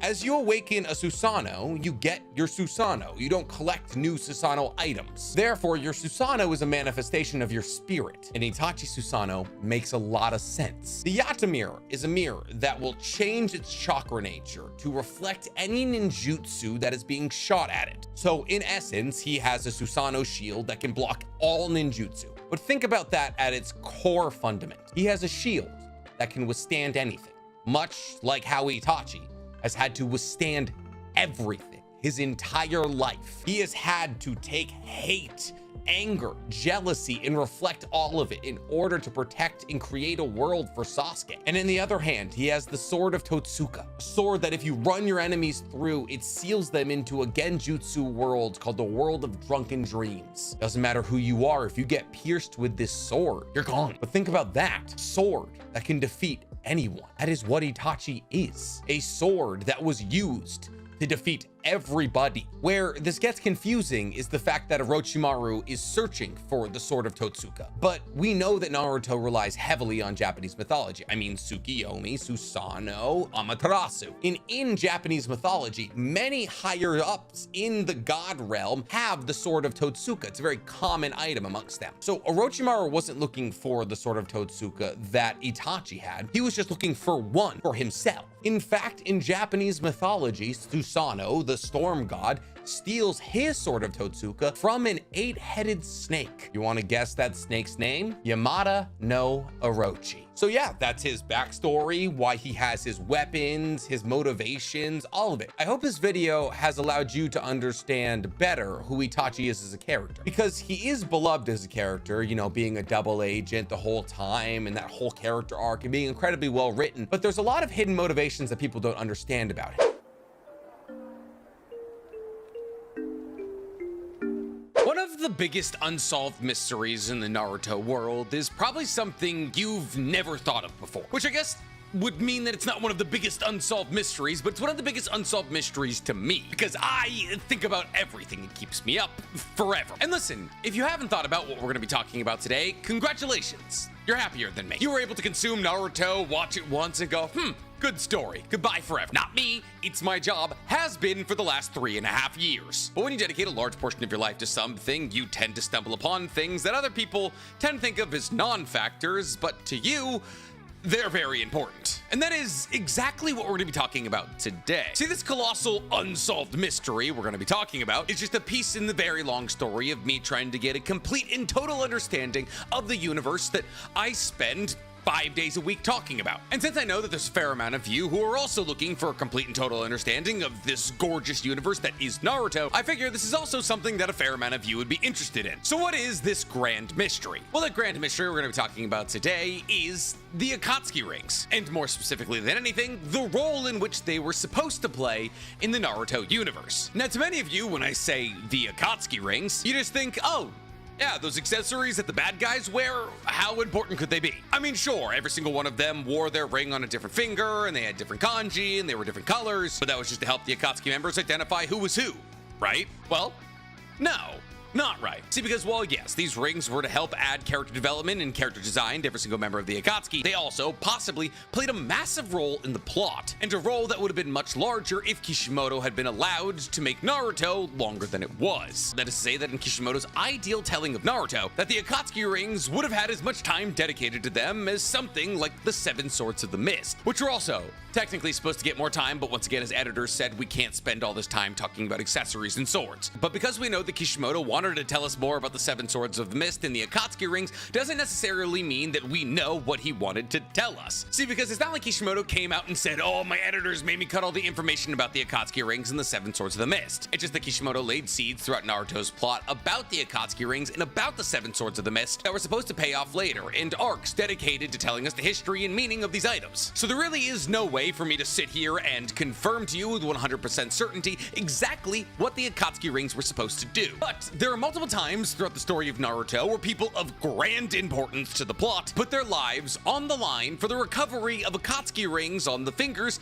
of dead Akatsuki members. And it's moments like these and a couple other moments that made close watchers like myself ask the question, why are these rings so important? And the answer that I and many people on the internet have come to is pretty astounding. That is to say that without the Akatsuki rings, there really wouldn't have been much of an Akatsuki at all, as the Akatsuki rings were not only just accessories, but vital and pivotal pieces of technology that the Akatsuki members had to hold on to in order to extract the tailed beasts. But unfortunately, the exposition that was going to be given to them in order for us, the reader, to see just how important they were to the plot was cut for time constraints. But fortunately, I have the opposite of that issue. I'm always looking to fill up more time, which is why today I'm going to walk you through why we know the Akatsuki rings were so important and what their exact purpose was meant to be. And today, you all get a Subway Surfer version of my video, because if you don't want to watch me, you can watch my two dogs fight behind me. Well, one and a half of my, the other one's a foster, and she's a girl, and she keeps trying to hump Wagyu, so lots to unpack there. So the Akatsuki rings, one of the most understated yet important accessories in all of anime history. However, when I say think of important ninja items from Naruto,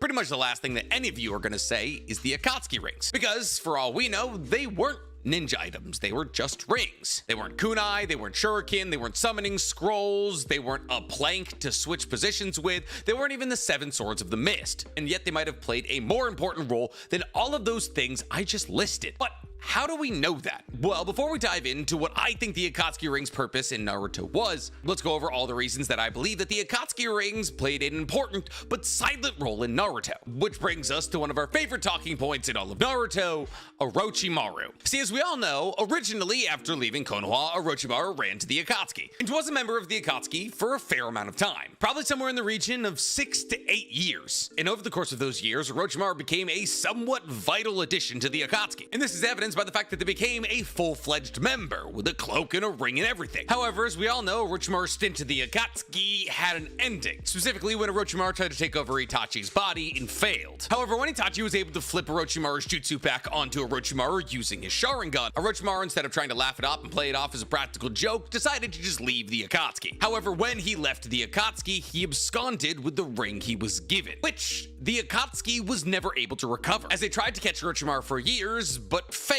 But Orochimaru absconding with this ring could possibly be one of the reasons that the Akatsuki was perpetually after him. See, because, well, here's the thing. Obviously, Orochimaru attacking one of their own and trying to take over Itachi's body while a member of the Akatsuki wasn't a great look for the Akatsuki. Kakuzu is stated to have killed his past 3 partners before getting Hidan, and he's on nobody's hit list. In fact, the Akatsuki just keeps giving him new partners. So if Kakuzu is able to kill members of the Akatsuki, why isn't Orochimaru? Every single member of the Akatsuki has stacked bodies. And while obviously Itachi was a very important member of the Akatsuki, and obviously the members that Kakuzu killed weren't all that important, it still stands to reason that Orochimaru trying to kill Itachi would probably be swept under the rug as long as he apologized and was like, I just really want that body. But Orochimaru, probably because they fully understood that Itachi could kill them whenever he wanted to, decided that it was best to not coexist with him. So Orochimaru made the correct decision and left the Akatsuki. But that still brings us to our problem.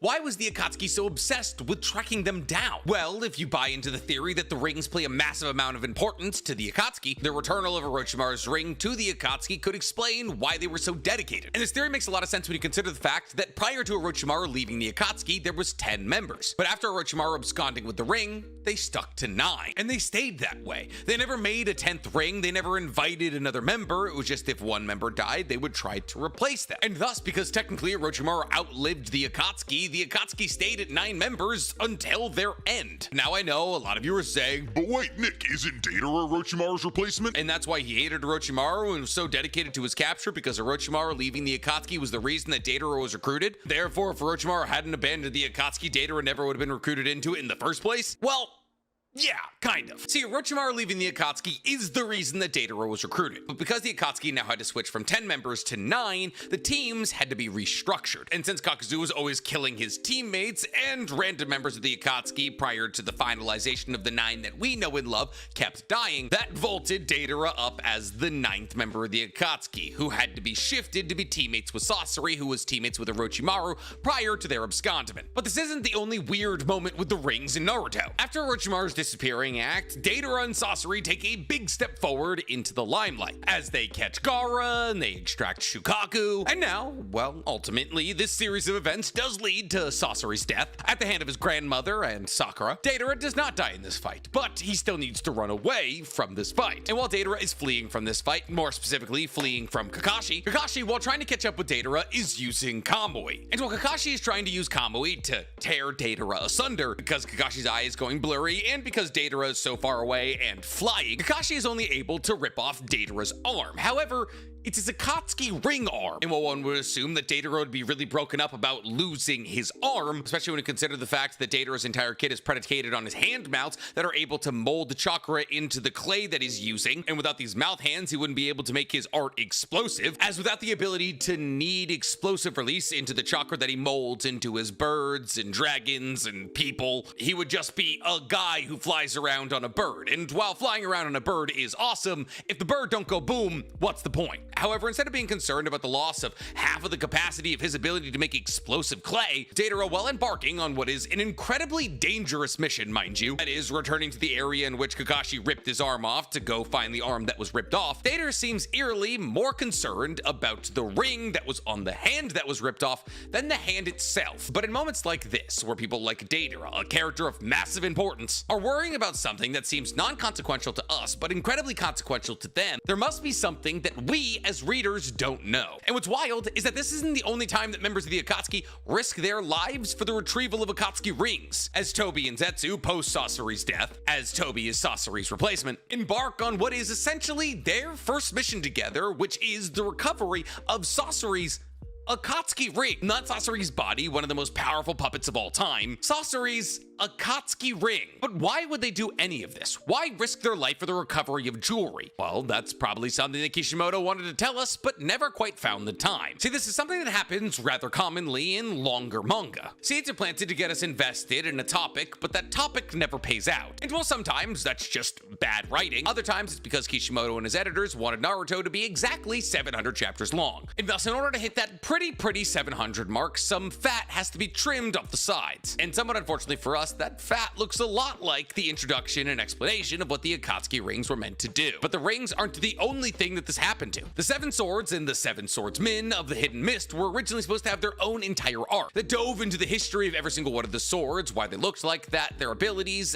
and the stories of their previous owners. On top of this, the arc also would have explored the Hoshigaki clan and explained why they look like sharks. And if you want to take it even one step further, you could say that Hidan's immortality is something that gets introduced but never truly fleshed out, all in order to make sure that Naruto never reached One Piece levels of length. Which, by the way, I know a lot of people are like, Oh, Naruto's just as long as One Piece if you add Boruto in there. but like, no. Naruto in totality is 500 episodes. Boruto is 230. That's 730 episodes. Even if you look at the mangas, I'm pretty sure that One Piece is in the 1100s right now. And Naruto is 700 chapters and Boruto is 85 chapters, but those chapters are 40 pages long, which is about 2 3/4 chapters. So if you do the math, it's about 230-ish chapters, which means that Naruto, including Boruto, is 930 chapters long, which is still very long, but not nearly as long as One Piece. None of this answers our question. Why are the Akatsuki rings so important? Well, as it stands, there's two really good explanations. However, there's also the possibility that both of these explanations are correct. See, the first explanation has to do with a rather interesting aspect of the Akatsuki rings, and an aspect that a lot of you probably already know, and that is the fact that every single Akatsuki member wears their ring on a different finger, which aligns with the fact that originally there was 10 members of the Akatsuki. But why? Why do they all wear their rings on different fingers? Well, it's believed that every single member of the Akatsuki has a different role to play in the extraction of tailed beasts, and therefore the finger on which they wear their ring indicates their role in the extraction of tailed beasts. Or even more specifically than that, the finger in which they wear their ring on indicates what finger on the Geto statue they stand on during extractions. And this is corroborated by the story very clearly, as when every single member of the Akatsuki stands on one of the Geto statue's fingers, the kanji from their finger is displayed in a green circle below where they're standing. And once they're all standing in the appropriate places, blue chakra dragons shoot out of the Geto statue and start the tailed beast extraction. This is double corroborated corroborated by the fact that the only finger that's not lit up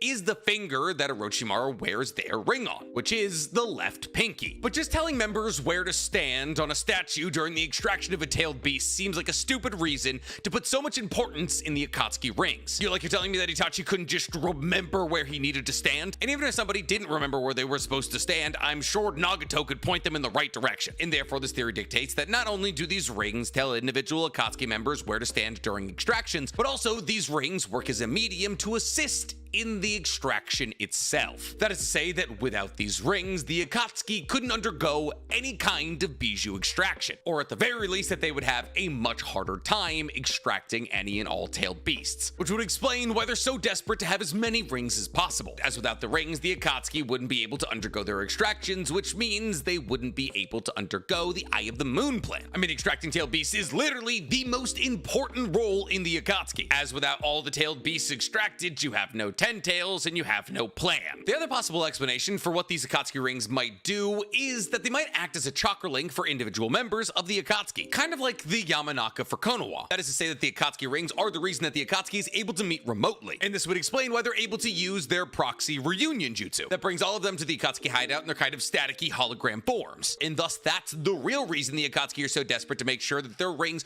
aren't out in the wild. Because if hypothetically somebody like Orochimaru or somebody from Konoha was able to get their hands on an Akatsuki ring, they would be able to attend all of the Akatsuki missions. They would be privy to all information being passed around the Akatsuki remotely. And thus the Akatsuki, if even one ring is out in the world, can't be entirely sure that their comms are secure. And when you're actively planning for the downfall of an entire world filled with people who can breathe fire, you need secure comms. And when you consider the fact that the Akatsuki found out that Orochimaru was not only a traitor, but also basically only joined the Akatsuki to get info on all of them, and possibly a vessel in Itachi, Orochimaru being privy to the movings of the Akatsuki because of the ring that they held on to would absolutely be grounds for them pursuing them across the entire globe. And even if Orochimaru wasn't the person using the intel, Orochimaru doesn't really hold any allegiances. So Orochimaru could just easily be using the intel against them as selling it. I mean, you gotta fund these child experiments somehow, right? However, when it comes down to it, what I personally subscribe to is that both theories are correct, at least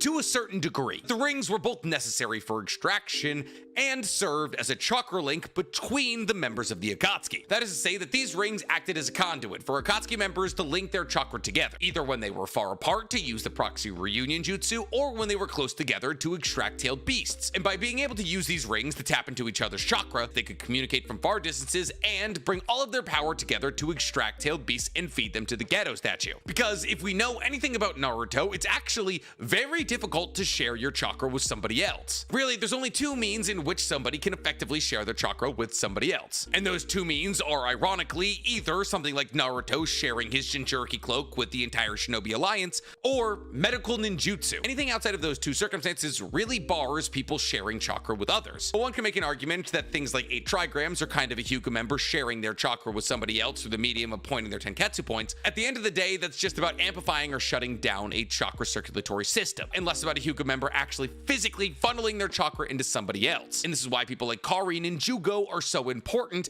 and thought of so highly in terms of skill, because Karin has the ability to share her massive amount of chakra with whoever bites her, and Jugo, who's always passively pulling in nature energy, also has the ability to share that nature energy with others. But since no members of the Akatsuki outside of Nagato have the ability to actively share chakra with others outside of Kisame and Samehada, but that's a specific relationship, needed to find a way to bring all of their chakra together to pull off incredibly complicated tasks. And since we already know that extracting a bijou took the Akatsuki days, it's a possibility that without the ability to link their chakra together through the medium of their rings, that the extraction process simply would have been impossible. I mean, think about it. Obito, one of the strongest people in Naruto's entire universe, had to attack Kushina on the night she was giving birth because of the strength of the 8 trigram seal. If you don't attack her when the seal is weak, Kurama's not getting out. And thus, the reason the Akatsuki members were so desperate to hold on to the rings is because if anybody was brought into the Akatsuki without the ability to link their chakra to everybody else, then the extracting of tailed beasts would become an almost impossible task. Because if it takes 9 members of the Akatsuki, some of the strongest and most chakra-filled people in the entire universe, several days of being physically present in a cave trying to extract one tailed beast, the second you start losing rings and therefore losing contributors to this cause is the second you start spending months at a time extracting one tailed beast. So yeah,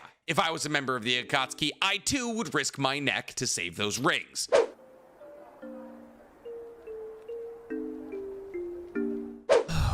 This is gonna be another Herculean task of a video, but every Sharingan Explained just hit 60,000 views and it's still growing. So here's another Everything Explained. And like we did with the first video, we're gonna be ranking all the things we explain here. And what are we explaining today? The Akatsuki. It's cool, there's only like 17 of them, right? So just before we get started, I'd like to tell you that this is gonna include every single Akatsuki member, past and present. I guess it's all kind of past nowadays, and the members of Taka, even though they're not really Akatsuki members. So with absolutely no further ado, let's get to last on the list in terms of strength, Black Zetsu. And I can already hear what you're saying. But Black Setsu's the manifested will of Kaguya, and he was able to hold off Sasuke and Naruto at the very end of the war arc. Yes, but also we've technically never seen him do any jutsus outside of a small amount of wood release, and he's only Zetsu when he's combined with his other half, White Zetsu, which is literally just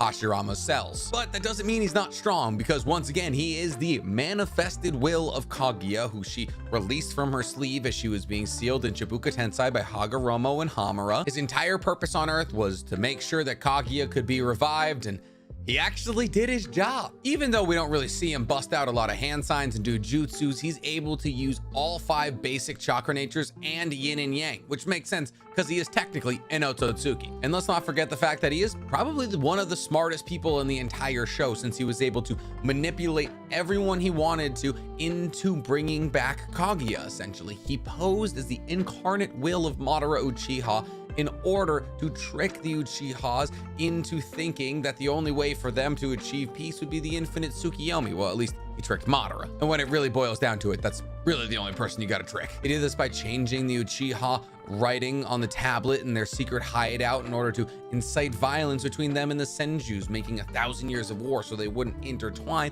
and awaken Rinigans that could then be used in order to reseal Kaguya. But on his own, he's really not that strong, and that's why he's last. Speaking of trying to sleep with Uchihas, next up on the list is Karin. Karin is actually probably one of the least understood characters in all of Naruto, just point blank. What do you think of when you think Karin? You probably think of her ability to be bitten in and then she heals the person who's ever biting her. And then you probably think of the fact that Sasuke used that to plot armor himself into surviving through multiple fights, most importantly, the Killer Bee fight. But here's the thing, Karin's a full-blooded Uzumaki and a project of Orochimaru. The fact that she can actually be bitten and then instantly heal someone is something that Orochimaru did to her in projects. But why is she so compatible for it is the real question, and that's because she's an Uzumaki. Her chakra reserves are massive, double the times of Naruto, since Naruto himself is only half Uzumaki. And sure, like I said, you're probably thinking of all the times she saved Sasuke's life. But remember the time that Karin let Tsunade bite her and restored her chakra reserves? Tsunade, a full-blooded Senju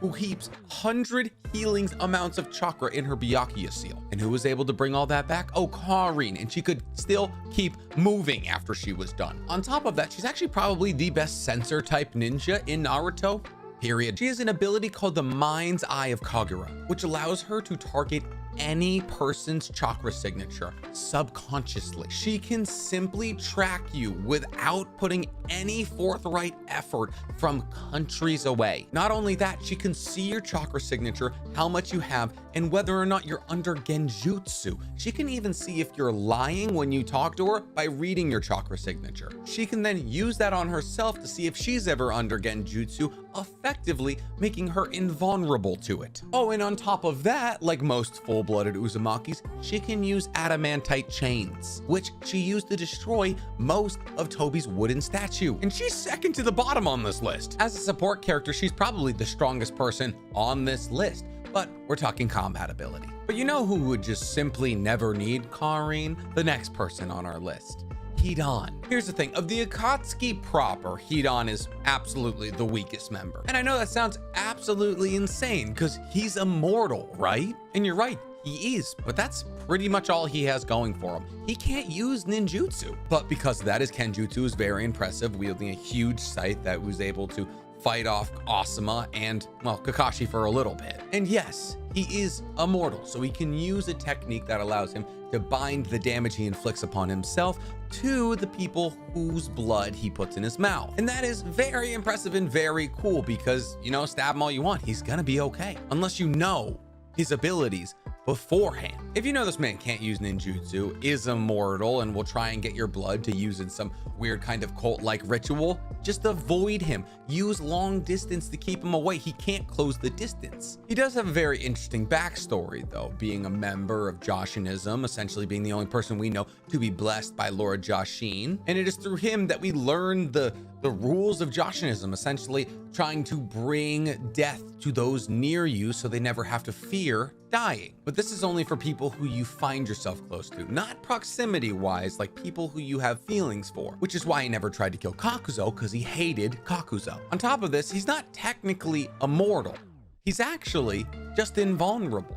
But if he doesn't eat or get water, he will die, and that's canonical knowledge. So he is dead in that hole, for sure. But we do have theories about him being an Akatsuki, and that was posted in a recent video that you can check out right about here. Speaking of needing water to survive, next on our list is Suigetsu. And Suigetsu is actually a very interesting character that I feel like not enough of us talk about. And he's also the only tolerable person from Taka outside of Jugo. Jugo's okay. Suigetsu is actually called the second coming of the demon, named after his brother who had collected all 7 swords of the mist in order to use in battle. And before Orochimaru found him, this was his goal. But after he was reconnected with Sasuke, he was able to pursue that goal that Orochimaru had originally thwarted. Orochimaru being interested in his clan-specific Kekkei Genkai. This Kekkei Genkai essentially being a hydrification technique that allows him to turn certain parts of his body into water, making him almost unhittable, a lot like a Kamui. Unlike a Kamui, it also offered him the ability to extend and grow in size the size of his limbs. It also allows him to shoot bullets, water bullets specifically, out of his hand, so it's a bit like Kimimaru's bone bullet technique,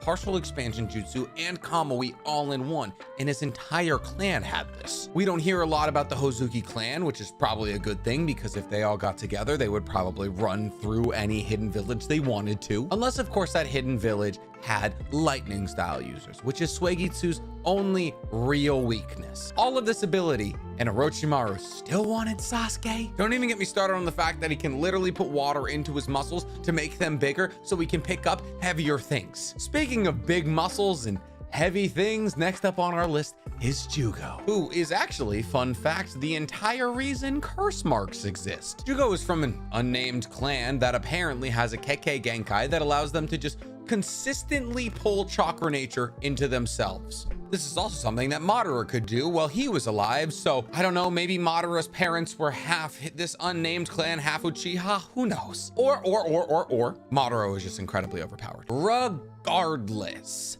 Jugo could constantly take in nature energy, but this isn't all he could do, because he could also pass that nature energy on to people, like a charging bank for Sasuke's plot armor. And while he is incredible at taking in senjutsu energy, nature chakra, he's actually not considered a perfect sage, mostly because he hasn't practiced in senjutsu. He's just able to take in that chakra energy and convert it into like power thrusters in his arm. I mean, I consider him a sage, but a lot of people don't. But a fun lesser known thing about Jugo is that he can actually talk to animals, like that one character from MHA who's useless. But here's the thing, he's not useless. Jugo, that is, the MHA character, absolutely is. He can use that senjutsu chakra in order to reform his limbs into whatever specific type of form he wants them to be, looking like a piston arm or a giant axe. This is essentially Kawaki's entire ability scheme. So once again, let's mark another check in the column of Orochimaru was figuring this shit out long before Amado or the Otsutsuki were. I mean, Orochimaru's like, he's like a scientific artist, genius when it comes down to this shit. But speaking of evil art, next up is Deidara. Deidara was a member of the Explosion Corps in the Hidden Stone, and as you could imagine, a village hidden in stone needs a lot of explosives. He was only 19 years old when he defected from the Hidden Stone and went to the Akatsuki, making him the youngest member of the Akatsuki. I don't even want to think about what would have happened if he had gotten to live a full life. He would have got so insanely powerful. I mean, think about it. He beat Gaara in a fight in the village hidden in the sand, and he beat Isobu in a fight in the village hidden in the mist. He took on two-tailed beast Jinchurikis in their home fields. And then he beat Sasuke in a fight, and then plot armor was like, I I'm actually not made of cells, so your attack that destroys things on a cellular level won't affect me. But how was he able to achieve this power? And it's all his explosion release, which was a Kekkei Genkai that allowed him to use Earth and Lightning Chakra natures simultaneously. But how was he able to use this Kekkei Genkai? And that's a great question. By using the mouths that he grew on his hands and over his heart. And I know what you're thinking right now, But how do you grow mouths on your hands? that's a great question. I'm gonna answer it. In the book Akatsuki Hiden, a canon light novel, where most of this information is coming from, we find out that Deidara actually stole a forbidden jutsu scroll from the village hidden in the stone and then learned it. And that's what allowed him to grow his hand mouths. I don't know who wrote that jutsu, but I mean, technically it was pretty effective. Deidara was essentially capable of 4 jutsus. Well, 5 if you count his self-destruction. The first of which was C1, which he could use to mold his clay into little spiders or walking guys that could track and follow their target. C2 allowed Deidara to make a massive dragon that he could ride around out of his explosive clay, but this would take him a while to form the clay since the dragon was so large. His C3 attack essentially made a nuke out of clay that was in the shape of a teardrop with a little face and wings that he could drop on a village or anywhere really and wipe it off the face of the earth. It was as strong as Almighty Push, and that's a Rinnegan ability. His C4 allowed him to atomize a clone into cellular level little mites of clay that if breathed in would disintegrate you from the inside out. And lastly, his C0 was also essentially a nuke, but this nuke exploded him and destroyed everything within a certain kilometer radius at a cellular level. That's including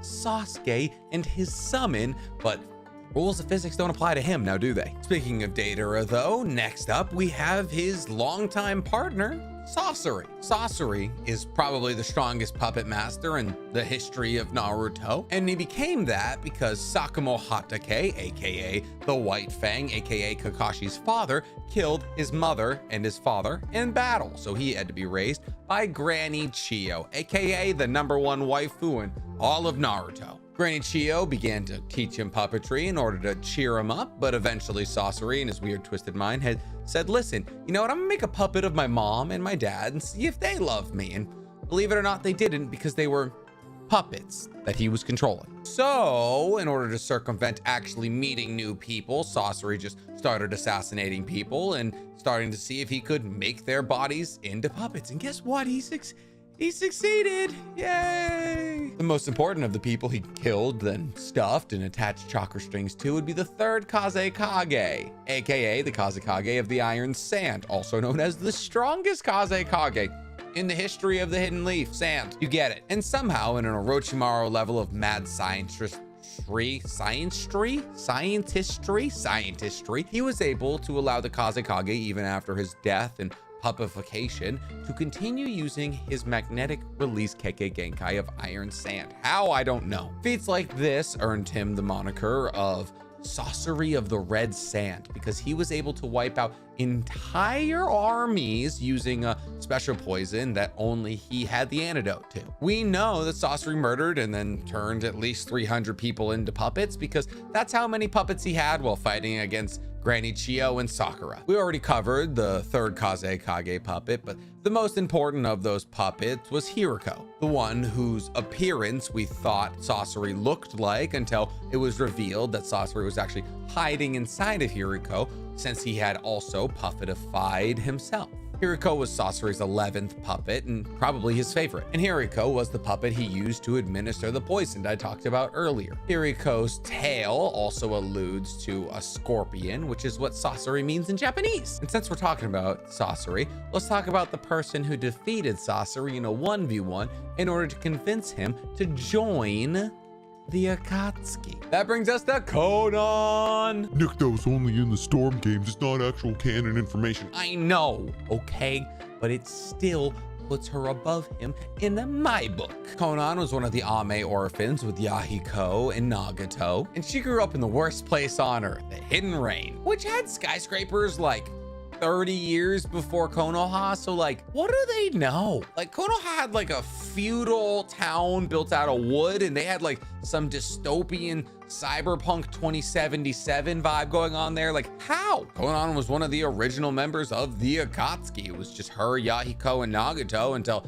Yahiko died and they decided to take on more people. And that's when they met Tobi, who was being influenced by Black Setsu. And I mean, Jesus, that all went down the drain for them. And then again, I guess it was always going to go down the drain for them because Madara put his eyes in Nagato. So it's really all starting from the jump. God, they were screwed. But why do I put Konan so high on the list? And that's a great question. One, she could use wind, water, earth, and yang release. She was an incredible sensor type ninja. 3, she can turn her entire body into paper using a technique called Dance of the Shikigami that essentially, like Suigetsu and like Obito, makes her unhittable as long as she can change that part that you're aiming at into paper. 4, she's an absolute genius, probably the smartest person in the Akatsuki, who with prep time was able to push Obito into using the Izanagi, which permanently blinded one of his eyes. It's hacks. Izanagi, for those of you who don't remember, literally rewrites reality and projects your body into another body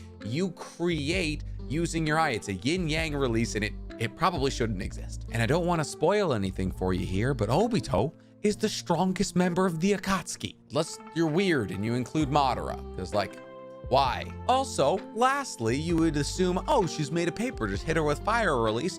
No, Jiraiya did that and it didn't work. That's why he went for a little swim he never came back up from. Speaking of dying, next up we have Kakuzo. I guess the speaking of dying thing really could have worked as any of these transitions. They're all dead. Kakuzo is very old. He's actually from the village hidden in the waterfalls, and his backstory is actually kind of sad. He was considered the village hidden in the waterfalls most elite ninja. In order, prior to the first great ninja war, to get a leg up on other hidden villages, the village hidden in the waterfall sent him to assassinate Hashirama Senju. Oh, you know the guy that's called the god of Shinobi? And guess what?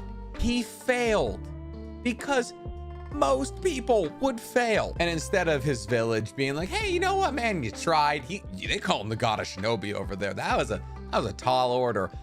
They shamed him so much so he eventually came to hate the village, which is fair, honestly, and left, eventually coinciding with the Akatsuki. But before he did that, he broke out of prison, killed the village elders, stole their hearts, and started living as a bounty hunter. Oh, he also stole the village's forbidden jutsus and then lived the rest of his life taking the hearts of powerful shinobis, shoving them into his chest in order to elongate his life. Remember that part earlier where I told you about how Hidan and Kakuzo hated each other?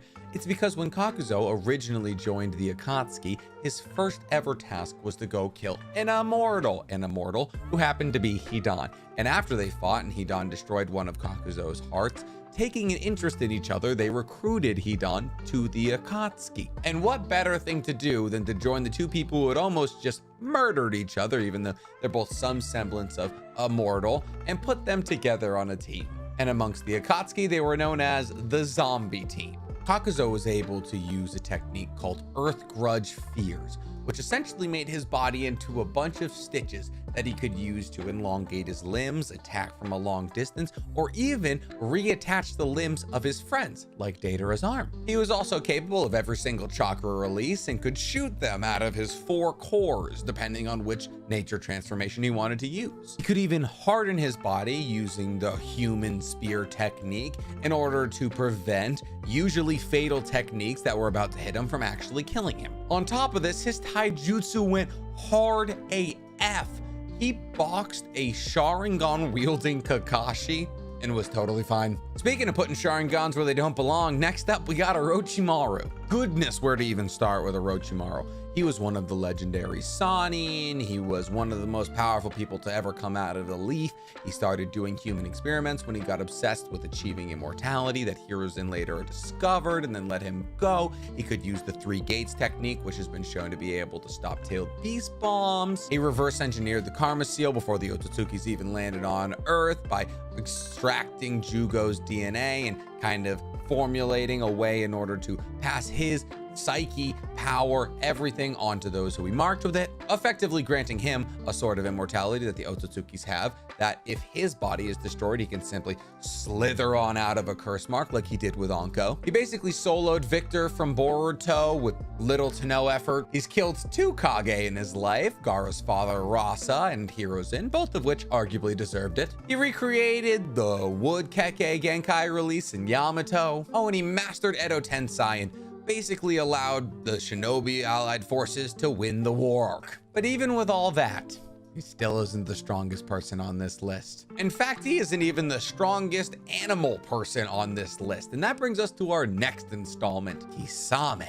Kisame is also known as the tailless tailed beast because of his immense amount of chakra. Kisame was originally a shinobi for the Hidden Mist that was put in charge of protecting certain companies like the Cypher Corps. However, when he was cornered by Konoha Shinobi, he, instead of electing to allow the Cypher Corps to be taken by Konoha and then interrogated by Ibiki, killed them in order to protect the information that they knew. And while the 4th Mizukage commended him on his loyalty to the Hidden Mist, the person who he looked up to and also his superior, Fuguki Suikazan, was shown to actually be selling information to the enemy. Fuguki was actually the yielder of Samehada previously to Kisame. So Kisame murdered him and took Samehada. But this disillusioned Kisame to just Hidden Leaf village culture in general, deciding that this world of lies wasn't for him. And that is when Toby reached out to him, aka Obito, and sold him on the Eye of the Moon plan.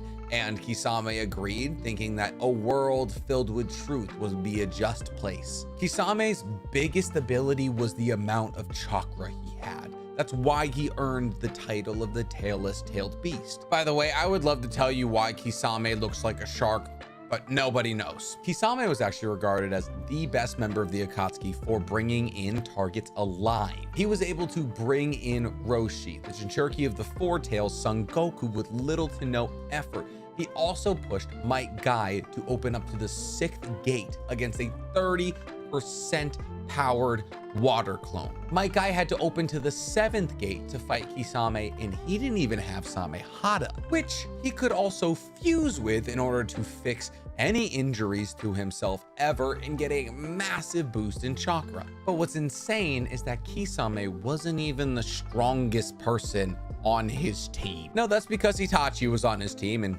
Itachi's stronger than him. I'm sorry. I don't have to give you Itachi's backstory, right? Fugaku, the leader of the Uchiha's first son, prodigal son, awakens his Mangekyo Sharingan when he watches Shisui die, gets his Kotsu Matsukame, shoves it in a raven, puts it in Naruto so he can reprogram himself when he knows he's gonna get re-brought back to life. The best ever Shuriken Jutsu user has Amaterasu in one eye, which is a black flame that he can blow in any direction, and if it hits you, it'll burn you until you're dead, or he releases it Tsukiyomi in his other eye, which puts you in a Genjutsu for 3 seconds, but to you feels like 72 hours if you're getting stabbed in the stomach, I guess. And incomplete Susanoo that has a Yatamura in one arm, that is a mirror that essentially can change chakra natures depending on what jutsu he sees you sending at him and nullify any jutsu that hits it, which, by the way, behind that Yatamura is a Susanoo, which is considered the perfect defensive mechanism in Naruto. And in the other hand has the Sword of Totsuka,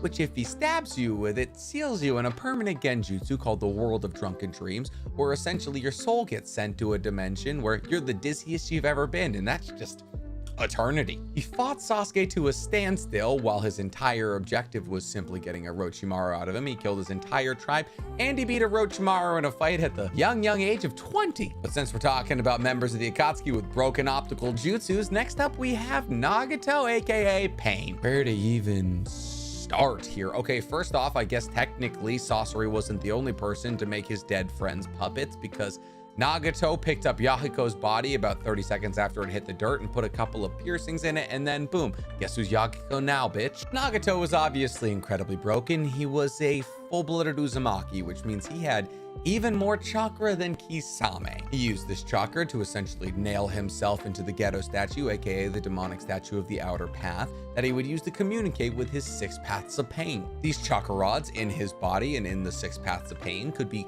used to control them, kind of like incredibly long-range puppets, except each of those puppets had a hilariously broken ability that we'll cover right now. The first path was Nagato's favorite, Yahiko, aka the Deva path, which used his ability because each one of the paths used a different one of Nagato's Rinnegan abilities to either universal pull things to him or almighty push things away from him. This is what Madara uses against the Shinobi allied forces, and it's what Nagato uses against Naruto when he starts to manifest tail. Next up is the Ashura path, which is essentially able to change its arms and face and entire body into weapons that it can fire at long distances. We have this path to thank for essentially breaking Shinobi strikers for a solid 2 weeks. But essentially, the Ashura path can turn its hands into serrated blades and throw those blades, or fire off missiles from its forearm, because that should be a Rinnegan ability, right? Next up is the human path, which allows that path member to put its hand on the head of anyone really and read their mind, or yank their soul out of their body. But this is the least powerful of the paths, which is why Nagato sacrifices it very readily to save the animal path in his fight against Naruto. And speaking of the animal path, this one's actually pretty self-explanatory. It allows Nagato to summon hell creatures from some dimension, like a giant bird or a giant two-headed dog that have Rinnegans in their faces and receivers in their body. It's essentially just the summoning technique of your nightmares. And that takes us to the Preda path, which has actually been pretty well covered in Boruto, though not directly, since the Preda path is able to use the Rinnegan ability to absorb ninjutsus fired at it. Momoshiki displays this with the Rinnegan he has in his hand, and it's also what the Karma does. Essentially, this jutsu's only weakness is that if it absorbs too much senjutsu, it'll turn into a stone. Senjutsu being sage chakra or nature chakra. And lastly, we have the Naraka path, aka the King of Hell. The King of Hell is essentially the best interrogation technique of all time because the Naraka path can activate it, and if you see it, it'll wrap a big old tongue around your neck and will begin to ask you questions. And if you lie during these questions, it'll rip your tongue out of your face and you will die. But if you tell the truth during all these questions, you will simply faint and be extremely exhausted. Speaking of being extremely exhausted, I'm very tired. So thank God this is the last entry, and you're tripping if you don't think he's the most powerful member of the Akatsuki. We have Obito Uchiha. Obito's abilities are absolutely astoundingly terrifying. With his Kamui, he's essentially able to teleport any part of his body he wants to into the Kamui dimension, making him virtually unhittable. And you would think, oh, because he has Kamui in that eye, surely that's the only Sharingan ability he has, but unfortunately you'd be incorrect because his Genjutsu was also absolutely insane. He was able to keep Yagura, aka the third Mizukage, under Genjutsu for years and years and years, essentially making the Blood Mist Village out of an act of revenge for the Blood Mist Village killing, well, I guess forcing Kakashi to kill Rin. And it wasn't until somebody with a Byakugan, aka Ao, saw Yagura and was like, hey man, you're under Genjutsu, let's clear that up for you, that anyone even noticed. On top of that, he can spam his Mangekyo Sharingan ability, which is Kamui, as much as he wants because he's half Hashirama cells, aka White Zetsu, which also allows him to use wood release. However, what's funny, even though he is the strongest member of the Akatsuki, he never wins a fight. Not against Kakashi, not against Minato, not against Kaguya. He kind of just spends the whole show running. But that being said, losing against Kaguya and Minato isn't really a knock against your name. What it really boils down to is he lost to Rin. He lost his heart to Rin. But then again, Rin lost her heart to Kakashi. Literally. And just like that, ladies and gentlemen, that is the end of the list. No, I'm not forgetting Sasuke. What are you talking about? But Nick, every other member of Taka was part of this list. Why not Sasuke? Okay, is that what you want? You want Sasuke in the list? Okay, he's the strongest. Okay, he's stronger than Obito. He's got Kakatsuchi in one eye and Amaterasu in the other that allows him to essentially control the direction of his Amaterasu in any which way he wants. He has Kirin, Chidori, a perfect Susanoo, and he gets a Rinnegan from the Sage's 6 paths that essentially allows him to use every Rinnegan ability in the show, and he only ever uses space-time ninjutsu and Heavenly Foot Power or whatever, the one that allows him to switch positions with people. So yes, it's technically Sasuke, the strongest member of the Akatsuki ever, but he wasn't the strongest member while he was in the Akatsuki, so it's kind of a loophole.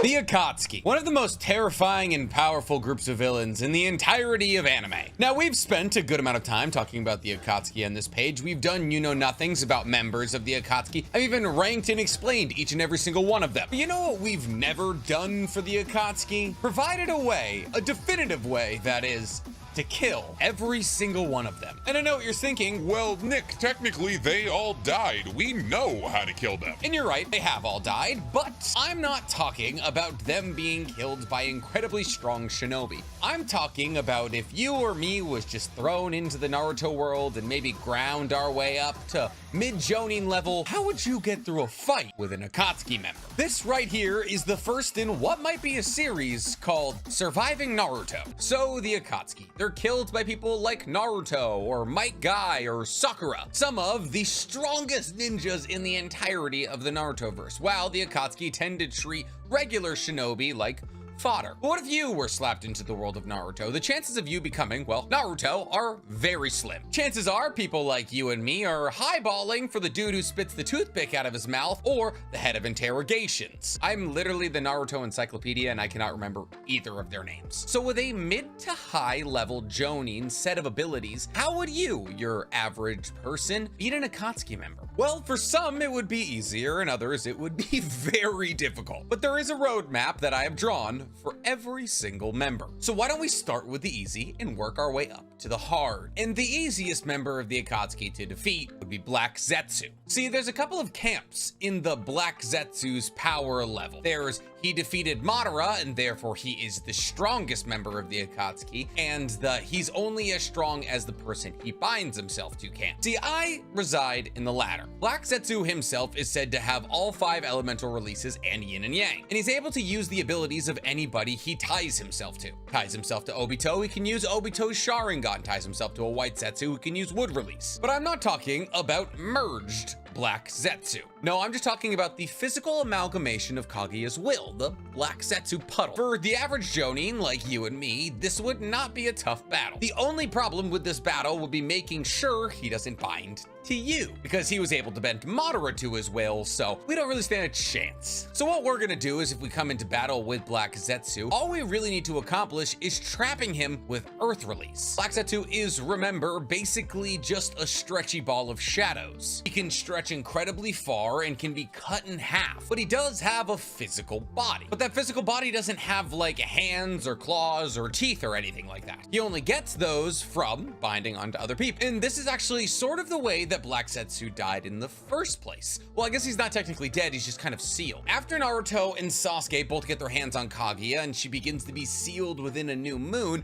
Naruto just kind of chucks him into that new moon. And because he has no body and no way to get out of the moon, he's just stuck there. So we could just use Earth Release to trap him somewhere, and if we're really feeling spicy, just open a hole in the top and spit some Fire Release in there. No more Kaguya's will. Next up in terms of strength would be Karin. Yes, I'm including Hebi/Taka here. See, Karin, while she may seem like a easy out, isn't actually. Karin is probably one of the best sensor type ninjas in the entirety of Naruto. If she wants to find you, she absolutely will. She can pinpoint specific chakra natures from dozens of kilometers away. Not to mention, she's pretty much immune to Genjutsu because her mind's eye of the Kagura allows her to reflect her mind's eye onto herself to see if her chakra network has been disrupted. Not to mention the fact that she's a full-blooded Uzumaki, which means she has an insane amount of chakra and an inherent healing factor and massive life force. A life force and healing factor so insane that when people bite her, they get access to it and instantly heal. So how do you kill somebody who's gonna see you coming and is immune to Genjutsu and has so much chakra? Well, let's be real, you're not fighting them for longer than they can fight you. Well, luckily for us, Karin isn't much of a fighter. With any meager amount of ninjutsu knowledge, and if you can avoid adamantite chains should she pull that out, which if we're being real, she's not going to, because adamantite chains is meant to be used on very large targets like tailed beasts. So yeah, with a medium amount of ninjutsu and taijutsu knowledge and enough speed to speed blitz her, it doesn't really matter if she's gonna see you coming because she's not gonna win the fight anyways. She's a support character. So like, yes, obviously she has this incredible life force, but like that's not gonna stop her from dying from a kunai to the neck, you know? And if you you kill Karin, you get the 2-in-1 bonus of also killing Sasuke, because who's gonna plot armor him back to life? After Karin, we have another member of Taka/Hebi, Suigetsu. Now, Suigetsu is where we start to have like actual fights here. Suigetsu is almost as talented in Kenjutsu as his older brother, Mangetsu. He collected the majority of the 7 swords of the mist and can use them, which makes him one of the best Kenjutsu, aka sword users, in the history of Naruto. On top of that, he has the Hozoki clan Kekkei Genkai, aka hydrification, which allows him to essentially make any part of his body just water, making him impervious to physical attack. And heaven forbid you fight him somewhere around water, he can just disappear into that water and reappear anywhere he needs to. Also, he can add water to certain parts of his body to increase his striking power, like he does with his arms. But he and all of the Hozuki clan have one relatively glaring problem. When you're made of water, you need 2 things: to stay away from lightning, and also a lot of water. We've seen that Suigetsu actually gets dehydrated rather quickly, and therefore has to keep a large jug of water on him at all times. Apparently, I'm a Hozuki. So if you can lure Suigetsu to somewhere that's relatively more arid, like, oh, I don't know, the village hidden in the sand, you can essentially dry him out, so maybe his hydrification technique won't work as well. Or you can just hit him with a bunch of lightning. It's literally that easy. I mean, Boruto figured it out. I mean, how hard could it be? After Suigetsu, well, we have another member of Taka/Hebi, Jugo. See, Jugo is a really tough fight, mostly because he has a clan-specific Kekkei Genkai that allows him to constantly be pulling in nature energy. So you know how Naruto's got to cup his hands together and say Om to get all of the nature energy? Yeah, Jugo just does it passively, which means that Jugo, like Edo Tensei people, has limitless chakra. On top of that, he can make his arms and legs into cannons that makes him one of the most terrifying taijutsu users in the entirety of the show. And we learned in Boruto, if he takes in too much nature chakra, he turns into a giant nature monster essentially and rages out and is incredibly hard to fight. I mean, Konohamaru like kinda stood his ground against him, so like how hard to fight could he be? Like, I feel like Konohamaru is exactly what we would be. I feel like that's the power level I'm explaining when I say mid to high level Jonin. But the problem that Konohamaru ran into was that you don't try to out taijutsu somebody with limitless chakra and cannon arms. Now you just put him in genjutsu. We've quite literally never seen Jugo use ninjutsu. He's got a damn near impenetrable body. He's got limitless chakra and taijutsu skills like crazy. Also, if he's all hulked up, he's not gonna be in the state of mind to snap himself out of genjutsu. We don't even know if he wasn't hulked up, he would be able to snap himself out of genjutsu, because once again, never seen him use ninjutsu, so his understanding of chakra control may be very limited. So yeah, just put him in genjutsu and then stab him. But speaking of people who don't use ninjutsu, next up on our list is Hidan. You see, there's about 1 million ways to defeat Hidan, and Asuma didn't figure out any of them. So essentially, for those of you who haven't seen Shippuden in a while, Hidan is immortal. He's actually technically only invulnerable, but he can die if he stops giving blessings to Lord Jashin, aka sacrifices, or if he stops eating and drinking. We don't know if he ages. We've never really seen him for a long enough time to like see him age. So invulnerable is the better word. Hidan has this ability, and it's his only ability, that if he tastes your blood, he can transfer all the damage done to him onto you. Essentially, he draws a little circle after he gets your blood, and then he can stab himself in the heart and boom, your heart explodes. But to do that, he needs to be standing in the circle he drew, and also he needs your blood. And you're probably like, well, yeah, make people bleed all the time in shinobi fights. And I guess you're right, but that's only if they're fighting other people who are capable of doing ninjutsu, because Hidan is not capable of doing ninjutsu, which means unless he's hitting you with his scythe, he's not gonna make you bleed, which means if you are further than 6 feet away from Hidan, you're safe. So let's just rip through a couple of the ways that you could defeat Hidan. Puppets would be good. Get Hidan to fall into the Black Maiden, and ensure after you stab him with all those swords that go into the Black Maiden, he's not dead, but he's still stuck. Or, you know, if you're not a puppet master, shadow clones. And sure, he's really good at taijutsu, so are your shadow clones gonna defeat him? No, maybe not. Strap some explosive tags to them. Sure, also that explosion will not kill him, but if it pops his head off, you can pick it up and bury it like Shikamaru in a way less cool way. There's long-range jutsus like water bullet or wood dragon and other things like that. Or just like with the person we just talked about, genjutsu. I will never understand how Asuma dies and it's not like their #1 thing to be like, hey, remember Asuma's baby mama Kurenai, the head of genjutsu in Konoha? Why don't we have her avenge Asuma. Like, why was Kakashi there? Bring Kurenai. Bafflingly stupid. Because just like with Jugo, if you don't understand ninjutsu, you do not have the chakra control to break yourself out of genjutsu, which means even minor, like low-level genjutsu would work very effectively. Like, we wouldn't have to worry about running him to an explosive hole if he was just standing still in an endless loop of Kurenai coming out of a tree. You could have just dug the hole around him. But there's no way you're digging a hole around the next entry on our list. Deidara. You see, Deidara is very scary and very popular. He was also the youngest member of the Akatsuki, joining at 19. You see, Deidara has basically got one ability. It's Explosion Release. Explosion Release is a Kekkei Genkai that was specific to the Explosion Corps, which is a group of people in the Hidden Stone who explode things. Do they do it for construction? Do they do it for combat? We don't really know. But eventually one day, Deidara got sick of either doing construction or exploding people and decided to steal a forbidden jutsu of the Hidden Stone. A jutsu that gave you mouths on your hands and your chest. And we wonder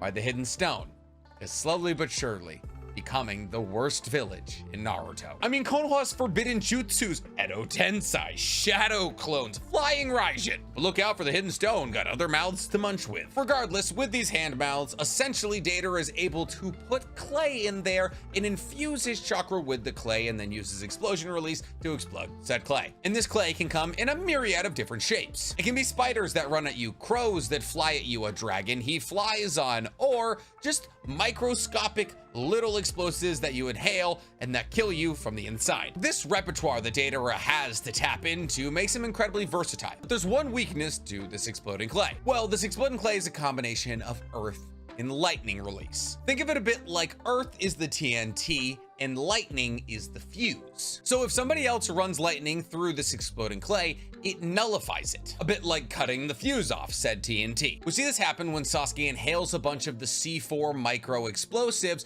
and runs electricity through his body and nullifies all of the explosives. And while the only way we've ever truly seen the explosive clay explode is Deidara doing a hand sign and yelling out, "Cots!" we don't really know the true functionality of the clay. That is to say, we don't know if this is Deidara enacting lightning release on his clay to explode it, or if it's an entirely different thing. You see, Deidara uses the Seal of Confirmation. This seal throughout Naruto is usually shown to activate a ninjutsu. Think about Inojin and Sai. They use the Seal of Confirmation when they're activating their Ninja Beast art scrolls. Or Hashirama and Madara in the Valley of the End. They're both holding up the Seal of Confirmation. So once again, we don't really know if it's Deidara using a separate jutsu or just activating a lightning release. The reason that I'm pontificating on this point is because if it's not a separate jutsu that only Deidara knows to explode that clay, and it is just lightning release, his clay could be used against him. If you run lightning through his C2 dragon and you can explode it, well, there goes Deidara's legs. But let's assume for a second that you can't explode his clay against him. Even basic level lightning release is going to allow you to nullify all of his explosions. And while I know Sasuke has lightning release and he still couldn't really back Deidara into a corner, Sasuke had an inherent disadvantage against Deidara. You see, Deidara had to join the Akatsuki because he lost to Itachi. Deidara specifically trained one of his eyes to be impervious to ocular genjutsu. That only means he's trained against ocular genjutsu. In most, genjutsu is not ocular. I mean, yes, all genjutsu coming from Sharingan are ocular, but look at Jiraiya's combination genjutsu he does with Ma and Pa. It's auditory. If you hear the song, you enter the genjutsu. So we actually know that Deidara is weak to genjutsu, just not of the Sharingan kind, and like I said, we're gonna be average Jonin. We're not gonna have a Sharingan. So one, you're gonna have to use lightning release to get him out of the air. You're gonna have to strike whatever he's riding on and nullify it. And two, you're gonna have to use lightning release to stop all of the explosive clay he's throwing at you. And then in the midst of all of this, you are gonna have to pull off genjutsu on him. So, I mean, let's be real, our chances aren't great, but there's a strategy. Deidara is a really tough out. And you know what's funny? Even though the next person we're gonna talk about is stronger, in my opinion, I think she's an easier out than Deidara. The next person we're gonna talk about is Konan. You see, Konan beat Obito in a fight. No, she didn't. Obito won in the end. He cheated. Also, Izanagi and Izanami were the biggest mistake Kishimoto ever made. But there's a reason Konan beat Obito in a fight. 1, hella prep time. 2, she's a genius. 3, she's kinda busted. Like Suigetsu or even Obito, Konan can make her body into paper. It actually already is paper, which makes her relatively impervious to physical attacks. So taijutsu is kind of out on Konan. If you punch her, she can just move the paper around your arm and she can either trap you or just avoid the attack. And if we're being entirely real, ninjutsu is also kind of out on Konan. Because what's the one type you would use against Konan? Probably fire release, right? But we've seen Konan tank a fireball from Jiraiya, which would mean that she doesn't have much of a weakness to fire type, and the rest she can probably just avoid. So if taijutsu's out and ninjutsu's out, I mean, you're probably thinking I'm gonna say genjutsu, right? And while that's not like the worst idea of all time, it's kind of boring. You see, Konan fights in a way where she uses the paper that is her body to attack you. She makes walls of paper, she makes tornadoes of paper, she makes weapons out of paper. But Konan's biggest weakness is that she's attacking with her body. You see, Konan is not made of infinite paper. I mean, she can make paper pretty much at will. I mean, that's why she was able to literally split an ocean in half with explosive tags. But Konan's body itself is not infinite. And therefore, when she attacks you with a wall or a paper crane or something like that, that paper is gonna cycle back to her eventually. Starting to feel where I'm going here? There is nothing stopping you while fighting Konan from attaching explosive tags to the paper she's attacking you with. You can avoid her attacks for, I don't know, 3 to 4 minutes while you attach explosive seals to the paper she's using to attack you. As long as you do it discreetly enough, eventually she will bring all of her paper back to her body and be whole. And when she is whole and there is 10 to 20 explosive tags hidden inside of her, activate. You see, explosive tags need to be activated just like Deidara's clay, which means they can be detonated whenever. So if you discreetly enough sneak in 10 or so explosive tags, well, explosion beats paper last time I checked. Oh, I forgot somebody. Sasori. I mean, he's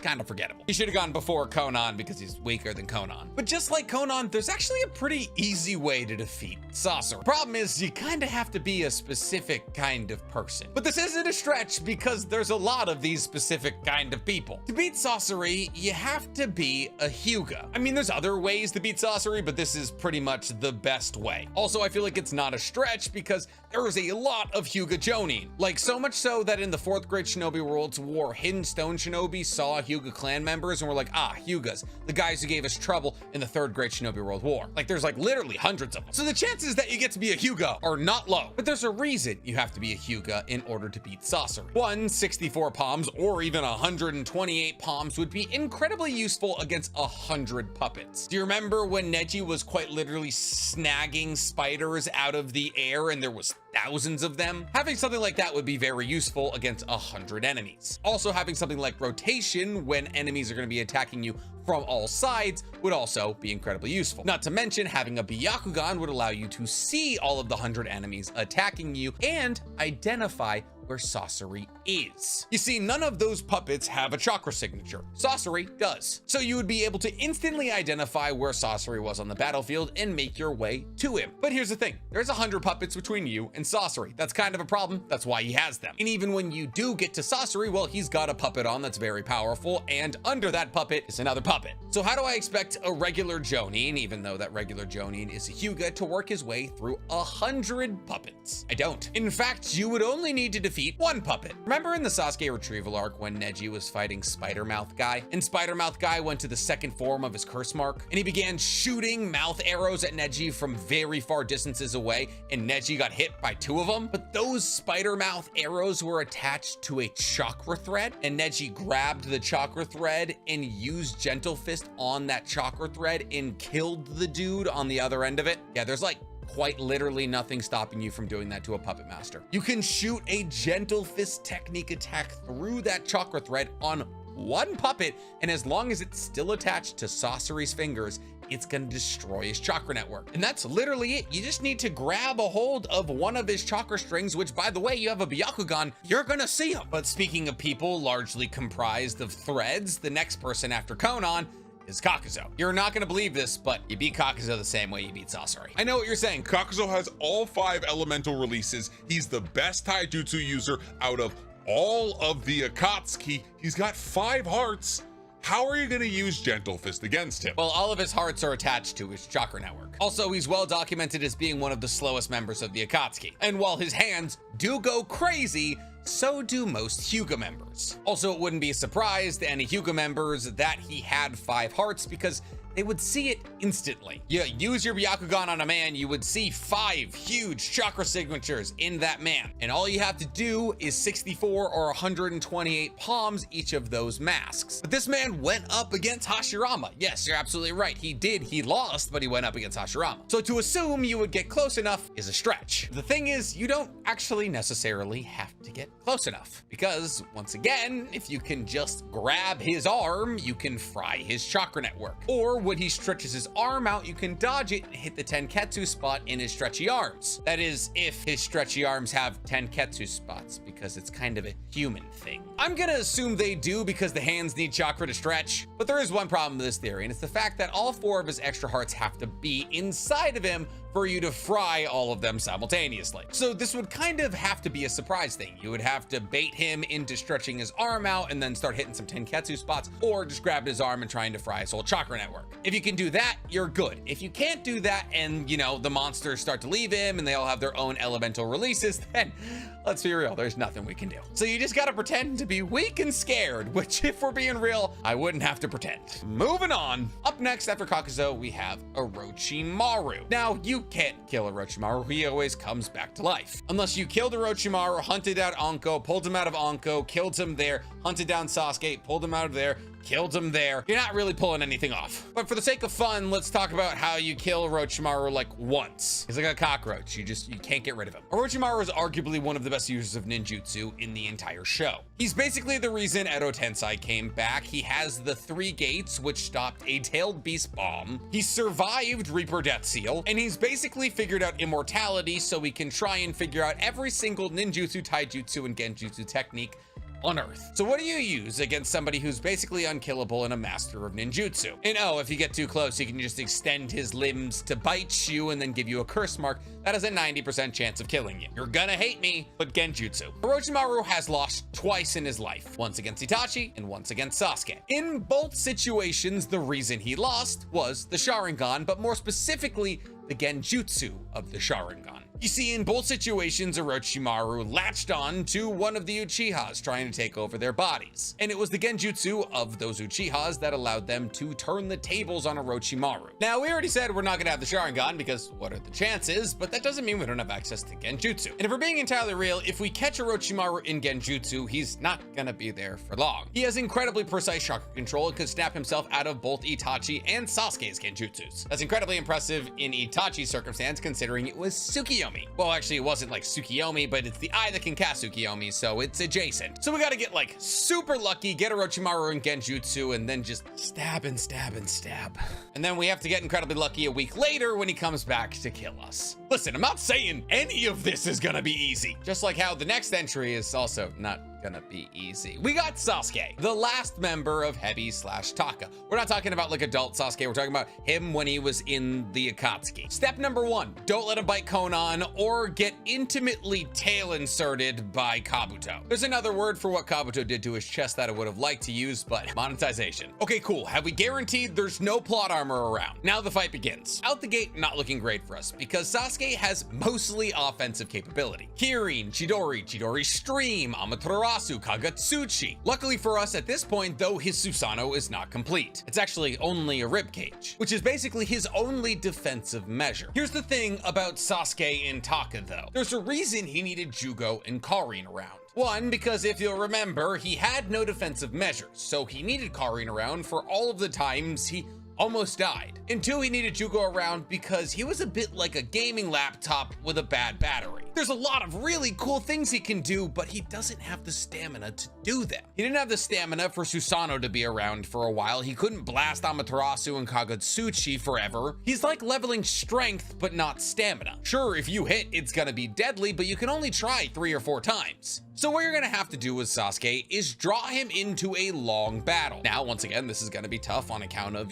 the deadly weapons he has. But Sasuke doesn't have genjutsu. I mean, like, yes, he can use genjutsu, but one of his eyes isn't designated to genjutsu like Itachi. Essentially, his eyes abilities are shoots black flames and controls shape of black flames. So as long as you can dodge Amaterasu and you want him using Amaterasu, you should be good. Because the more that Sasuke uses abilities like Akatsuki, Amaterasu, and Susanoo, the better off you are. Because eventually his eyes will start to bleed and he will get a chronic headache. Sasuke himself has said that using Susanoo feels like having your entire body on fire. So if you can draw him into a long fight, most likely by simply running away, and bring him to somewhere and get him to activate his Susanoo, there's a plan. You see, there's a problem with a non-complete Susanoo. It cuts off at the ground. This is why eventually Susanoos get legs, so you have defense from everywhere. But with a non-complete Susanoo, it's a bit like a cone, meaning that people in non-complete Susanoos are susceptible from ground attacks. AKA, if you were to Naruto in the Chunin exams against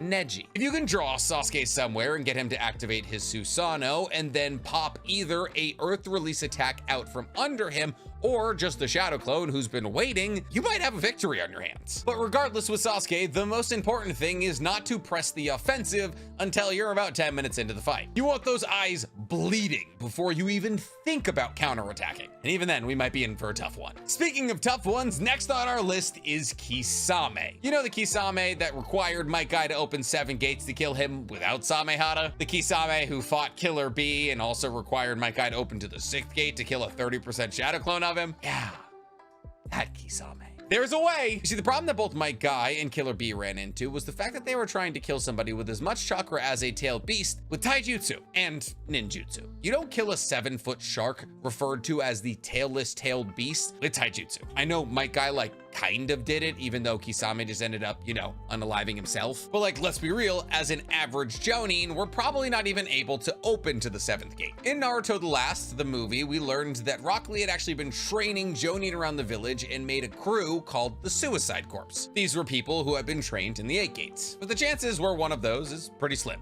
And also, we're probably not as good as Might Guy, so going up against Kisame in a fist fight, bad idea. And going up against Kisame in a ninjutsu fight, also probably a bad idea, because he's one of the most adept users of water release we've ever seen. But he is a shark, which leads me to believe there is one inherent weakness with him. Same thing as Suigetsu and Deidara, lightning release. And sure, you can say just because he has gills doesn't mean he's susceptible to lightning release. That's probably fair, but he uses a lot of water release. He prefers to fight in water or on battlefields covered with water. In fact, his water release is so incredibly powerful, he can cover entire battlefields with water. So using long-range lightning attacks might actually be effective on him. And I emphasize long range because let's remember, he has Samehada. Samehada has the unique ability that if it cuts you or if there's just any cuts on you, Samehada will constantly be sucking out your chakra. And let's be real, he's one of the 7 swordsmen of the mist, specifically the strongest one of all time. If you get close to him, he's gonna cut you with that sword. So launching long distance attacks like Chidori Stream or Purple Lightning or something like that would be very effective. But would that be enough to kill a man referred to as the tailless tailed beast? Probably not. We only ever saw Kisame bow his head to one person, really.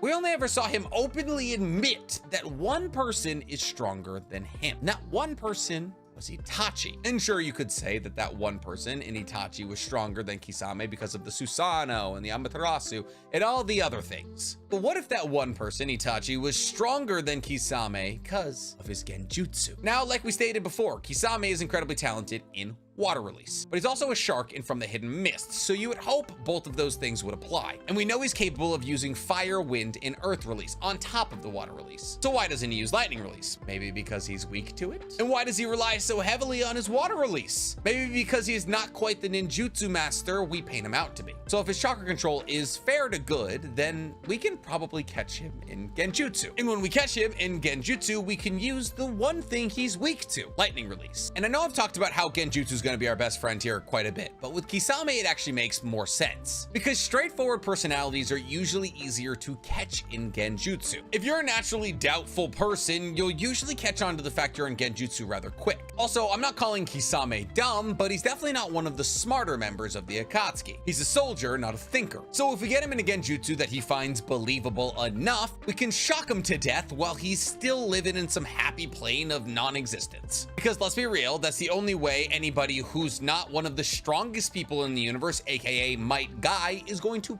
kill Kisame. An unlimited tank of chakra and ridiculous strength is impossible to beat outright. You're gonna have to trick him. But since we're talking about Kisame, let's talk about the one person who he admitted was stronger than him, Itachi. Listen, this one is also not gonna be fun for us, but it actually might be better than fighting Sasuke. I know that sounds absurd considering the fact that Sasuke fought this Itachi and Itachi let Sasuke win. But there's a difference between Sasuke and Itachi, and it lies in their personality. You see, because Itachi is a pacifist and also a spy, he wanted to end fights quickly and painlessly. Because of this, Itachi actually doesn't have much in the way of offensive abilities. While Sasuke can directly aim his Amaterasu and light you on fire, Itachi can't. Itachi can blow Amaterasu in a general direction like a shotgun of black flame, but it's pretty easy to dodge. In fact, we've quite literally never seen it hit somebody. And as long as you don't make eye contact with him, which albeit is difficult, you won't get caught in Tsukiyomi. Now the problem becomes his Susanoo. Unlike with Sasuke, where his Susanoo can shoot arrows at you, Itachi's has a relatively short range. His only offensive ability with his Susanoo is the Sword of Totsuka, which is an insane offensive ability, I'll give you that. But it is just that, a sword, and also a sword that needs to pierce you to work. Now, should you get pierced with this sword, you will go to the realm of drunken dreams and fight's over. But in his other hand, he has a Yata mirror, which is a mirror that matches the release of any ninjutsu fired at it to nullify it, making Itachi Susanoo basically invincible. So how do we beat a taijutsu, genjutsu, ninjutsu genius with an invincible Susanoo? Unfortunately, the same way we beat Sasuke. If there's anybody who has less stamina than Taka Sasuke, it's Itachi. Unfortunately for us both, it's a lot easier to drag Itachi into a long fight than Sasuke, because once again, his offensive capabilities are not good for a long distance drawn out fight. Essentially, while conserving as much chakra as you can, because I'll remind you, all ninjutsu is useless against his Susanoo, you have to keep Itachi interested enough in the fight that he follows you, but not so close that he can stab you with a Sword of Totsuka.